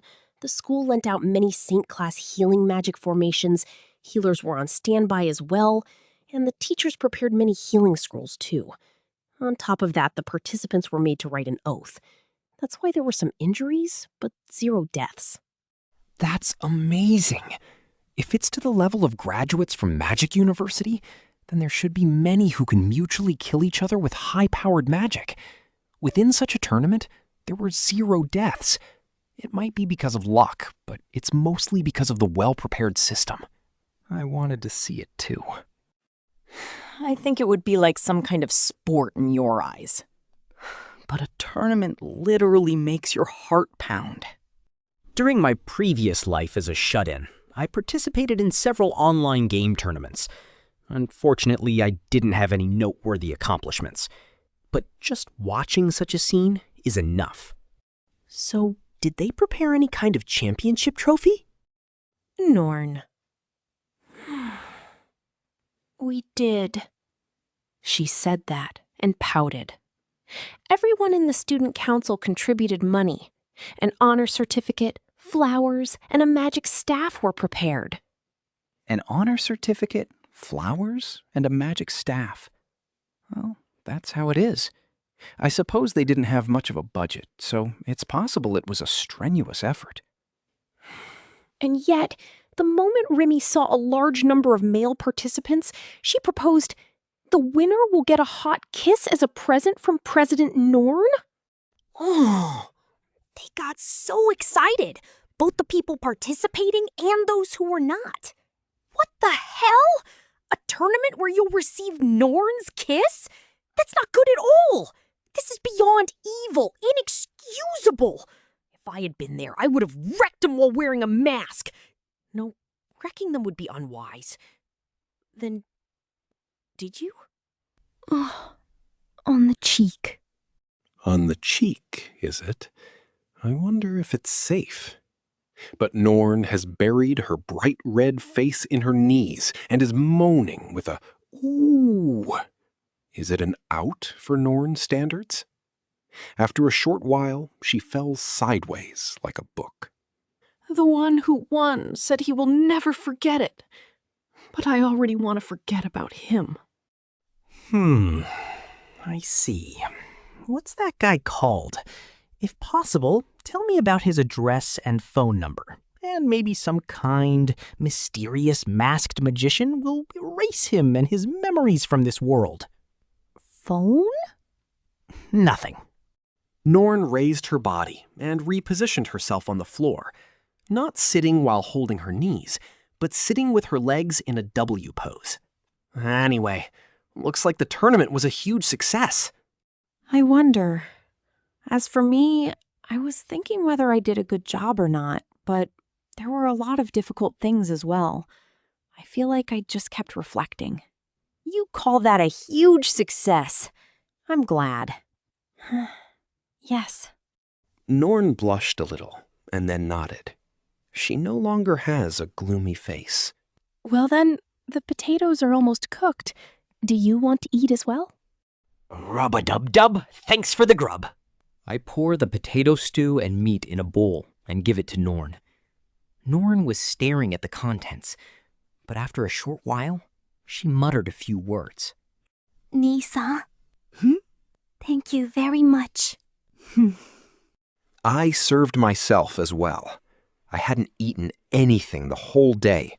I was hungry to the point of death. But this isn't delicious. Well, sorry about that. Part 5. The next day. Along with Norn, I went out towards the infirmary as the sun rose. Rudeus's well-being was the only thing on our mind. For now, we were able to get a good night's sleep thanks to the unappetizing potato stew. Even if it served no purpose, it should have guaranteed the stamina for nursing. While resolving myself to some extent, I opened the door to the infirmary. The scene that leaped at us was clattering. The inside of the infirmary, which was like the wake until yesterday, was overflowing with liveliness. No, liveliness would be a bit too much. It doesn't have that much power. But at least everyone's faces look better in comparison to yesterday. Rudeus Dono! The doctors came running towards me after looking at my figure. Please take a look. The medicine prepared by Cliff Dono made everyone... Did it work? Did the Sokasu tea work? Last night, the ones who drank that medicinal water suddenly experienced bowel movements. When taken by the nurse to the toilet, everyone started discharging light blue diarrhea. A short while after that, they all rapidly started to get healthier. The ones who are seriously ill haven't recovered yet, but if given a bit longer, they will definitely recover. To think that I would hear such a fortunate thing so early in the morning. But wait, excreted light blue diarrhea? We're currently adjusting the medicinal water and giving it to everyone. Well, it was absurd of us to doubt him. I can definitely say with confidence that Cliff Grimoire is the person who even smashed the curse. Oops, we can't be going around doing this now. We still have our duties to do. Pardon us. The doctor said all that to us in one go and hurried back to the patients. Light blue diarrhea. Something's bothering me. What might it be? Light blue. Light blue. Orsted. When I came to, a huge silhouette was in front of me. A male with white clothes and black helmet. Orsted-sama? Did you see the stool? No, not yet. While saying that, Orsted leaned a little. Close to my ears, he whispered, "Those were the remaining fissions of Dark King Vita." Dark King Vita? The moment I heard those words, my mind suddenly crossed some strange ideas. Perhaps, if only perhaps, that the plague wasn't the drain syndrome? Dark King Vita, that king who distributed his fissions within the village and was keeping the progression of the plague in check. But if only perhaps, what if that Vita had already cured the plague? Just to threaten, by using his fissions, he was making the physical condition of the villagers worse? And after his death, while mustering his last power, he gave a job to his fissions? And then the fissions that were hidden somewhere in the intestines were disintegrated by the red fruit and Sokasu tea and were washed away? Which means, no, this is mere speculation. Just like you said, we struggled for a bit more. Right? Well, it's fine. For now, we have crossed the difficult part. We've completely defeated Dark King Vita. Let's go with that thinking. Where is Cliff Senpai? He was looking after the conditions of the patients, but fell asleep shortly after dawn. He's currently in a nearby vacant house with Elenali's Dragon Road. I see. He worked hard. Let him sleep. Since he'll start preparation for a second child with Elenali's right away after he wakes up. Just now, Rudeus Supardia woke up as well. Is it true? Yeah. Go and see him. Pardon me. I bowed and headed inside the infirmary, directly towards the place where Rudeus was sleeping last night. Rudeus was there, sitting up on the bed, with a good complexion. He was having a meal. Rudeus-san! The moment we arrived at Rudeus' place, Norn immediately ran to him and hugged him by his belly. Norn, I'm so glad. I'm so glad. Norn started crying. It's the crybaby Norn. With a worried face, Rudeus wiped his mouth, set the bowl of food aside, and caressed Norn's head. I didn't say anything for a while and watched the scene. For some reason, I started to feel like crying as well. Rudeus. After a while, Rudeord raised his face. Ryujid-san, are you all right now? Yeah, I can't wave my spear yet, but there's no problem. I see. I'm glad. I'm so glad. I'm not mimicking Norn. It's the only feeling that's coming out of me. I've become indebted to you again. Let's not say such things to each other. Not to mention, you haven't completely recovered yet. Please don't be negligent. Yeah. As I started talking with Ruishard, Norn moved out of the way while grumbling and started sobbing convulsively while hiding her face with her hands. However, let me say this first, Rudeus. What is it? Within that serious face, small amounts of uneasiness could be felt. Is there still something left? Will he tell me a shocking truth right now, with this timing? As I thought that and put myself on guard, Ruijard said this. After my complete recovery, I'll become your strength. I wonder what this feeling that is boiling up from my chest is. Ruijard became my comrade again. Is it the sense of exultation in regards to that truth? I'm happy. Just happy. Yes, I'll be in your care. I swallowed something that was welling from inside my throat, while stopping the inner corner of my eye from getting hotter. I lent a hand towards him. Ruerd firmly said, "It is I who should say that. Let's get along well." Ruerd's hand was warm and strong. Author's Q&A. Question. Why did the doctor say, smashed the curse? Answer. Maybe he noticed it by some chance. Like he may have heard from someone about his origins from the Magic University in the Azura Kingdom. Question. Who was Raimi again? Answer. One of the pupils of the Magic University and a member of the Student Council. Of course, she hasn't even showed up yet. Question. When Cliff said, just one is fine, what happened after that? I ain't drinking that. Do you want to be annihilated? I'm gonna drink it. Norn Greyrat determined. If Ruijard is gonna drink it, then me too. Then, me too. Please, by all means. With such a course of events, they drank it. Question. In the end, it's still not clear what cured the disease. Answer. Cliff's prescription cured the plague and exterminated Vita's fissions. The red fruit that Cliff had disrupts mana in the body. Most likely, it disrupted Vita's fissions. The blue stool that came out after they took the medicine. With this, the Supard race got healthy. With this, we can rest for now. We did it! That's everything from Rudeus' point of view. Perhaps someone would roughly explain it in the second half of this volume, or perhaps they won't. Volume 23, Chapter 8, The Capital, Part 1. A Silent House. On the sunken hearth in the center of the house, a pot was shaking. Sitting in front of that was a man with green hair. It was Ruijard. I was sitting across from him, with the hearth in front of me.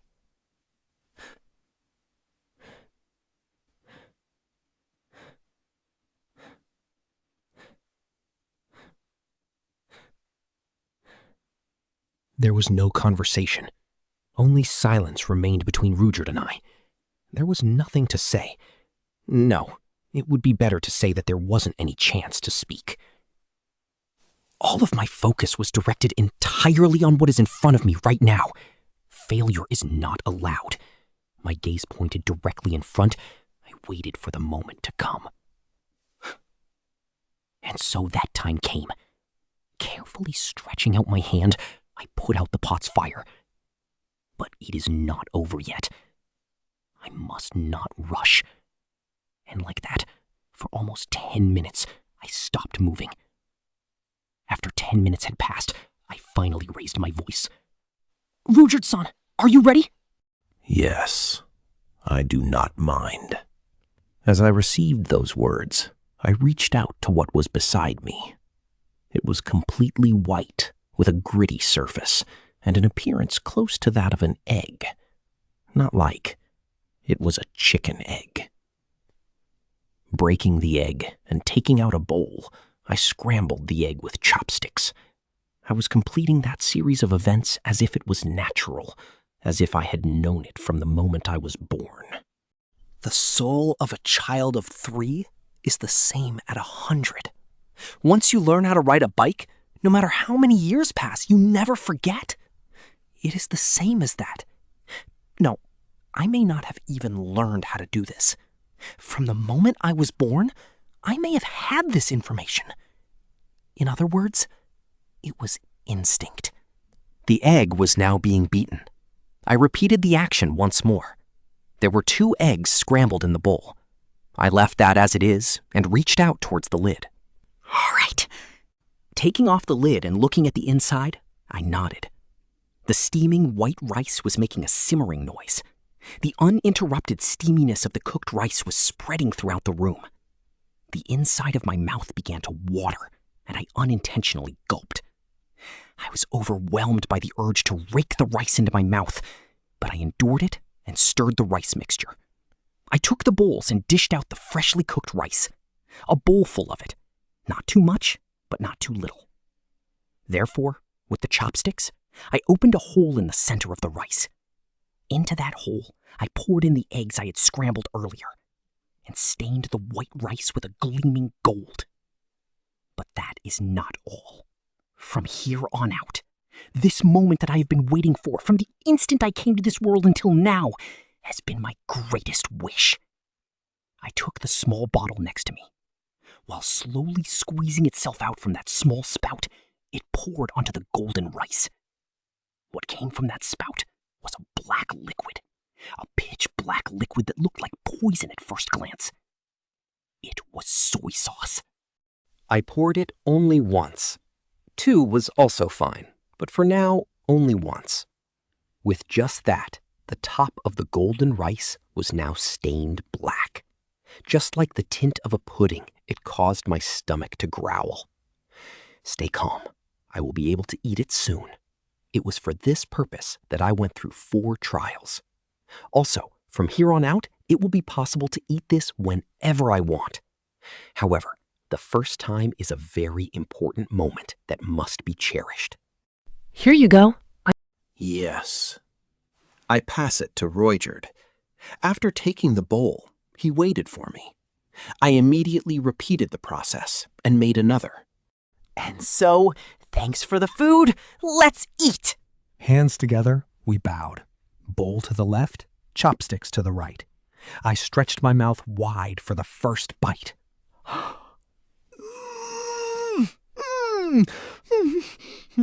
This is it. This taste. It is perfect.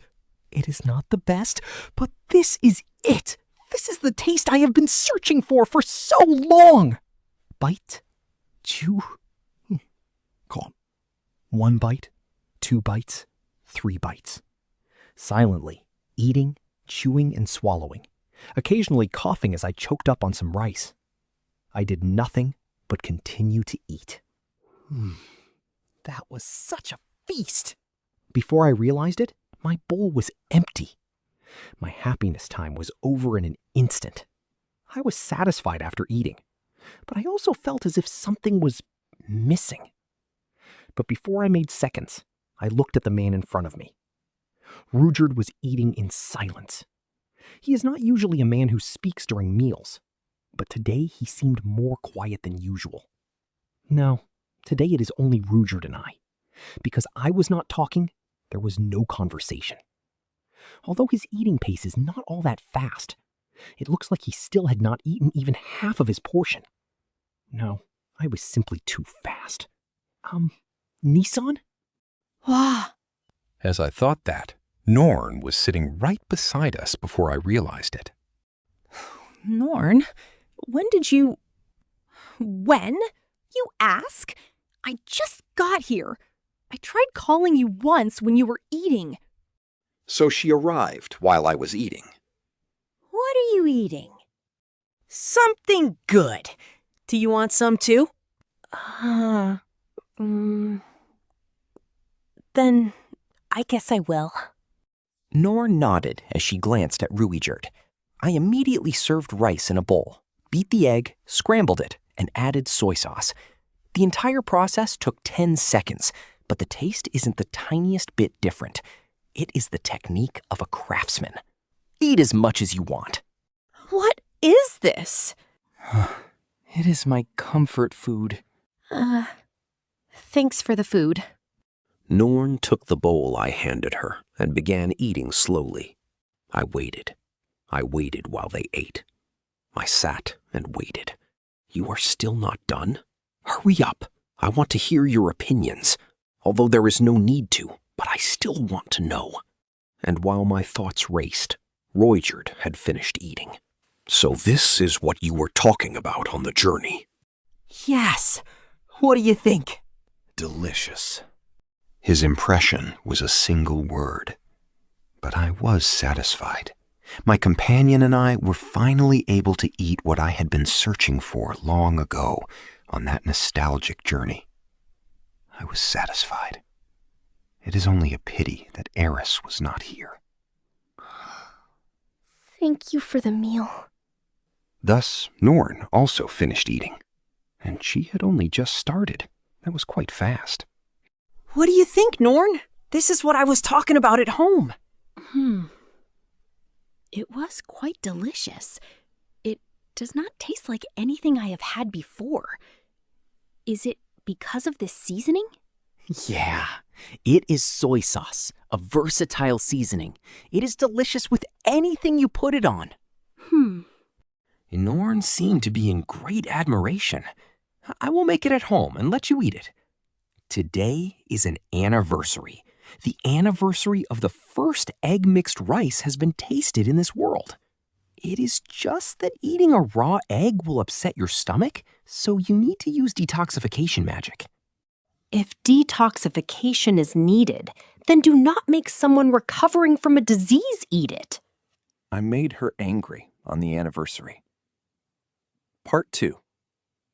2 days later, the Supard race was steadily making its way towards complete recovery. Although there were some who were still bedridden, those with moderate symptoms were beginning to go back to their normal lives.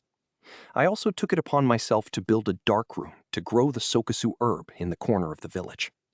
We still don't know whether the cause of the plague was the high mana density soil or Dark King Vita. But if we ever encounter the same symptoms, if we have this, then the result will differ greatly. Although, if the cause was Dark King Vita, then the same disease shouldn't appear again. If it was the soil, then the Supard race would need to change their residence. They would have to move somewhere less deep in the forest, or at the very least purchase vegetables from the neighboring village. Either would work. In any case, it was still necessary to have the country's approval. I would like to have them move to the Asura kingdom, but there was a lot of unease and opposition from the Supard race. It seems they dislike leaving behind a place they have lived in for so long. On top of that, the Millis Church's influence in the Asura kingdom is quite large. Cliff was rather relaxed when it came to the Supard race, but the Millis Church's deep-rooted fear was most likely still commonplace. And thus, to negotiate with the Bee-Hero Kingdom, I decided to head towards the capital. There were 2 goals: have the Supard race accepted, and on top of that, have the subjugation force disbanded. The Supard race overall is quite frank, and due to their continued persecution, they are quite exclusive, but they are good people. The Bee-Hero Kingdom might show disapproval at first, but there are plenty of ways to get them to change their mind. The quickest of those is to get them to visit this village. If they actually come and see the somewhat clumsy people and the smiling children, they will know that this is a safe place, is what I would want them to think, but I wonder. The Bee-Hero Kingdom might see the children and think, there are even children being born here. Hurry and dispose of them, just like cockroaches. But if that happens, I would recommend that the Supard race emigrate. If they live in the Asura Kingdom, I'll owe Ariel another favor. But if it came to that, I'll just pay it with my body. Although I think it will be fine. The Supard children are somewhat cute to look at. To see such children innocently playing with a leather ball, I would like to think the behavioral kingdom is filled with nothing but people that would smile at the sight. And so, I'll be heading for the capital. Yeah. Cliff will be seeing the disease's progress, and Alina Lies will be accompanying him as well. Norn will continue to nurse Ruijerd. What about you, Orsted-sama? I'll stay here. Cliff Grimoire is currently investigating the plague. We may be able to cure it next time. As Orsted said that, he returned the ball that came flying at him with a bong sound. It was in a flash. I couldn't even see the movement of his hand. But the ball gently flew in an arch and landed right in the child's hand.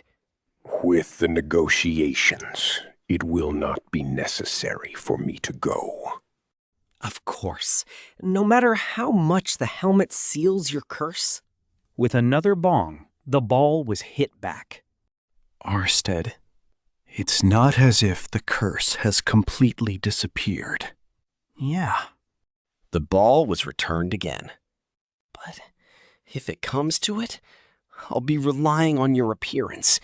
Even with the curse, it's possible that if they see you, they will be in awe. Orsted, that is fine. Another bong. Should I make them stop?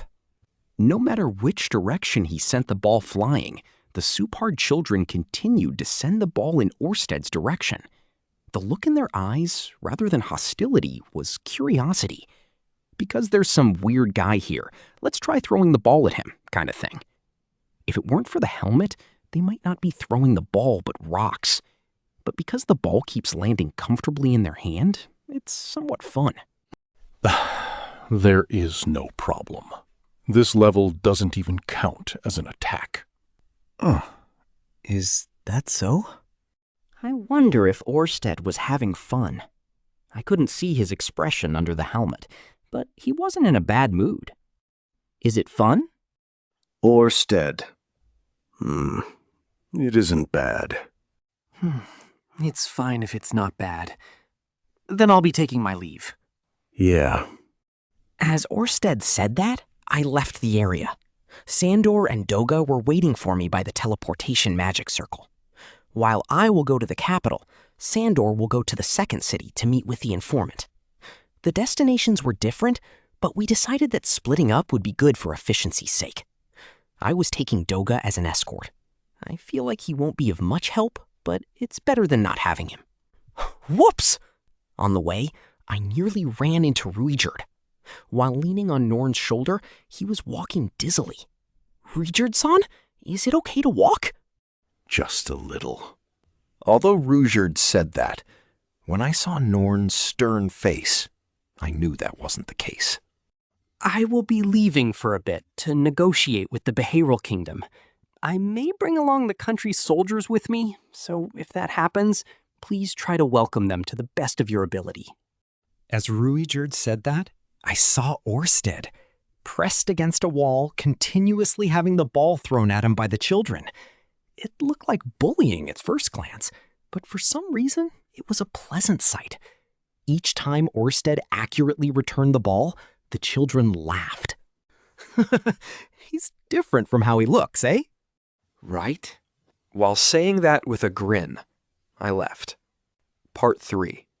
I headed to the Beharrel Kingdom via the magic formation. Of course, I checked the communication lithograph when I stopped at the office. Zenoba's group had found no particular problem. Aisha and her mercenaries also had no problem. Sylphie's group still had not made contact. Considering the distance of the teleportation magic formation, it is quite far, so it can't be helped. From Roxy's group, there was little movement. It seems that when they looked into Ogre Island, the Ogre God had already left. We do not know the location of the Ogre God, but the people of Ogre Island were preparing for a battle. That is the kind of information that seems to be flowing around. Also, Eris was heading here. She wanted to meet Ruijerd. Even so, I wished she would hold on a little longer. I also dispatched the information that the Supard race was recovering. I felt like I have made a big racket about an incident that was resolved in just a few days, but I guess it can't be helped. After finishing all that, I once again equipped the disguise ring and hopped into the teleportation magic circle that connected to Behavioral Kingdom's capital. Part 4. Zenoba had set up the teleportation circle in an abandoned village inside the forest, about half a day away from the capital. Zenoba. Zenoba Sharon. Master, I have been waiting. At the moment I arrived, Zenoba lowered his head. Julie and Ginger were also with him. Were you waiting for me? Yes! From the moment I heard you were coming. What a loyal guy. But this works out great. Here there are no eavesdroppers to worry about, and I can give my report. I see. Then let's hear it. Although I say that, it's nothing major. And with that preface, Zenoba told me of all his movements until now. First, after finding an inn, he set up the teleportation magic circle in this forest. After that was information collection in the capital. It was then he came across the information that the country is gathering a subjugation force. That was when he gave his first report on the communication lithograph, the part I read. After that, he gained information that the North God would be participating in the subjugation force. While still looking for information on Gisu, they were also looking for the North God. That was the current state of situation. So, basically we don't know anything yet? I am very sorry. When I had heard that North God Kulman III stood out, I thought we could find him quickly, but it was considerably. No, there is no need to apologize. We have only just entered the Behavioral Kingdom, so we haven't been here for that long. Enter the city, set up the magic circle, begin actions. It was achieved in almost 7 days. To obtain these results, that's rather fast. Let's work hard from here on out. Oh, yes! The North God, huh? If he really is participating in the subjugation force, I must convince them under any circumstances. But not being able to find someone that stands out makes me think someone was moving in the shadows. Maybe the North God has already become Gisu's companion. Maybe Gisu, after hearing that Vita has been defeated and their plan had failed, saw how disadvantaged he was and decided to withdraw with the North God. There was also the possibility that Vita was a diversion. He was defeated quite easily. It's also possible that the information on Vita hadn't reached Gisu yet, but that might be a bit too optimistic. If that's the case, I was at least able to make Rudeus a comrade. Just that makes this visit to the Behavioral Kingdom worth something. Then, Master, shall we go? I will guide you to the capital. Yeah, please. In any case, what I must do hasn't changed yet. While thinking that, I headed to the Behavioral capital. The capital of the Behavioral Kingdom was somehow similar to Shirone Kingdom. Being on the central continent, it had the atmosphere of a small to medium-sized state. This country, rich in wood, mostly used timber for building materials. There were also many trees in the city. Maybe because of that, it exudes a unique atmosphere. It may also be because I arrived at night. In this country, when night comes, many bonfires are lit in the streets. Horse-drawn carriages were forbidden at night. Other than that, nothing much was different. Near the entrance were inns and peddlers. As one went towards the town center, the townspeople and the nobles' houses became more extravagant, and at the center of it was a castle. The castle was built at the intersection of 2 rivers, just like the Tsunomata overnight castle. Its location was similar to that of Shirone's Fort Karen. On top of that, behind the castle was a shanty town. Even though I say shanty town, it's not like the people there look especially poor.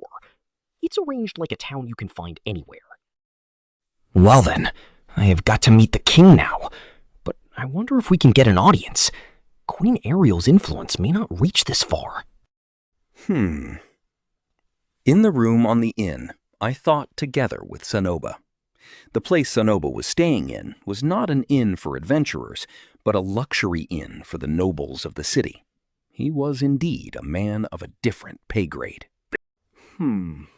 Or should I say, do the standing out with a bit of moderation. Although he doesn't stand out as much as I say. How about I slip into the subjugation force? The king is likely to greet us when we set out. There I can get close, even if forcefully, and then we can surely get an audience. That would be too slow.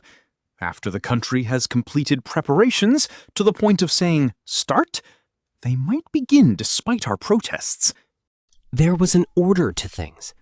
Gather the people, the food, and then the weapons. Once they have reached the stage of heading out, it's quite possible that the words, "Please wait," won't stop them. In these kind of events, the country has their honor to think about, so it would be hard for them to stop. It might be slower at this stage, but before they complete the preparations, we must explain that there is no need to attack the Supard race. We will teach them of the Supard race's existence during the preparation phase and have them confirm that it is safe, and the subjugation force can return to hunting invisible wolves.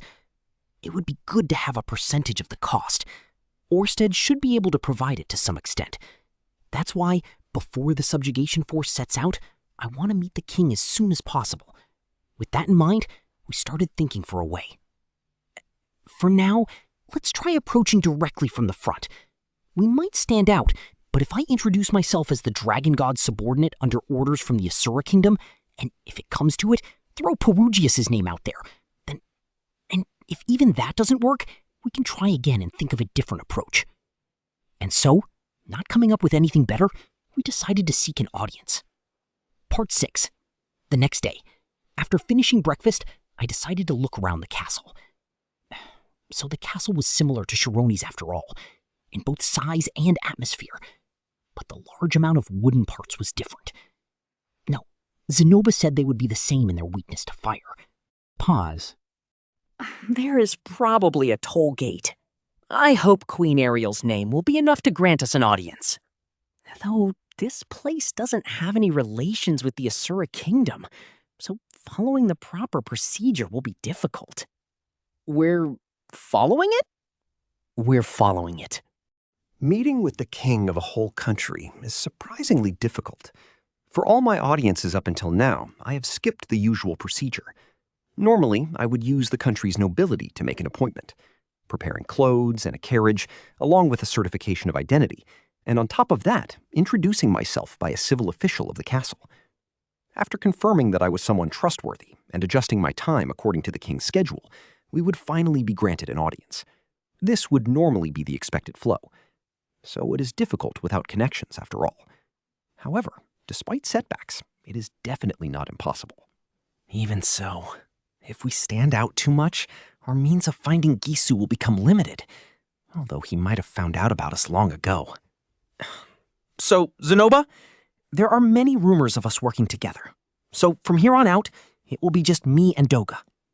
Zenoba, I will pray for your good fortune. I parted with Zenoba in a crowded place, and together with Doga, in front of the waterway, we headed towards somewhere abundant with royal guards. It was still early in the morning, and the soldiers were moving around busily. To suddenly come and ask for an audience, I would be taken as a suspicious person. Although I made sure my appearance was like that of nobility, but in a country with no embassy, I did not know what kind of dress was correct. Is this place not stuffed with soldiers? There seems to be some kind of reception. Excuse me, can you help me? What do you want? The receptionist was a man with a respectable handlebar mustache. His clothes looked somewhat civilian, and he didn't look like a soldier. I guess I should compliment his clothes first. No, I should talk business, since that's the reason I came here. I would like to request an audience with the king. When? Today? Or as soon as you possibly can? Although I said that, I don't think I look all that suspicious. Well, I have nothing to lose. If it's no good, then let's just properly go through the steps while acknowledging our conspicuousness. The mustached man glanced at me, and began turning through a stack of paper. That'll be 1 gold coin. Huh? An audience will be 1 gold coin. I wonder if he wants a tip. Here. This is definitely... Huh? The mustachioed man took the gold coin and began examining it, and then bit it with clink. It seems there's some problem. Did I accidentally give him a fake gold coin? This is a Masurin gold coin, isn't it? Yes. That is where I hail from. While saying so, I showed him the insignia I got from Ariel. His reaction is bad. The mustached man looked at me suspiciously. As I thought, the influence of the Asura kingdom doesn't reach here. I wonder if this is bad. While I was thinking that, he had pocketed the coin. He then wrote something on the paper stack and handed it to me. Write here your name and reason for your audience. Yes. When the afternoon bell rings, come back here again. Yes, thank you very much. His reaction was bad, but my money was probably good. It seems I'll get an audience. The power of money is great. For now, I have gotten past the first barrier. Part 7. Noon. I was in front of the waiting room for the audience. I was nervous. The audience would not be today, is what I thought when I went to the palace, but the mustached receptionist had a different person lead me to the waiting room, and before I realized it, I was in this situation. My turn was next. I would be called in for an audience shortly. I thought that I had broken through the first gate, but what was waiting for me was the last boss. It's happening too fast. My head was completely blank. No, calm down. I should first hear about the audience from someone coming out of the chamber. The king of this country, in the 2 hours after noon, will hold an audience with anyone. Of course, although I say anyone, there are conditions. First, to hold an audience, you must pay 1 Bihuril gold coin. And on top of that, each person is only allowed 15 minutes. There are only 8 people seen per day. If you have the gold, anyone may see the king, to state opinions or questions, and even ask for favors. If you think there is a major problem, you may petition it. That seems to be the procedure of the country. 1 gold coin is an amount that an entire village might barely be able to put together. Listening to many unimportant stories, looking for a real problem. The Bihiro Kingdom seems like a nice place, although being in real trouble and not being able to pay the 1 gold coin might also happen. However, for a chance to directly petition the king, anybody would come running, especially greedy merchants and local rich people looking to secure their own useless interests. In any case, when we arrived, it was a full house, as expected. But due to our good luck, there was a cancellation. Really good luck. It was probably the Asherin gold coin, worth 10 times a single Bihiro gold coin, that raised my good luck. That aside, for now, we are good. A 15-minute audience. That's not much time. It's not very calming. I only have 2 things to take care of. If I revealed who I was and talked cheerfully and clearly to someone, then the future will also be cheerful. Rudeus Dono, please proceed to the audience chamber. While I was thinking that, I had been called. Well then, let's go. Yup. With Doga's response, I took a deep breath and stood up, and exited the waiting room. Following the instructions of the servant, we walked through the hallway towards the audience chamber. The audience chamber, well, it would be around a rank C. It wasn't a terribly large room. There were no showy carpets, and 8 somewhat careless soldiers were standing guard. There didn't seem to be any special decorations. There wasn't any majesty to it. Originally, this was a room where commoners entered. When you think of it that way, this much was just right. Practically speaking, it's not odd. 3 stars. Your Majesty, it is an honor to meet you. Continuing into the audience chamber, I knelt in a good place and bowed my head. The king was an old man. He had a tiredness about him, and it was unlikely that he had much time left. He might possibly be suffering from a disease. My name is Rudeus Greyrat, a subordinate of Dragon God Orside-sama, who ranks second among the 7 world great powers. Ooh, of the Dragon God? The king did not try to hide his surprise. It's an uncommon nice feeling. It seems this king knows something about the 7 world powers. I wonder if it is because the ogres live near. What does the one who associates himself with one of the 7 world powers want with me? No, with this country. Yes, I've heard about the subjugation of the demons being carried out in the Forest of No Return. I would like that to be cancelled. Oops, I didn't mean cancel. My tongue slipped. Well, it's all right. I can still be fixed. Cancel it? Yes. The reason? What is living in the forest is not a demon. I then told him about the supered race. Since long ago, most likely before this country was established, the supered race had been living in that forest. How the supered race are not the demonic race that the world makes them out to be. And how at that time they made a promise with the village nearby that they would hunt the invisible demons and make sure that they didn't escape the forest and damage the surroundings. However, recently, the entire village was struck with a plague, and the invisible demons were allowed to leave the forest. And how, thanks to the efforts of Dragon God Orsted, the village has now recovered and is once again hunting the invisible demons. So, in that short time, all while trying to convey that the Supards were a good race, I gave my explanation. The evil race and the invisible demon. That is a rather unbelievable thing. That is understandable. I had expected this response, and have something prepared.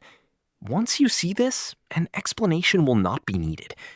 Is there anybody here of this country that would like to confirm this for themselves? I will show them the current state of the Supard race, like the women cooking with pots, or the men making a living by hunting the invisible demons, or the dragon god playing ball with the children. All right. The king put his hand on his chin while thinking.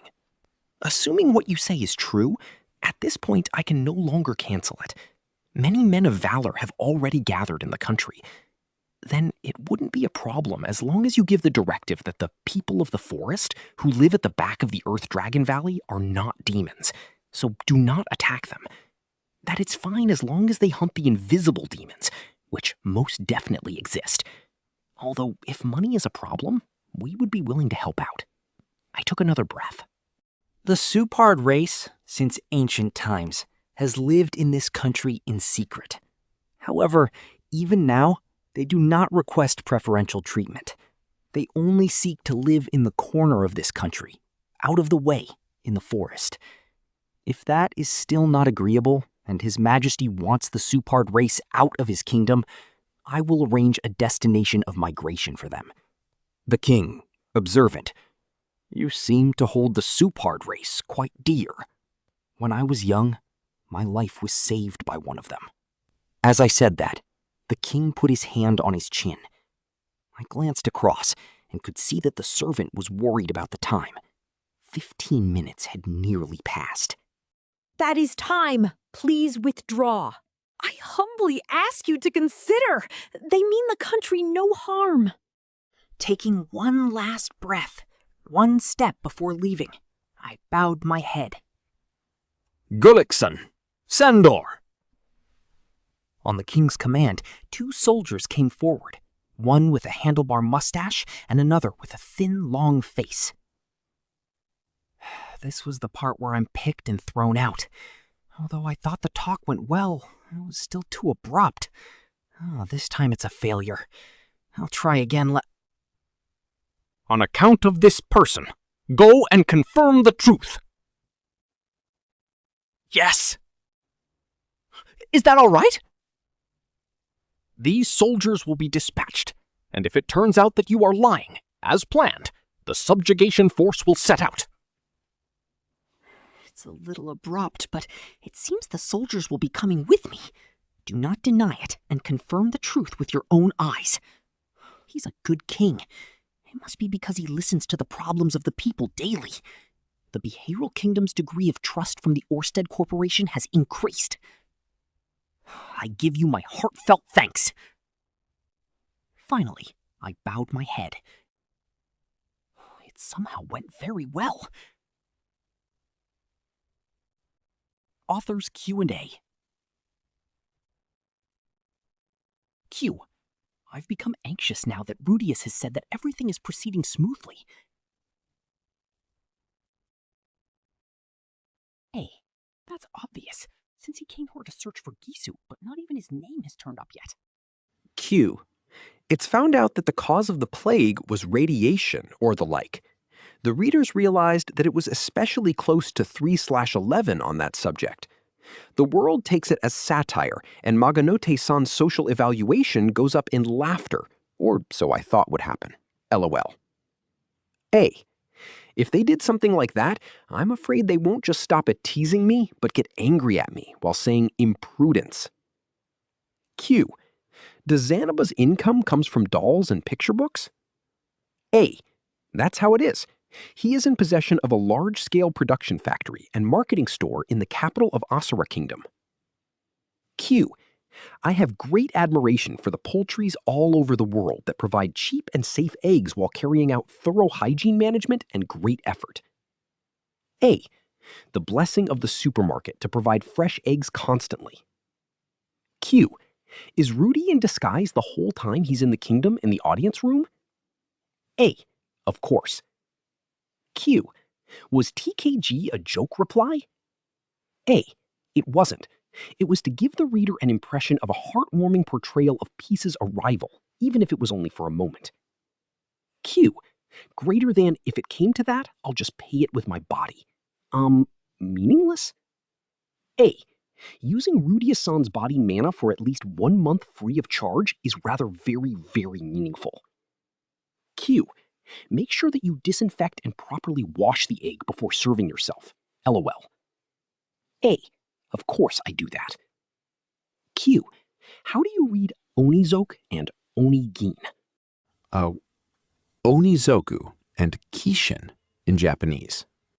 Volume 23, Chapter 9, 4 Days and 3 Nights, Inspection Tour of the Supard Race, Part 1. Having the 2 soldiers from Behirul join the party, we headed out towards the Supard village. We moved in a carriage so that the Behirul kingdom would not discover the teleportation magic formation. We moved to the second city, Irul, within a span of 1 day. While lodging there, I thought of collecting Sandor as well, but the progress report ended with the informant not getting a hold of anything. Despite the disappointment of failing to discover Gisu's whereabouts, I hastened.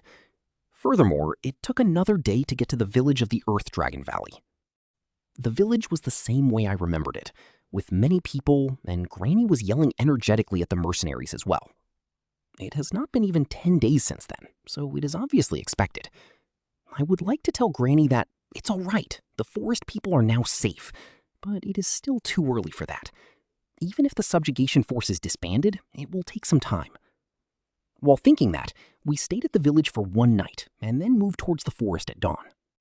Almost there. We should arrive at the Supard village by dusk if we enter the forest at dawn, so please have a little bit more patience. Yeah, let's make haste though. My legs are starting to feel heavy. The 2 soldiers, they had a lot of small complaints. Gullikson, he was growing a very elegant handlebar mustache and looked a lot like the receptionist soldier. Perhaps they are brothers. His voice and the manner of speech were the only things that set them apart. Unlike the mustache soldier, Gullikson gave off an impression of a rude and a fairly blunt person. He is also an impatient character that hates being kept waiting. In the inn, as I was thinking about paying both mine and their shares, he paid my share as well before I could say anything. And one other time during our journey, the moment he realized that we were preparing to set up a campfire, he immediately started collecting firewood. On top of that, when a monster attacked us, he took the initiative and went ahead to defeat it. Of course, I took care of all the monsters. It will be troublesome for me if they got hurt. Sandor, he is oval-faced. A long, thin face can be said to vilify him. He is calmer in comparison to Gullikson. Always wearing a calm smile, he did not bother to even unsheath his sword when a monster attacked. Having said that, he is not that much of a chatterbox. He only says a few words when necessary. Otherwise, he stays shut like a shellfish. He's a very curious character, though. When I used chantless magic, he was surprised and started asking this and that. He's wearing a soldier's uniform, but he might be a magician. Pause. Sandor had sent me some suggestive gazes before. The gazes were as if they were evaluating me. I feel like I'm being monitored, but it can't be helped. A male who suddenly appeared with the proposal of suspending the subjugation force? They might have received orders to not let their guards down in case I tried to do something weird. It is natural to be vigilant, and it is understandable that they are keeping an eye on me. But there seems to be something more to it than that. The duo gave off some really creepy vibes from time to time. The strange thing is that Doga does not look like that much. Doga seems naive in regards to his appearance. I cannot think of him having the wits to fool others. So it might be that I am simply overthinking things too much after all. The Supers are good-natured people. They are a bit blunt, but if you deal with them keeping that in mind, you can talk with them in good faith. Incidentally, they're kind towards kids as well. We aren't children. Of course, I know that. But it's all right. They'll properly welcome you. Still, it looks like they have some doubts regarding the Supard race after all. At this rate, even if the Supards welcome them warmly, they'll still be suspicious of the food handed to them or something. Until recently, the village was being invaded by the plague. If that became known, then it is likely that they won't even move their hands to touch the food. But fortunately, there is the food brought in by the doctors as well. If it's the Asuran folks, then it may be possible for their palate. At any rate, I intend to make them see the whole village and make them go back with a good feeling. We arrived at the Earth Dragon Valley. There were 2 bridges in front of us. Why are there 2 side-by-side bridges? The bridge that was there before and the bridge made by me.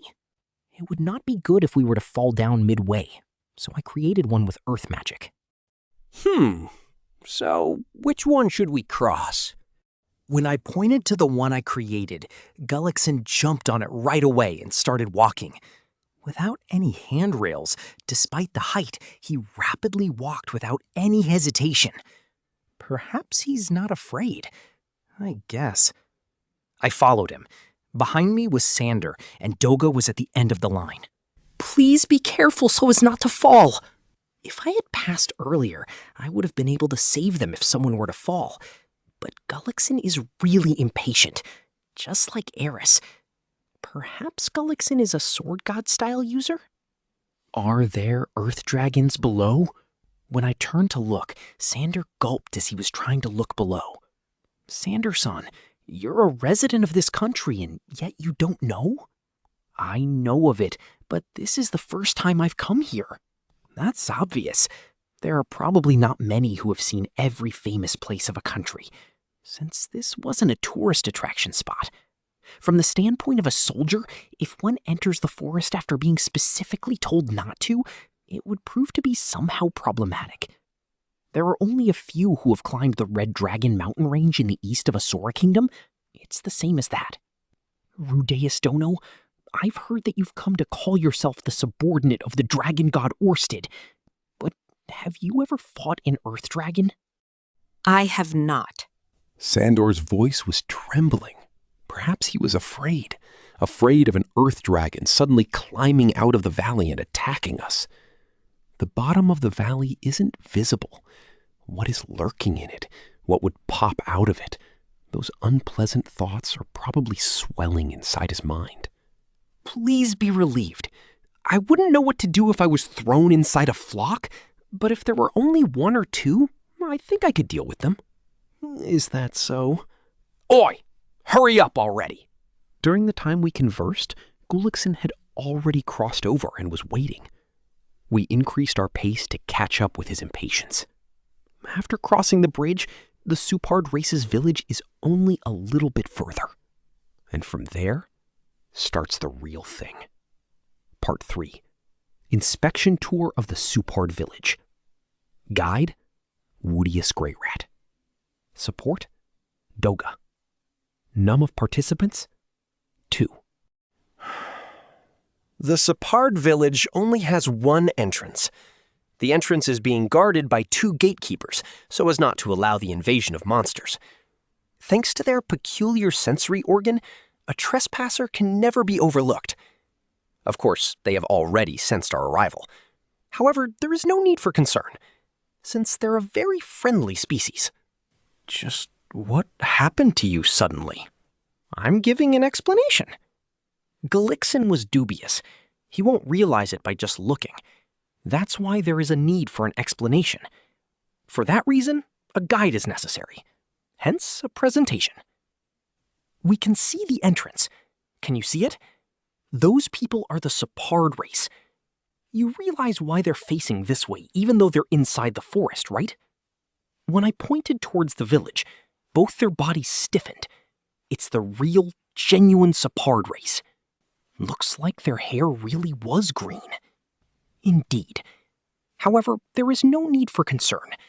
Since you guys were able to get along well with the ogre tribe who has red skin and a horn growing, right? The hair color is just slightly different. What's inside of them is the same as everyone. Of course, there are some differences from person to person. If you talked with them nicely, they'll be pleasant. If you talked with them rudely, they'll be unpleasant. It's as simple as that. Please look. While saying that, I approached one of the gatekeepers. First, I must make them realize that the Separd race is not a race of demons. Greeting with a smile and getting a reply with a smile. It's the first step in human relations. Jambo! The gatekeeper shook hands, made a puzzled face, and looked at the other one. Rude. Looks like I got a little bit overexcited. Sorry. I've brought along the emissaries from the Bihiro Kingdom. I want to guide them around the village, so I'd be grateful if you let us through. I don't mind. I've heard about this from Rifujin. Thank you very much. If possible, I also wanted to have a talk with the chieftains. Got it. I'll convey the matter. One of the youngsters started running towards the inside of the village. Now then, please follow me. After seeing him off, I entered the village. Gulixin and Sandor slowly entered the village with stiffened faces. So they were nervous after all. I slowly began to walk towards the inside of the village, so as to not make them worry. Just a few days ago, a plague was spreading here, but it is not something that infects humans. Honestly, we still don't know whether or not it's infectious to humans. It'll be cured if one drinks the Sokasu tea, but we still don't know whether it was originally Vita or a disease that caused the plague. It's possible that I've already infected the Behavioral Kingdom and that the country will fall into a pandemic-like state within 1 month or so. I'll choose the Separds over humans, I don't know. Food is prepared there. They'll be having the evening meal there at this time. The fields are over there. Slaughters of the animals are carried out on the opposite side. You can see it right now, but that's the corpse of the invisible monster. We were not attacked on our way here, but a short while after its death, the invisible monster starts looking like that. After all, it is the invisible wolf. If not for the Separds, hunting with satisfaction wouldn't have been possible. The chieftains probably have preparations to do, so I'm slowly walking them around the village while giving an explanation. No Separd approaches us. Of course, we don't approach them either. But could that make the soldiers' mental image worse if they looked from a distance? No. Wherever you move your eyes, the scenery of a calm forest can be seen. It's all right. No problem at all. So there's also someone from Millis religion. And someone from the long-eared race as well? When I casually looked over, Cliff was talking about something with Ellen Alize. He was probably investigating the cause of the plague as he was walking around looking at places while pointing at a bundle of papers. Ah, he's the genius man who saved the Separd race from the illness. Does that mean that the Separd race has been approved by the Millis Church? It would be wrong to say that the majority of the Millis followers have, but one faction has approved of the demon race. At the very least, Millis Church will not be sending in any more troops to the Behavioral Kingdom to approach the Separds. Won't you introduce him to us? Well, fine. As they greeted Cliff while extending their hands, Cliff shook their hands after making a sign of cross. If he's calmly spending time in this village, that means he might have made sure of Supard Race's safety. Looking at Gullickson and Sandor, their faces were still grim. Did they already want to go home? Ah, please look at this. The children of the Supard race are coming from over there. While holding the ball and giggling along the way, the children pass by us. Their tails are lovely, aren't they? Those tails are held by every Supard and become their white spears later in life. However, children look adorable in any world. Don't you think so? I tried saying that while chasing the children's figures with my eye, but the two soldiers didn't look at the children's backs. Do they hate children? No, that's wrong. They were looking in the direction where the children were running to. There stood a weird person wearing a white coat and a black helmet mounted on his head. Within the settling sun, his figure, which was standing still as a spirit, looked as if he were a demon. As Gullickson gasped, he quickly moved his hand to the sword on his back. Looking at that, I hurriedly stood in front of him. Well, he's not one of the Supards. Please don't mind him. If he's not one of the Supards, then who is he? He's my boss, Dragon God Orsted. He certainly looks a little weird right now, but it's all right. That person will leave this country after the end of this chain of events. He's harmless. That's so. Orsted looked at them for several seconds, but then turned his face away quickly. At the same time, the soldiers' tension dissolved. Looks like in this state of affairs, Orsted's curse was putting this in a difficult position after all. No, it could be that by looking at Orsted, they had realized that Supards weren't just normal villagers. The Supard race has a lot of warriors, but as you can see, half of them are women or children who don't hold any power. Please throw away that preconceived notion and look at it with your own eyes. Do they look demons to you? No, they don't. Dragon God? Leaving him aside, the village itself looks ordinary, just like the other villages. That's right. It resembles my hometown a bit. I don't know whether Orsted was effective, but they don't seem to hate it. And when I casually looked over, the young gatekeeper who had gone before was approaching this way. The chieftains will now meet you. I understand. Well then, both of you please come this way. I will now introduce you to the chieftains. Looks like the preparations of the chieftains are over. I led the two soldiers to the building where the chieftains were waiting, while having a good feedback. The chieftain was waiting for us in a somewhat big house. This may be some kind of temporary measure, since the lecture hall was still being used as an infirmary. There were 3 people waiting for us. There were 2 from the previous meeting, and Rujard. The remaining 2 are still under medical care.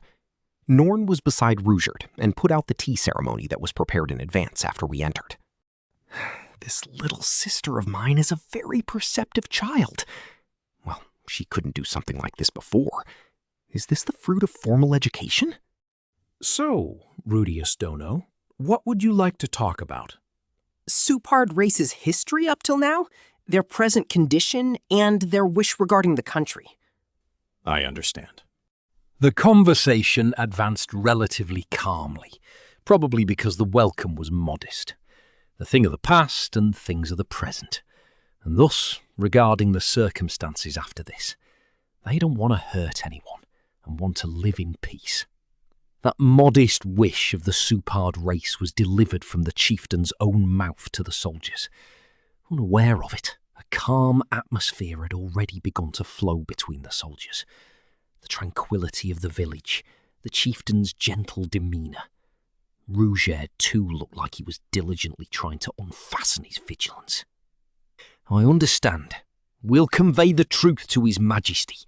Please be relieved. We don't hate you. Soldat finally said that, and the meeting was over. It was decided that the soldiers would stay for tonight and leave tomorrow. One night stay at the house which was loaned to Dolga and Soldat. For the time being, Dolga and I also stayed in the same house. By the way, Norn stayed at Rujard's house the whole time. She's really become emotionally attached to him. I wonder if she looks at him the same way she looked at Paul. What are your thoughts regarding the Supard race's village? Before I went to sleep, I tried asking them that. It was much better than we had thought. Indeed. The two soldiers were nodding to each other with a delightful face. I've heard that the Supards are a demon race, but it's different when you see it with your own eyes after all. It's an ordinary village. The food is good too. The invisible wolf. I still can't believe that there's an invisible monster though. But the inside of the forest was strangely quiet. It's quieter than the forest near the capital where regular hunting takes place. Then I wonder if it's true that they hunt the invisible monster around here. The two were praising the village while saying this and that before sleep. Looks like the inspection tour of the Supard race was a great success. The next day, we talked about escorting the two soldiers to the capital city. I explained that if they stayed for 2 or 3 days more, they would be able to see the invisible monster for real. However, we must return back quickly and report to His Majesty for disbanding the subjugation force. So, since that's how it was decided to return as quickly as possible. It's as if we had flip-flopped. I wanted to use the teleportation magic formation by all means to save some time, but I must persevere for now. There's this saying that haste makes waste. Since a weak person can't do anything in a strange place. While thinking that, I informed Rifujin that I'm going to escort them off and left the village. The Supard race will be okay with this for now. After that, it's Gisu. The North Gods and Ogre Gods' whereabouts are also on my mind. There's also the possibility that he has already left this country and is somewhere else, but if so, I'll be worried about Sylphie's situation. There's also the possibility that this somewhere else is where the Sword God is. I wonder how Sylphie is doing. It's fine if she safely came into contact with the Sword God, though. I wonder if Eris is fine. It's fine as long as she doesn't create any problems. I think it's fine since she's with Roxy, but I'm a bit worried because even she sometimes makes mistakes. About Aisha and the rest, I feel they'll be just fine. Is only one person coming with us? As I walked while thinking those things, Gullickson, who was walking one step ahead of me, turned back and asked, "Huh?" I tried surveying my surroundings. Gullickson, Sandor, and me. If it's that night, he was sleeping without a nick in his snoring when we left. Upon Sandor's words, I realized that Doga wasn't here. I didn't realize that at all. Well, in comparison to his frame, he doesn't stand out much. Wait, you overslept? Well, please be relieved. Even alone, I should be able to escort you back properly. Listening to my words, both of them exchanged glances with each other. Well, there shouldn't be any problem. Considering that Gisu doesn't show up with the Ogre God on our way back, it should be fine as long as that doesn't happen. Not to mention, if that does happen, it wouldn't be any different even if Doga was here or not. Still, it would seem that I was advised not to be alone. Should I make an Earth Fortress and wait until one of us went and brought back Doga? We're also about to meet up with Sandor along the way to Second City Earl. Before I realized, it was there in front of my eyes. We'd already arrived at the Earth Dragon Valley. There were 2 bridges in front of me. This is perfect. After we cross the bridge, there would be a lower number of invisible wolves. It'll be comparatively safer. Let's move over there and wait. I'll be going first. Gullickson started walking forwards as if it was natural. Sandor and I followed. Perhaps it had been better if someone was behind so that the two of them would not fall. While thinking that, I was cautiously walking and keeping an eye out for them. Gullickson suddenly stopped midway. What's the matter? He turned around, an expressionless face that doesn't match his fine mustache. Why will you do it? That inquiry was directed behind me, to Sandor. When I turned around, he shrugged. No, Please go ahead and do it yourself. What's going on? What's this conversation? If you want to talk, then would you do it after we cross the bridge? While breathing out as if sighing, Gullickson moved his right hand to the wrist of his left hand. As I was wondering what he was doing, he put his fingers on top the glove, and then slowly started to remove that glove from his hands. Unexpectedly, it's a thing that doesn't let out any secrets. My heart started running fast. The thing that was on Gullickson's finger, it was a ring that I knew of. My heart was pounding when Cliff Grimoire, who holds the identification eye, saw me. If I hadn't been wearing the glove, he might have seen through me. I turned around. Sandor was also removing his glove. He had a similar ring as well. That ring. I knew that ring. It was the same ring that I was wearing. Introduced by the Asura Kingdom, a ring that can change appearances. A magic tool. All that drama made my back hurt. Gullickson said that and removed his ring. Right before me, his face started to change. His mustache disappeared and transformed into the face of a middle-aged man of about 40 years. A face similar to a ferocious wolf, which matched his tone. He changed into a completely different person. A message from Gisu. Magic tools ain't limited to only one. I turn around at that voice. Sandor's face was changing as well. It's not that long, thin face anymore. A slightly young boy with black hair, having someone else's face. All things considered, it's a pity. And to think I expected so much from you who defeated Auber. Words didn't come out. My throat had dried up. Gullickson and Sandor. I could feel a tremendous amount of bloodthirst coming from both sides. If it's a narrow foothold, then even Senpai won't be able to use his trump card, or so Gisu had said. Furthermore, to set foot in such a place willingly, under the condition where both your front and back are. Who are you? You too? Words as if scolding them came out. I had a hunch that I knew. I also felt like I didn't. I'm Gulfarian of the Sword God style. I'm North God Kalman III, Alexander Ryback.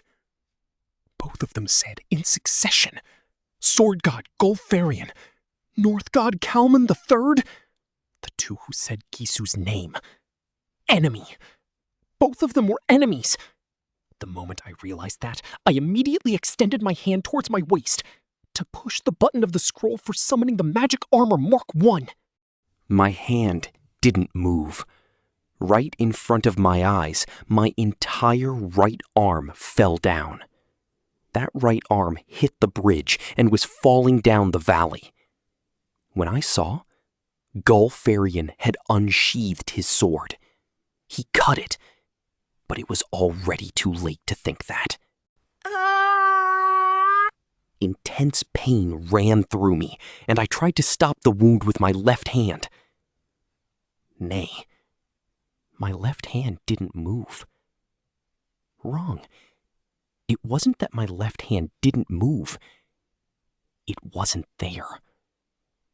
In the corner of vision, my left hand could be seen falling down towards the valley. Oh, so that's your real face. You're quite handsome. Yep, it's better than the face before. Due to the loss of my arms, the effects of the ring wore off. Gul started laughing while looking at my face. Since Senpai uses magic from his hands, it's possible if you cut the hands from the base, he'll be unable to use it. Sandor adds. Blood was gushing out from both my hands. It's certainly not coming out. Magic was not coming out. As if the circuits that fired magic were in the upper part of the arm, magic didn't come out. But wouldn't we have won even without knowing all of this? Probably not. We don't know what would have happened if he directly opposed us. Even Gisu said to be careful around him. I don't think so. It would have been different if the North Emperor Doga had been here as a vanguard, though. But I don't think that I would have lost. It wasn't coming out from the hands. When I realized that, I immediately started channeling mana into the magic armor. Oh? While increasing the output in my leg, I turned back. I charged in Sandor's direction. I didn't intend to attack.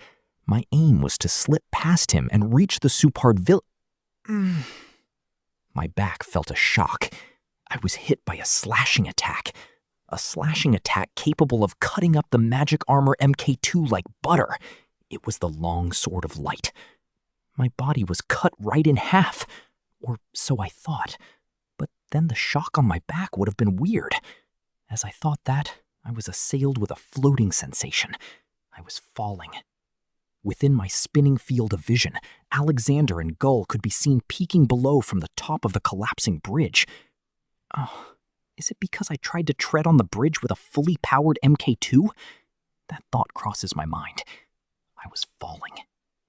After losing both my arms and not being able to do anything, I was falling. My body had a feeling of powerlessness. Fear was boiling up within me. I'll die.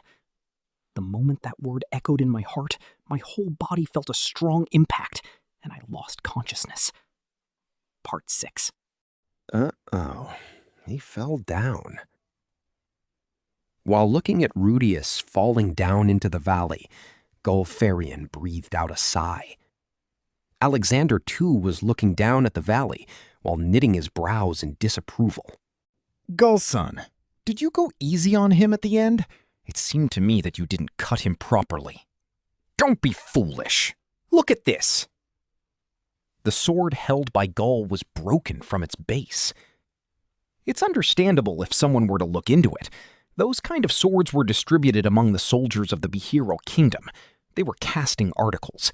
It's not that bad, but a person whose hobby was playing with swords would find it unappetizing. His armor was much harder than I thought it to be. Not to mention, Gulfarian was someone who held one of the strongest sword techniques. A good artisan does not blame his tools. In accordance with those words, there was no need to use one of the famous swords to cut a flesh-and-blood human. Even though he thought that it would be more than enough, Rudeus's armor was harder than expected. The reason was that he had never once felt such a strong feedback, especially when considering that he slashed at his back. I should have brought my favorite sword. As he said that, Gull threw that sword into the valley. I guess it can't be helped. If we had brought our favorite swords, our identities would have been exposed. While looking down as well, Alexander shrugged. On his back was the sword of the regular army of Bihiro Kingdom. Of course, it's not something a North god would carry. So, what to do? Should we go down and put an end to him? If it wasn't for an act of not being able to use magic after losing both his hands, then I guess it should be fine to leave him. Well, there are flocks of Earth Dragon as well. He said that he would be able to deal with one or two of them, but would be impossible against a flock, right? While thinking about the words Rudeus said, Alexander came to that conclusion. Of course, they also thought that specially going down to ascertain it was troublesome. It was because their aim wasn't to defeat Rudeus. Well then, now that we were able to remove the first obstacle, should we turn back? The fight with Orsted. I'm looking forward to it. Now, you dealt with Rudeus, so please let me deal with Orsted, okay? The two of them crossed the collapsing bridge and returned back. While chatting as if nothing had happened at all, they turned back on the road which led to the capital of Bihiro Kingdom. You just want to raise your rank among the world powers. It's fine if I go first. That's wrong.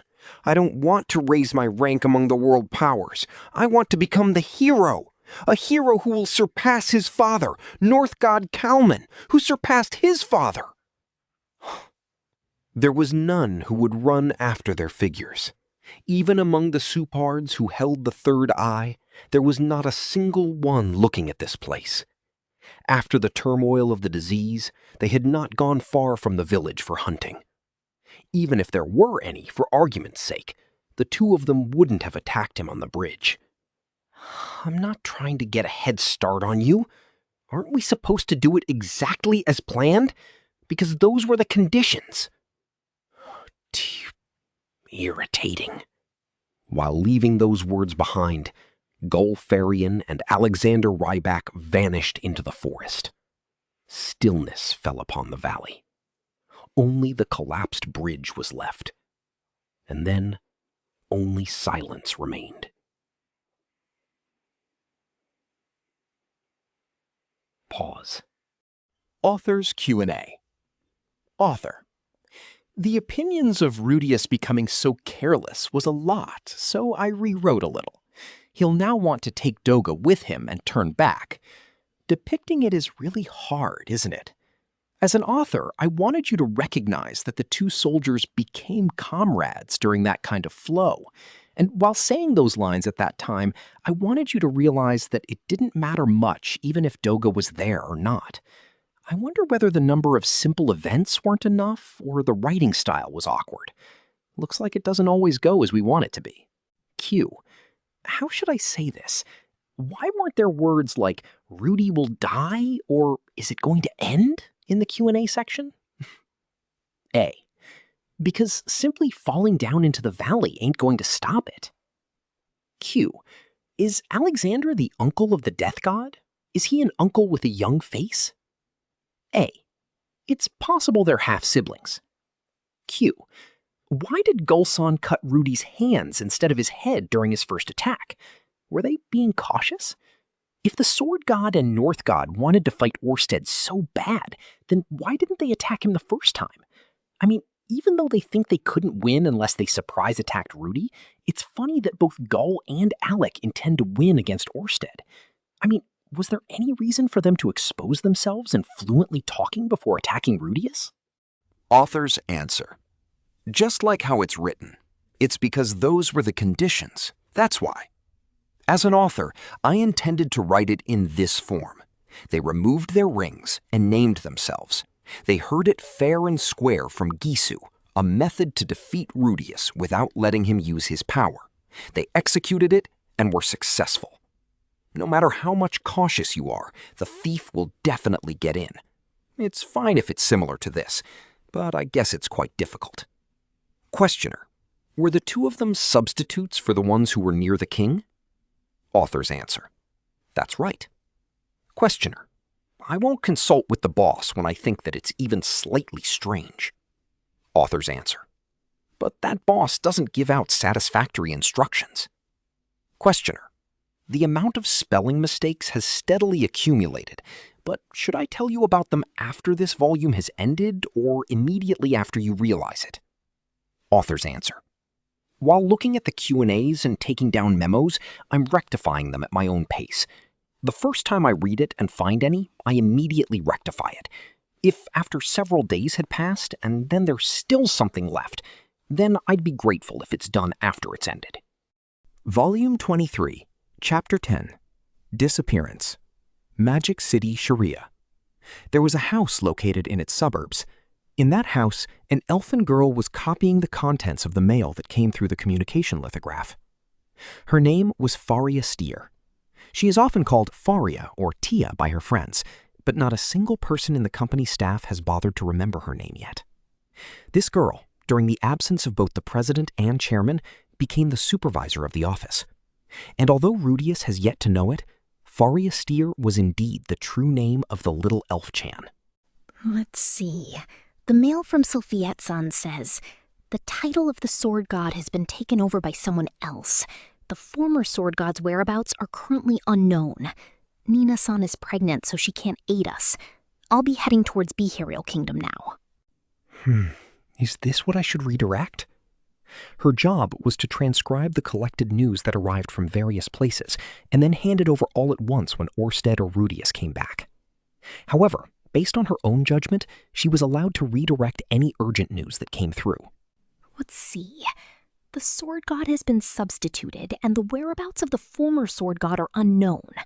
This means that the possibility of him becoming an enemy is high. So let's redirect this. Nevertheless, she was chosen by Aisha herself. Aisha had carefully handpicked her through a series of strict terms.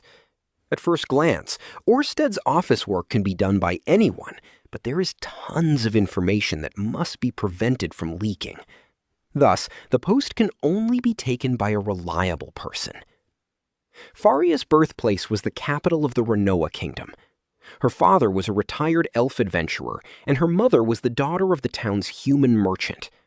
She's the youngest of the 3 siblings. Since she was a girl, she didn't receive any education as a merchant. As a result, she never thought about becoming one, but she loitered around the firm since she was a child and grew up observing sly old merchants. Perhaps this laid out the foundation for her. When she enrolled at the Magic University, she was able to achieve good results thanks to all the time she had observed informants. And thus, with Aisha's sharp-sightedness, she was able to zero in on her. There were many others who were far better with information management than her, but she was chosen by Orsted himself. According to Orsted's experience, it was highly unlikely that she would become an enemy. I should first send this to the Supard village, but who should I send it to next? Probably Iris-san. Since she's a sword king, she might be able to think of something if she knew. While muttering those words, she faced the communication lithograph in the corner of the president's office. With a magic crystal in one hand, she was scuffling with the communication lithograph. Faria was trying to send a message to the Supard village and to Third City Hylalul. Behind her back, a shadow suddenly appeared. With this... Faria turned around. A large bead filled her vision. Excuse me, are you Orsted-sama's guest? A drum-like body and log-like arms, a deep red skin color and a huge horn, and a pot-like lower jaw from which 2 long fangs were sprouting. It was an ogre. Are you Orsted's woman? Huh? The moment Faria hesitated, the ogre waved his hand with a swoosh.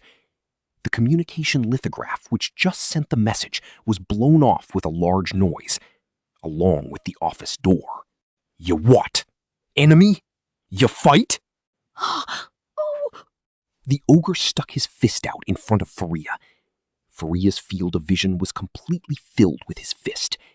A clenched fist twice as big as her face. There was coarse hair growing on his fingers and at the back of his hand. His knuckles looked violent, and its influence was behind him. It's easily understandable after looking at the demolished wall. No! Faria sank down onto the floor and finally told him. As if she was paralyzed from the waist below, she couldn't even run away. The only thing left in her mind was the thought of not wanting to die. Then get out. I don't fight those who don't wanna. The ogre smirkingly extended his hand towards Faria. Eek! The now opened and extended hand made Faria curl her body up. The thought of getting crushed by his hand was only for an instant, as the ogre gently lifted her up and threw her out of the hole he had created moments ago. What? Faria was thrown out of the office, flew with high velocity, bounced twice, rolled about, and came to a stop. Pain ran through her entire body. Her mind was telling her, run, run, or he'll kill you. Her body was screaming at her, I do not want to die, I do not want to die. Without saying any words, her throat only made the pathetic noise of crying. Whether her legs were stored after being thrown at the ground or not, she was standing up with her legs, although shaking like a newborn goat. After running a few steps, she fell down. After she repeated that almost 3 times, a thunderous roar echoed in the background. She turned back. The scene that entered Faria's eyes was the destruction of the office. The red ogre was going berserk, and while timber and building stones were being scattered about, the building was losing its structure. Before long, Faria forgot about running away and looked at the destruction dumbfounded.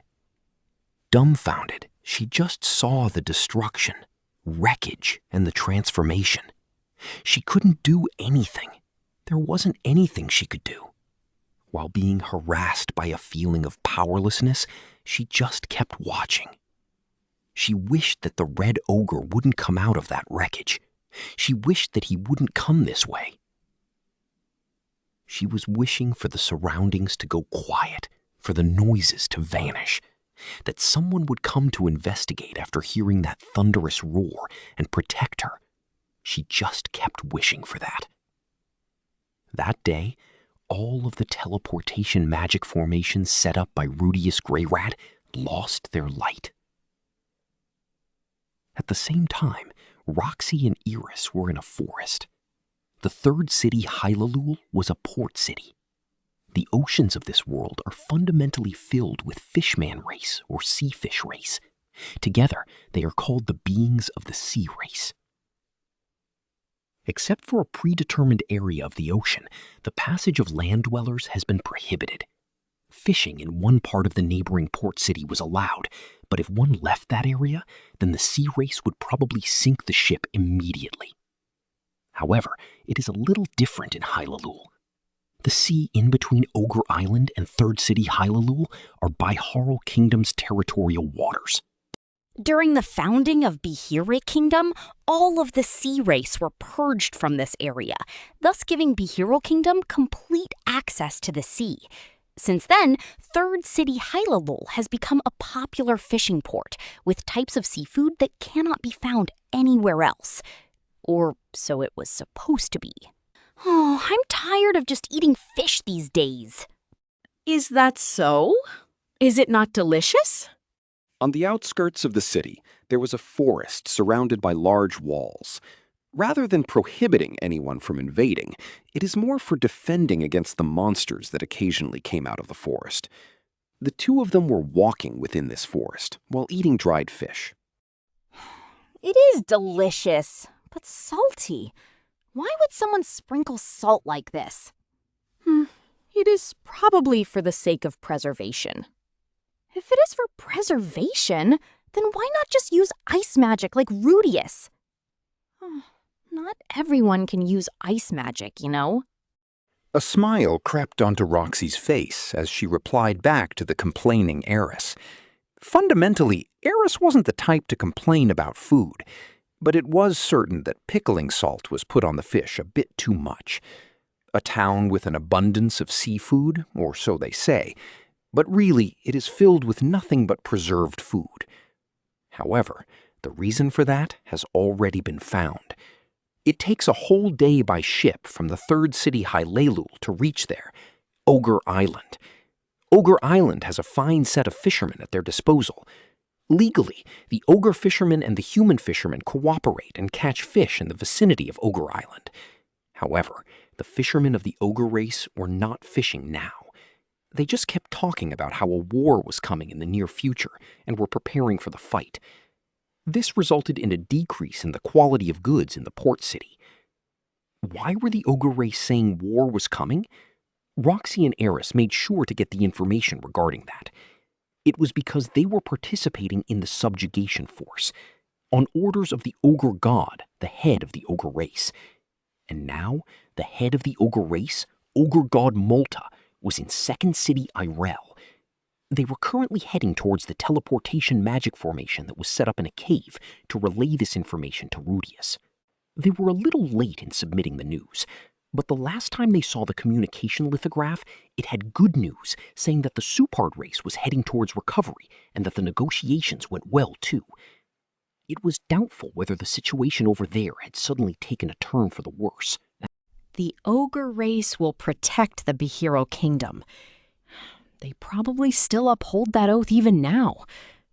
But isn't it strange that he would go to neither the capital nor the third city, but to the second city? Gisu is working with him anyway, right? It is still too early to decide that. Perhaps the ogre god is just inspecting the local place by himself. There is still the possibility of him becoming a comrade, so it will be problematic if we are antagonistic. Despite saying that, Roxy felt a little uneasy. This shouldn't have happened if everything were normal. Was this a scheme by the enemy? Or have they simply not seen the state of affairs around them? At the very least, everything was proceeding smoothly for now.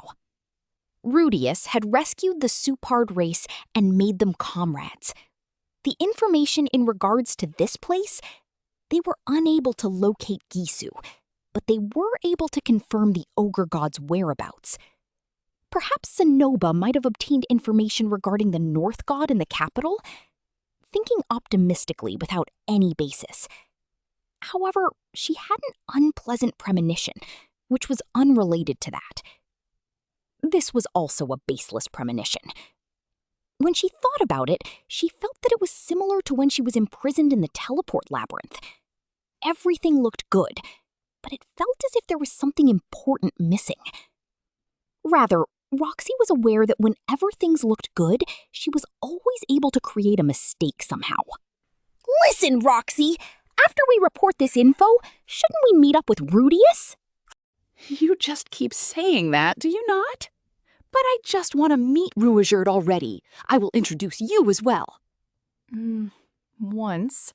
I have met him once before, you know?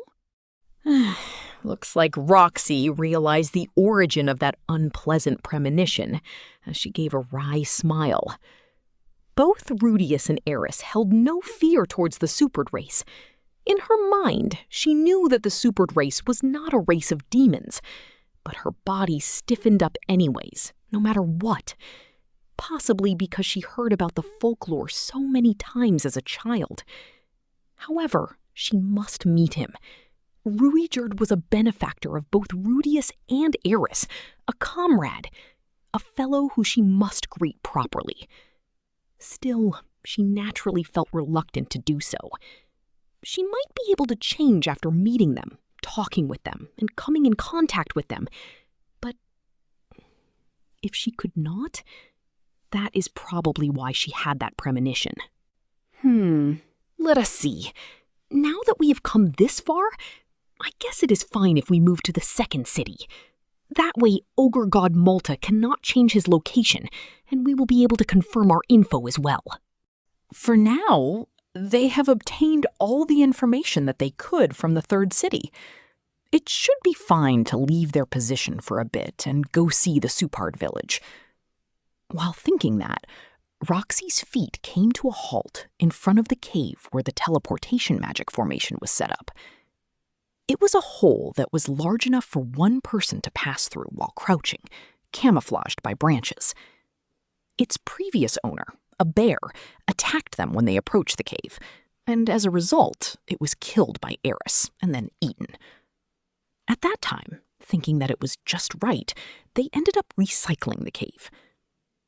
Moving the branch of the tree which disguised the entrance, they entered the cave. It was 20 meters deep and fairly wide, but it stank of animal. And deep within the cave, a teleportation magic formation and communication lithograph were set up. Oh, but there was something slightly odd about the teleportation formation. The teleport magic formation was set up deep within the forest to make use of the high mana density, and it continuously gave out a blue, shining light after its activation. But for some reason, that light had vanished. What is the meaning of this? Please wait a moment. Roxy carefully examined the magic formation. Perhaps she made some kind of mistake which caused the circuitry to be inoperable? While thinking that, she examined it, though there did not seem to be any kind of bug.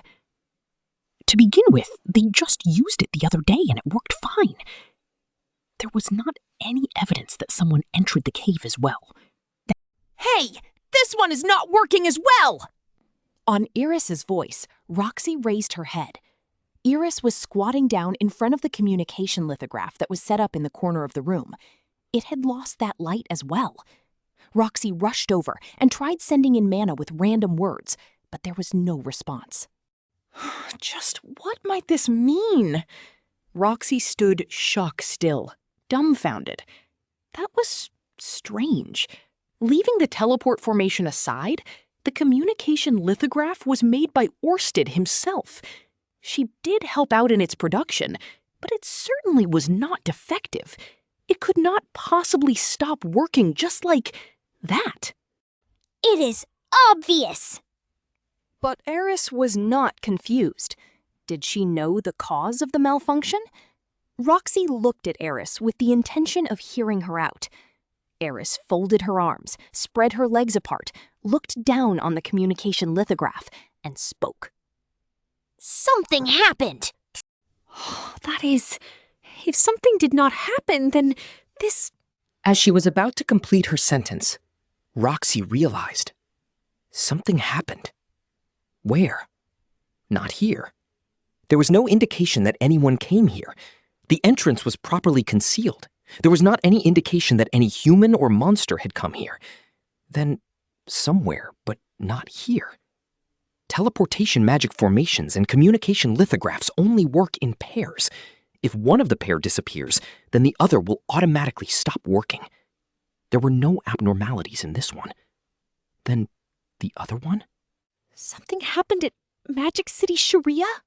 The first thing that came to Roxy's mind was Laura's face, and then, one by one, the other children's faces. Lucy, Auris, and Sieg. And then the ones who were taking care of them. Lilia and Zenith. If something strange happened in the city, then they... She stood up in a hurry and started running towards the entrance of the cave.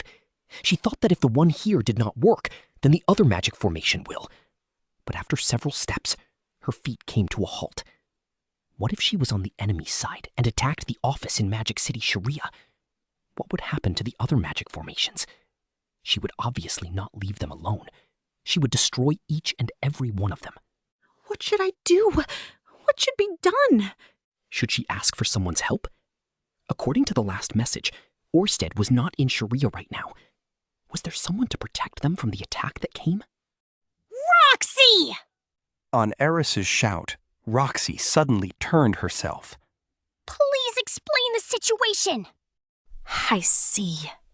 Listening halfway through it, Eris stood up. Does Rudeus know about this? I wonder. He may know or may not know. And then Eris stopped moving momentarily. Without changing her pose, while pulling her chin up, she closed her lips to make a shape like the letter Hey. But she suddenly opened her jaw, as if she had found her answer. Leave the house to Sylphie. It will be all right. But she is at Sword God's place. Sylphie said that she would protect the house whenever Rudeus was away. That is why it is all right. That is absurd, no matter how you put it. As she thought that, Roxy suddenly changed her mindset. She did not know just when the teleport formation stopped working, but Sylphie was not using the teleport formation at the office. She was moving using an old teleport method. So even if she could not come to be a Hero Kingdom, she would at least be able to go back to Sharia. There was nothing she could do but rely on Sylphie. That is true. And then there is Perugius as well. Even though he is harsh against Roxy, who is a demon, he is still close with Rudeus, and even named Sieg himself. It is not clear what he will do, but in the house is the flute to summon Perugius's subordinates. Lilia could use it if something were to happen. It is not just that. Something like this might have happened. That is why Rudeus summoned Leo. If Leo was not able to do anything, then there would be no meaning in his summoning. There is still a lot of relief materials. There was also the mercenary group, the engineers from Zanaba's firm, and the teachers at the Magic University would also help if it came to that. She reassured herself by thinking that. There was no choice but to, since there is nothing that Eris and Roxy can do right now. Then let us go. That's right. Let's go. They can't do anything while staying here. There was no need for them to say what they had to do right now. They just have to make sure to send the info which they held. Of course, they were worried about the children in Magic City, Sharia. It's not just Roxy. Even Eris had the impulse of running back to the house, and if she could. Swallowing up that impulse, the two of them started to move. Their destination was where Rudeus was. It was the Supered village. Part 3. At the same time, on the other side. Rudeus was not coming back! The subjugation force was steadily preparing themselves. Their time of departure was drawing close. Rudeus had triumphantly taken the two soldiers to the Supered village. It was Master, so he would somehow be able to entice the two soldiers and negotiate peace. Did the negotiations fall apart? But the communication lithograph did say that persuasion was a success. It was signed by Orsted, so there was no room for doubt. Then why? Perhaps were they attacked by an assassin on the way? At the very least, they might have gotten into trouble midway and were forced to stay there. It cannot be that they are sightseeing the second city now that everything is safe. No, it could not be. But at this rate, the subjugation force will depart in around 10 days. Should I wait? Should I move? The perplexed Zenoba decided to move, using the teleport formation to move to Supard village and ascertain the situation. After deciding that, Zenoba acted fast. He left the inn, taking Julie and Ginger with him. Taking the luggage, he hurried towards the hut where the teleport formation was set up. This is... However, the teleport formation and communication lithograph had lost their light. Zenoba immediately realized what had happened, that some kind of accident happened at the office. After thinking for several seconds, Zenoba came to a conclusion. Ginger! Yes. We will head towards the Supard village. Roger. And Second City Irel? Not through there. If there is an enemy, they will be waiting there. Zenoba got out and put his hand in his back pocket and took out something. It was the flute, a golden flute with a symbol of a dragon. He blew the flute in no time. The breath made foo sound, but nothing happened. No one came. Gah! Looks like it is still far! Ginger, Julie, were there any 7 Great World Power Stone monuments around here?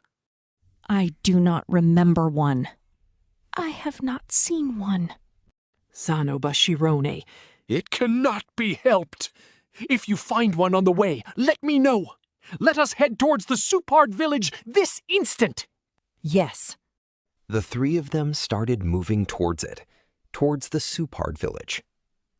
Author's question and answer. Author. Stop with the quarreling. Everyone has a right to speak. It is fine if you leave your impressions regarding the volume, but restrain your comments when you see other people's thoughts. Also, while writing a critical impression, try to be indirect about it instead of offensive. Question. Even though Rudeus and company have been overwhelmed, and they have got themselves in a disadvantageous situation, yet what is this? This earth-shattering sense of security? Even though whenever things look good, I feel nothing but uneasiness. Answer. You get anxious the first time you go up. That is a roller coaster. Question. Did Hitogami send in North God and Sword God because he could not see the king's or Ruijerd's future, realizing that maybe Rudeus or the president had interfered? Answer. This was not Hitogami's, but Jisu's scheme. Question. If you think about it, the president could have defeated Hitogami if he was a bit younger, before even Rudeus came. Answer. The president is not young enough to form a team. Question. So Zenoba had that gopher calling flute, hey? Answer. Come flying when I call for you. At the speed of light, that is. Question. Though this is unrelated, 2,714 pages of impression columns are crazy. Answer: it is a well-appreciated story. Question: let us try to compare Gulsan and Alec with professional gamers. This game, Rudy, is really worth playing, is it not? So that is how you captured that difficult place. Were the pro Gulsan and Alec happy after being told about the capture method? On top of that, after they implemented it, did they think, what is this? This was trivial. Answer: I wonder. I cannot really say anything since I do not know much about pros, but if a gamer is told to do this action against this character, then there would be many who would actually try to do it. And then after victory, I do not think they will think of it as trivial, but rather, even without using this strategy, I would have won. Question: I think there is a problem in patternizing. I think there is no need for an event where everything goes without any hitch when you are crushing the plan of a cautious person. For example, Rudy was cautious, but as a result of being overcautious, it backfired on him. Would that augmentation suffice for your depiction? Answer: let us see. Even in the previous chapter, I reconsidered doing this or that, but for some reason I cannot do it when writing.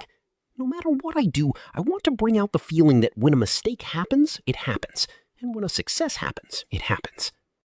Volume 23, Chapter 11, Bottom of the Earth Dragon Valley, Part 1. When I regained my consciousness, I found myself in the white dimension. A feeling of powerlessness filled my body as it transformed into its former vessel. It was somehow nostalgic. And then, a sense of defeat assailed me simultaneously. I was defeated, lured in with Rifujin as a bait, my guard lowered with the defeat of Dark King Vita, growing overconfident after discovering Gisu's whereabouts and hunting him all over the Bihero Kingdom, and then inviting both North God and Sword God with open arms. Finally, I acted alone and was caught in the consequences, and now I'm in such a sorry state. A sigh came forth thinking about it all. Gisu planned it well. I didn't know that if you cut the arms off from the base, one would be unable to use magic.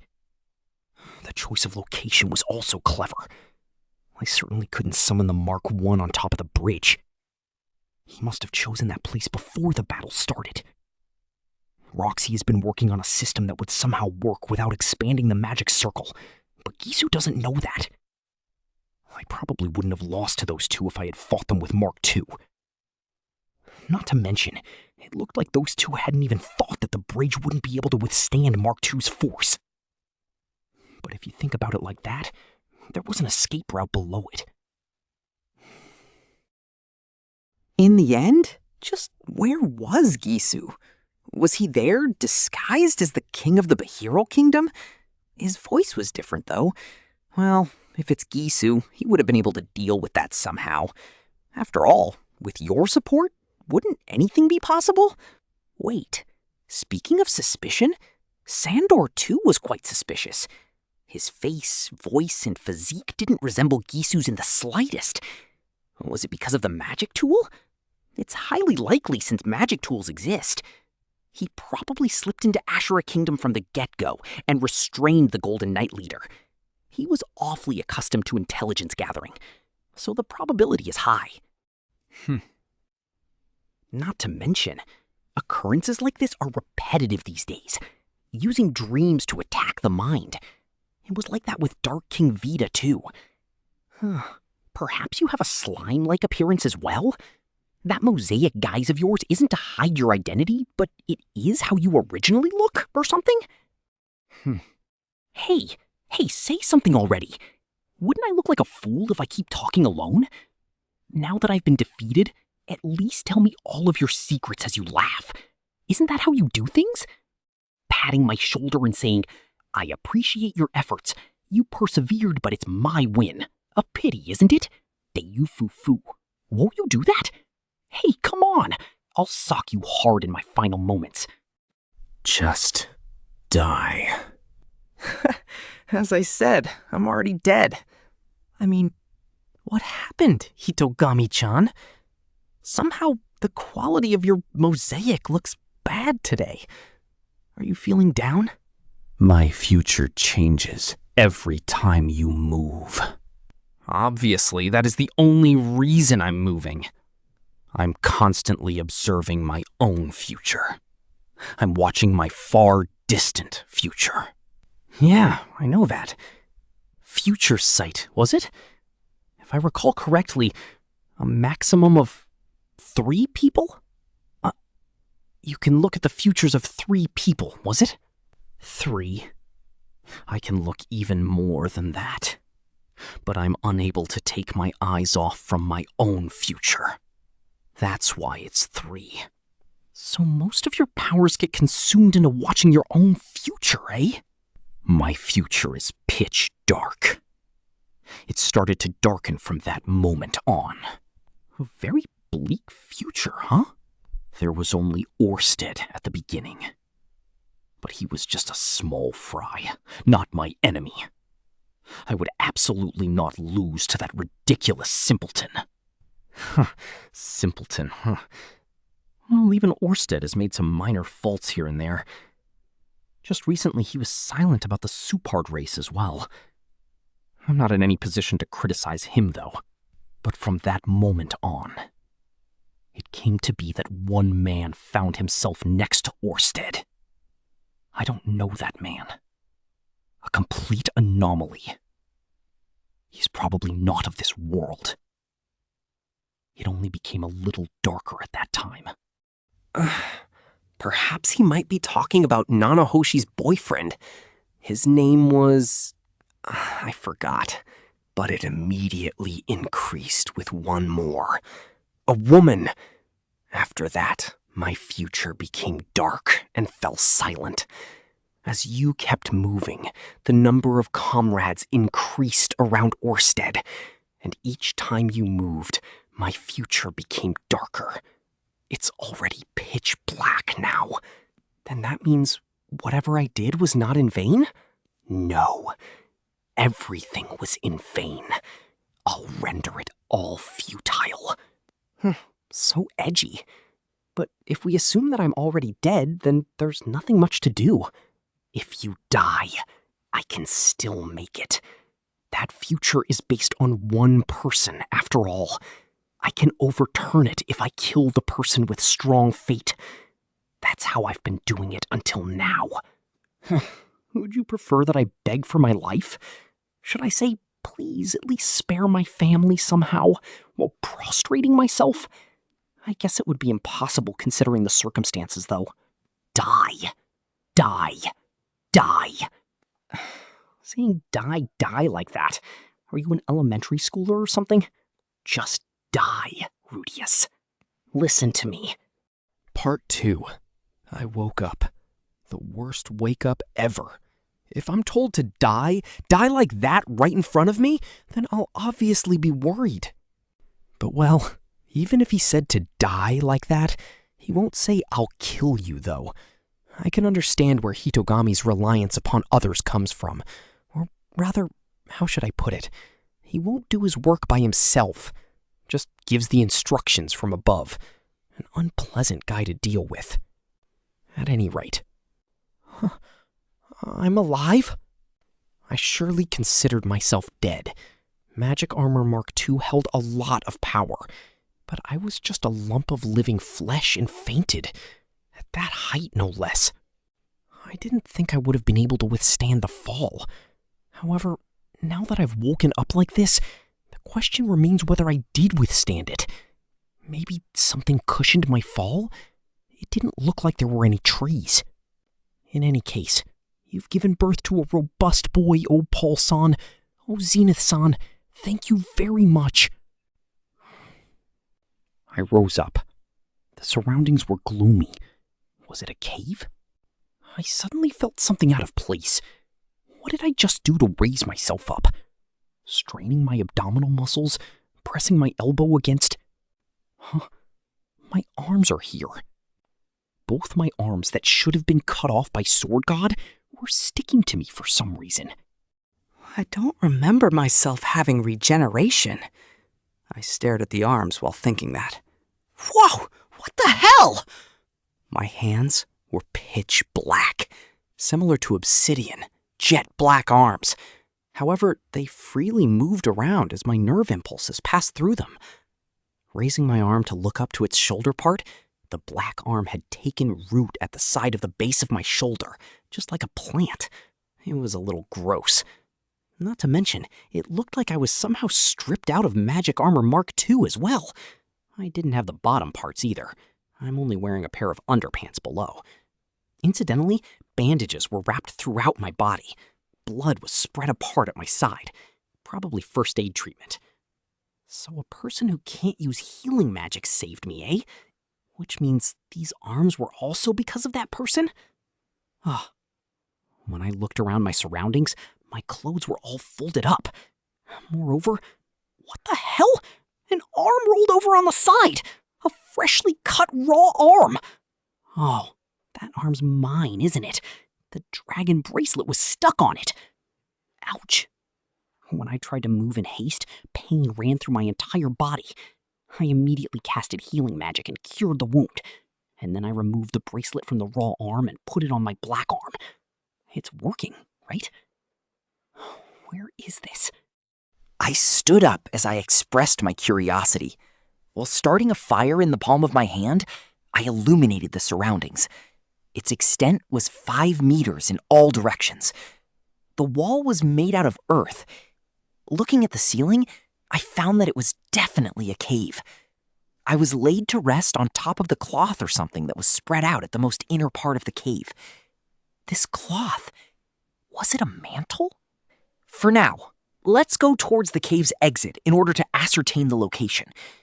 The cave was curved, but I saw the light at once. The exit was there. However, someone was standing at the exit, having a large back and a huge armor that matched his physique. He slowly turned around and raised his helmet's visor as I approached him.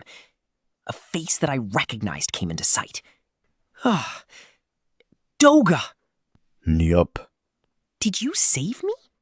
I immediately leaped in when I saw you falling down the bridge.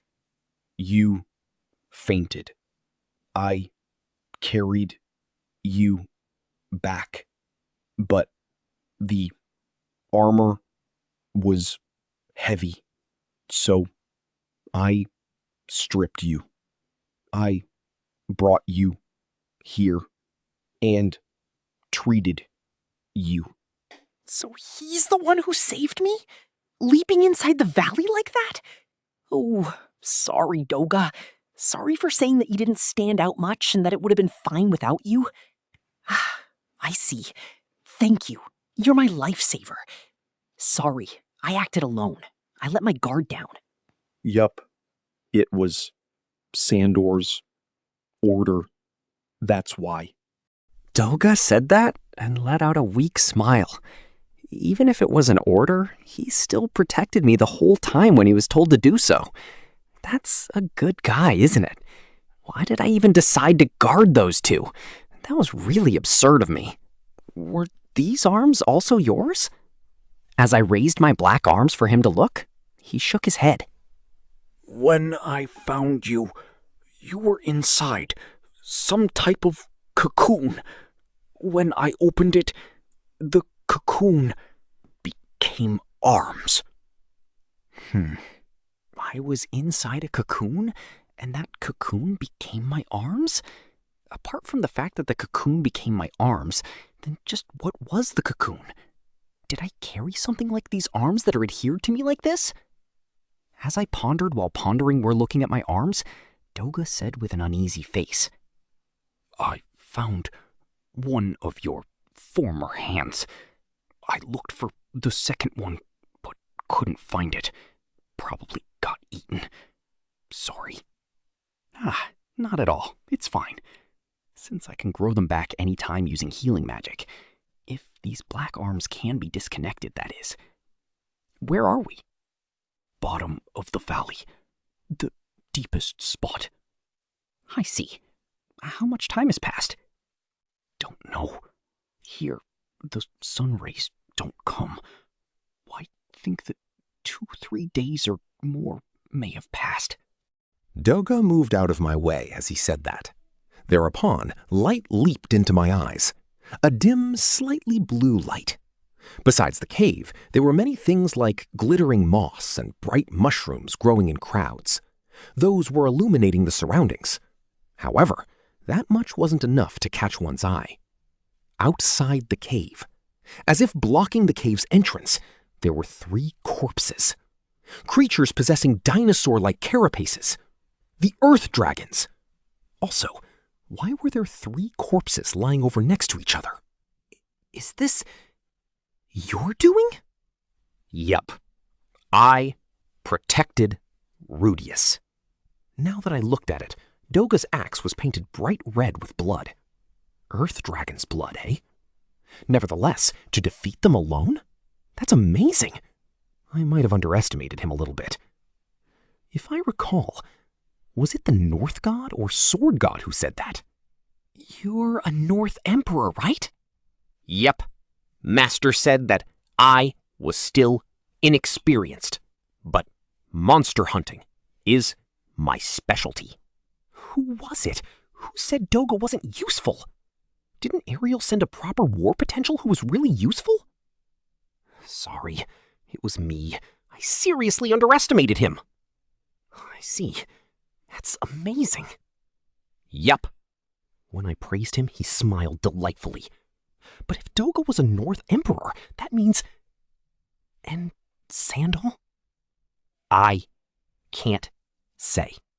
Oh, I see. Well, I may have some idea. When we return, I'll press him about it. Now, how do we get out from this place? At any rate, returning back at once was the utmost priority. Sword God with North God. The enemy was powerful and in disguise. Perhaps no one has even realized that I was defeated. Thus, if they were the enemies, then the subjugation force was coming. A force with the intention of destroying the Supard race will be coming. The subjugation force may consist of 100 to 200 people that can be dealt with somehow. But it's a different story if North God and Sword God are mixed within them. We must stop them. For now, take me to the place where I fell.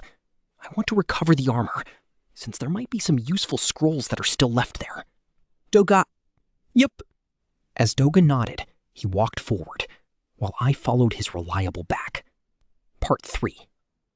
We arrived relatively quickly where the magic armor was. Defeated 2 Earth Dragons on our way.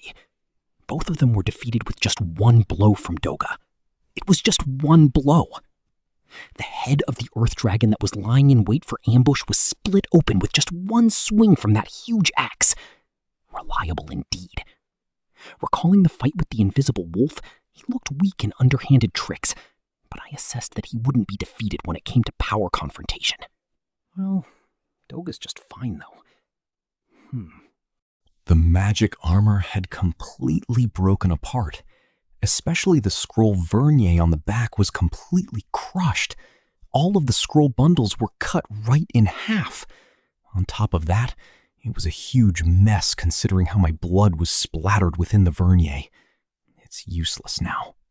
Even though I received this from Roxy, who went through great pains to make it.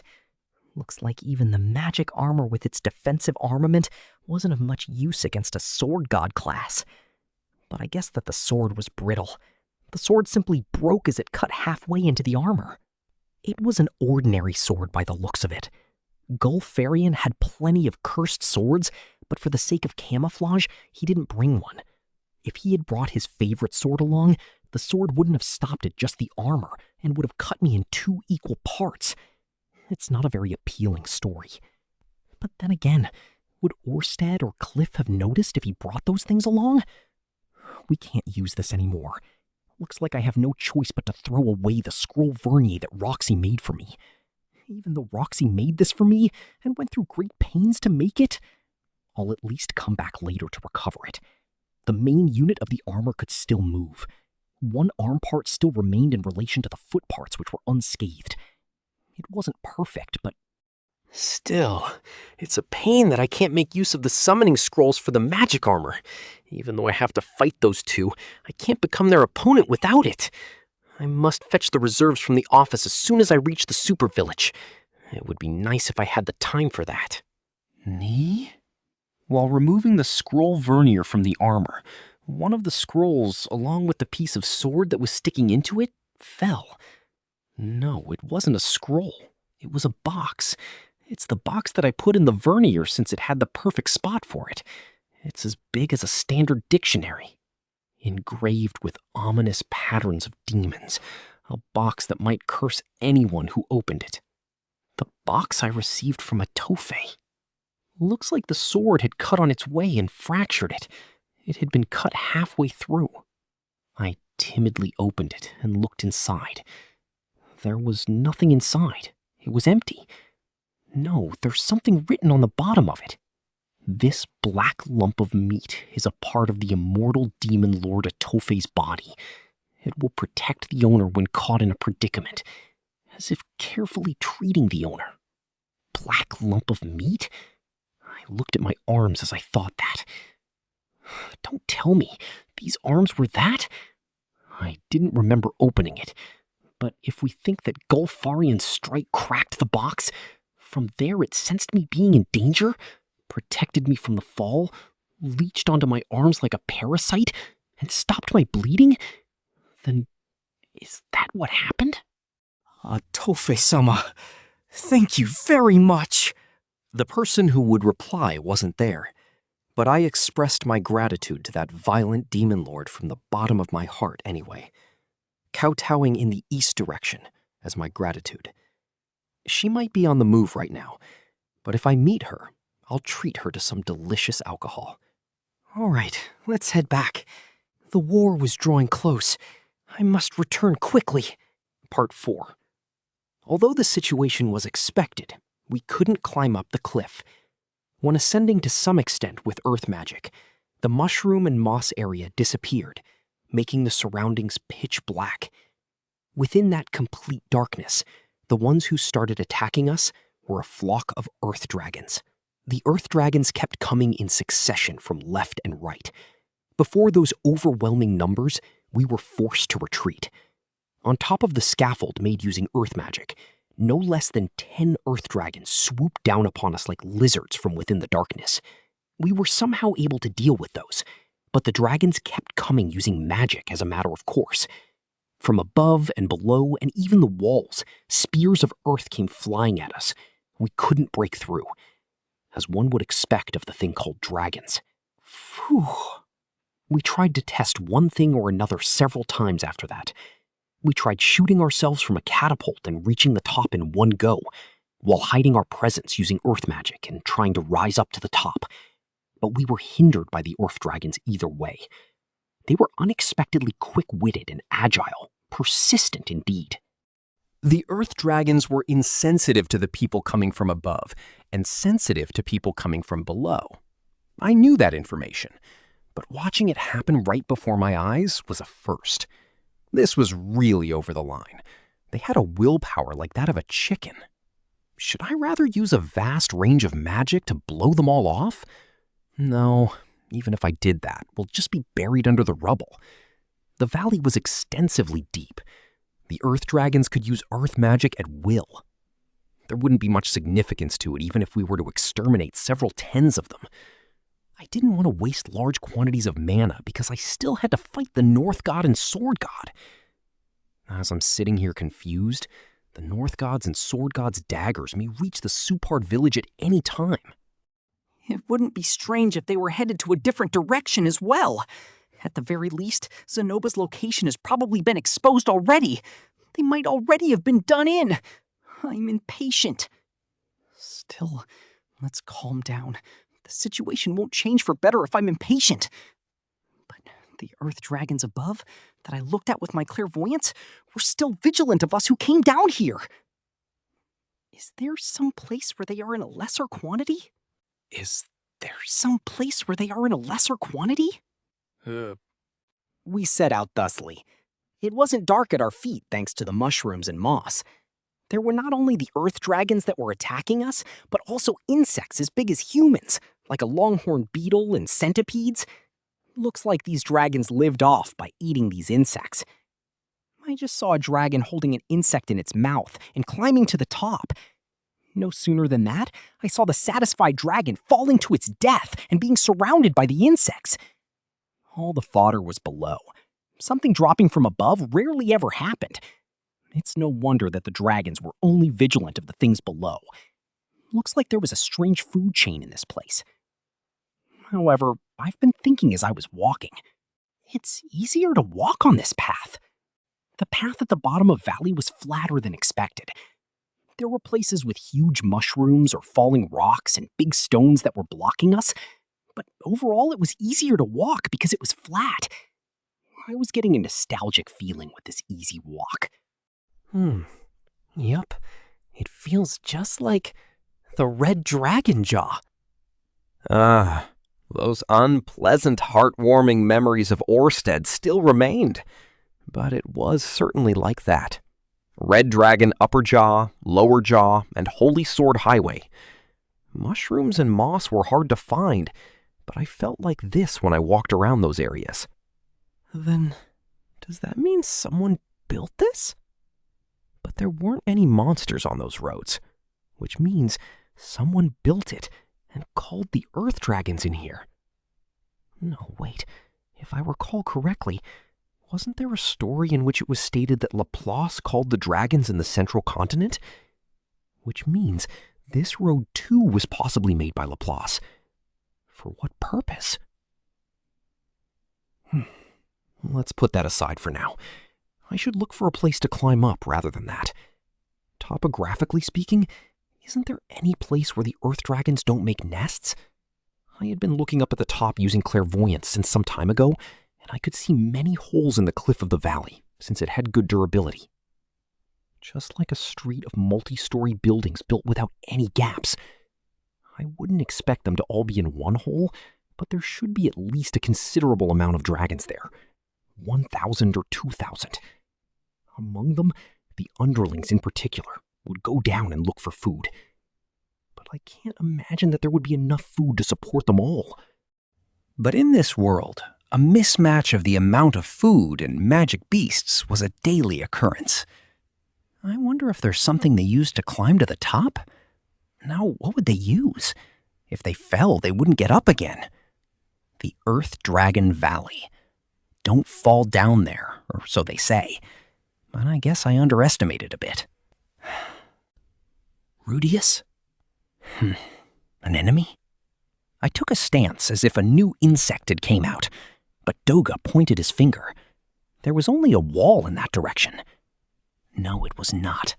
It was hard to see because of the shadow of the mushrooms, but there was a hole. The hole itself had frequent gaps at its base, but this hole was different from the others. There were stairs. Stairs had been attached, not going up, stairs leading downwards. After all this, to go downwards? Such a thought crossed my mind. But in the next instant, my hand moved by itself. My right hand pointed right at the hole, almost as if it belonged there. Tofei-sama, is that the exit? The part of Tofei's body didn't answer, but it was pointing, as if it was addicted to being inside.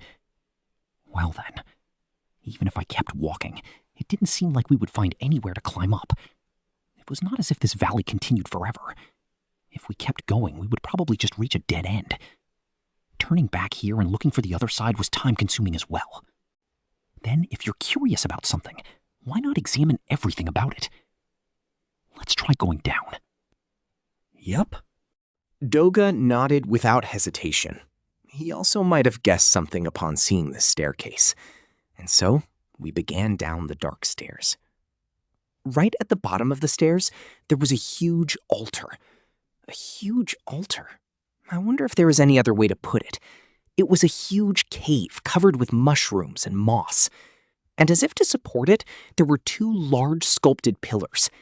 In between them, there was a rack which looked as if it was cut out from stone. And the interior of that rack looked like a mural which was decorated with meticulous engravings. Were those dragons depicted in that mural? There were lots of things drawn all over the place, and it was hard to see in the dark, but I felt like that I have seen this somewhere before. Where was it? Are these the ruins of the dragon race? That was it. The teleportation ruins. It was a lot similar to that place. These writings were also similar to those in the Sky Fortress. If that is the case, I wonder if a teleportation magic formation is here. But even if there was any, using it would only be a gamble. Should I jump aboard that teleportation magic formation to get out of here not knowing where I will end up? Even though the place I wanted to go was right above me? No, it is too early to decide that. Looking around, there was no other room besides the one with this altar.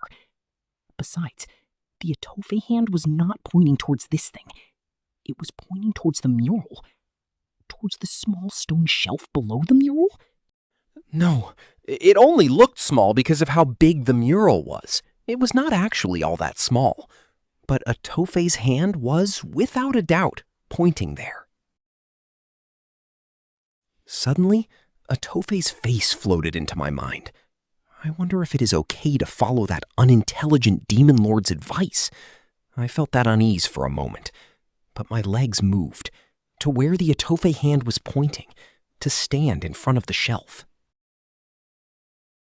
On it, several bottles were lined up, translucent opened bottles, and in the center, a translucent crystal ball-like thing was fixed.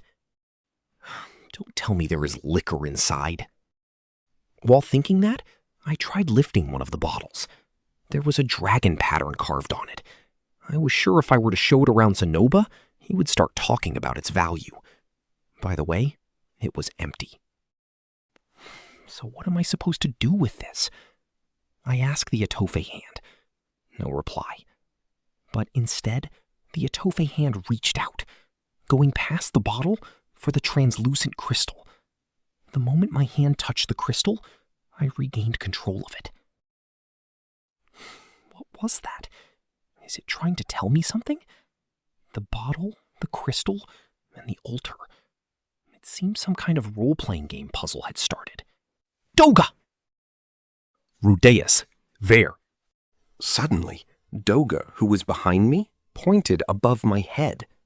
When I looked, I saw that the tops of the giant pillars supporting the altar were glowing blue. No, that was not it. It was not that the pillars were glowing, but some kind of blue thing that was oozing out of the top of the pillars was glowing. And then it came down very fast and started accumulating in a saucer-like spot below the altar. It seemed that this crystal ball, actually this entire altar, was a magic tool. A magic tool that spouted blue liquid. However, the light was mixing with the surrounding moss and mushrooms. So I wonder what this liquid is. I wonder if I should drink it, although it is giving off a bad-looking color. No, the fact that it came together with a bottle means that it would have to be used somewhere.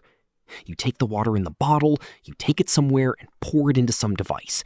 The device activates and opens the door for you to obtain the legendary sword or the like. I don't need a sword. Isn't it this? Doga was pointing towards the mural. There, a huge mural was drawn. It depicted humans and earth dragons. When the magic tool was activated, the structure that the blue liquid flowed into made a part of it shown, exposing its whole aspect. The mural seemed to indicate the flow of the blue liquid. At the top was the altar, and below that, a person fetching the blue liquid with a bottle was drawn. The person holding the bottle sprinkled it on the surrounding people.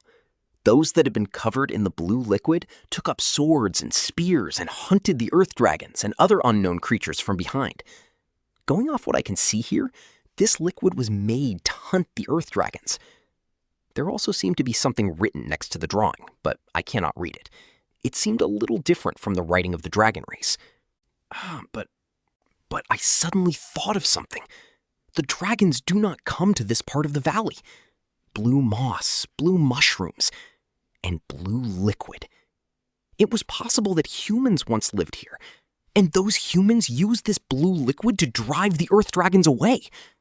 The earth dragons hate whatever is in this blue liquid, and that component is also in the blue moss and mushrooms.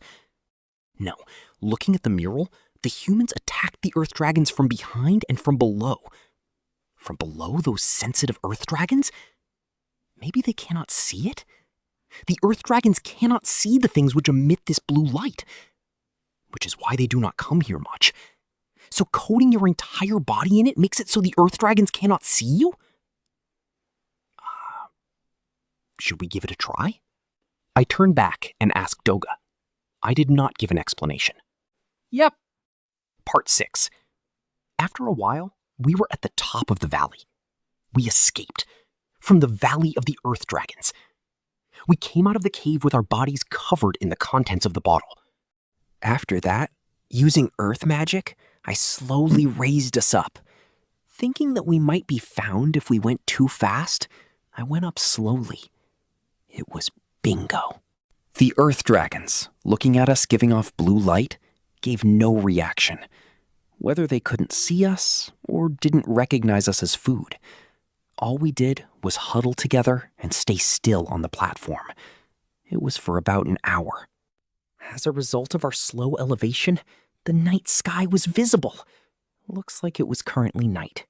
In front of the somehow impressive moon, we landed on the edge of the valley. We did it! Yep! I slapped Doga on the back, and he nodded happily.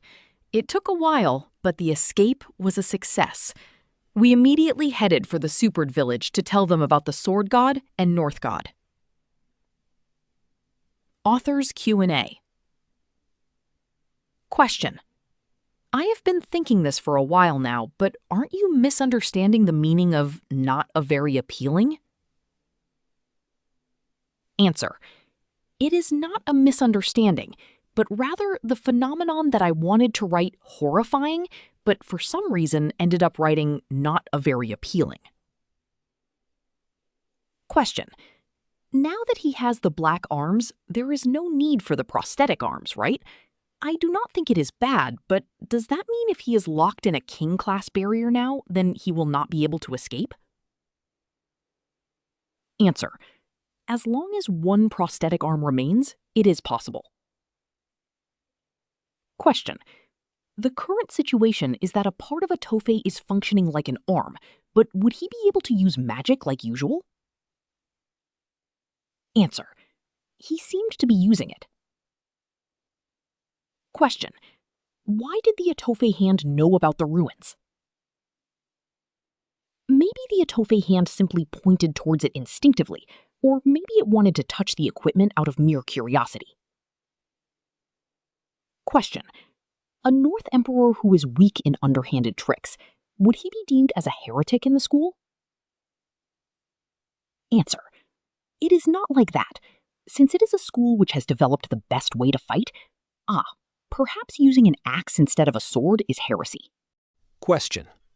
Rudeus said that his hands looked like obsidian. But how about their hardness? Are they as hard as stone? Or are they flesh and blood? Answer. They are as hard as a stone, but flexible and have warmth so that he can stroke it whenever he wants. Question. Why are there so many North God-style followers as compared to Sword God-style? Answer. The top users of the North God style are mostly the immortal demon tribe. To begin with, it is called the school which hates dying, so there is a lot. Question. Who is the one at the 7th rank of the 7 great world powers? The 2nd generation or the 3rd generation? Answer. The 3rd generation. Question. Was cutting both the arms Gisu's own idea, or was it Hitagami's suggestion? Answer. It was Gisu's idea. Question. It was only Zenith-san who gave birth to such a robust body. Paul-san only inserted the seeds, I guess. Answer. They raised a robust body. Question. What if we put the Atofei hand on head? Would it become hair? If your head is in crisis, then Atofei hair is for you. Answer. It will probably take brain tissue as nourishment. Thank you so much for listening. Creating these audiobooks takes a lot of time and effort, so if you enjoyed this journey, please consider subscribing to support the channel. Only a small percentage of our listeners are subscribed, and your support makes a huge difference. If you want to hear more light novels, let me know in the comments below. See you in the next chapter.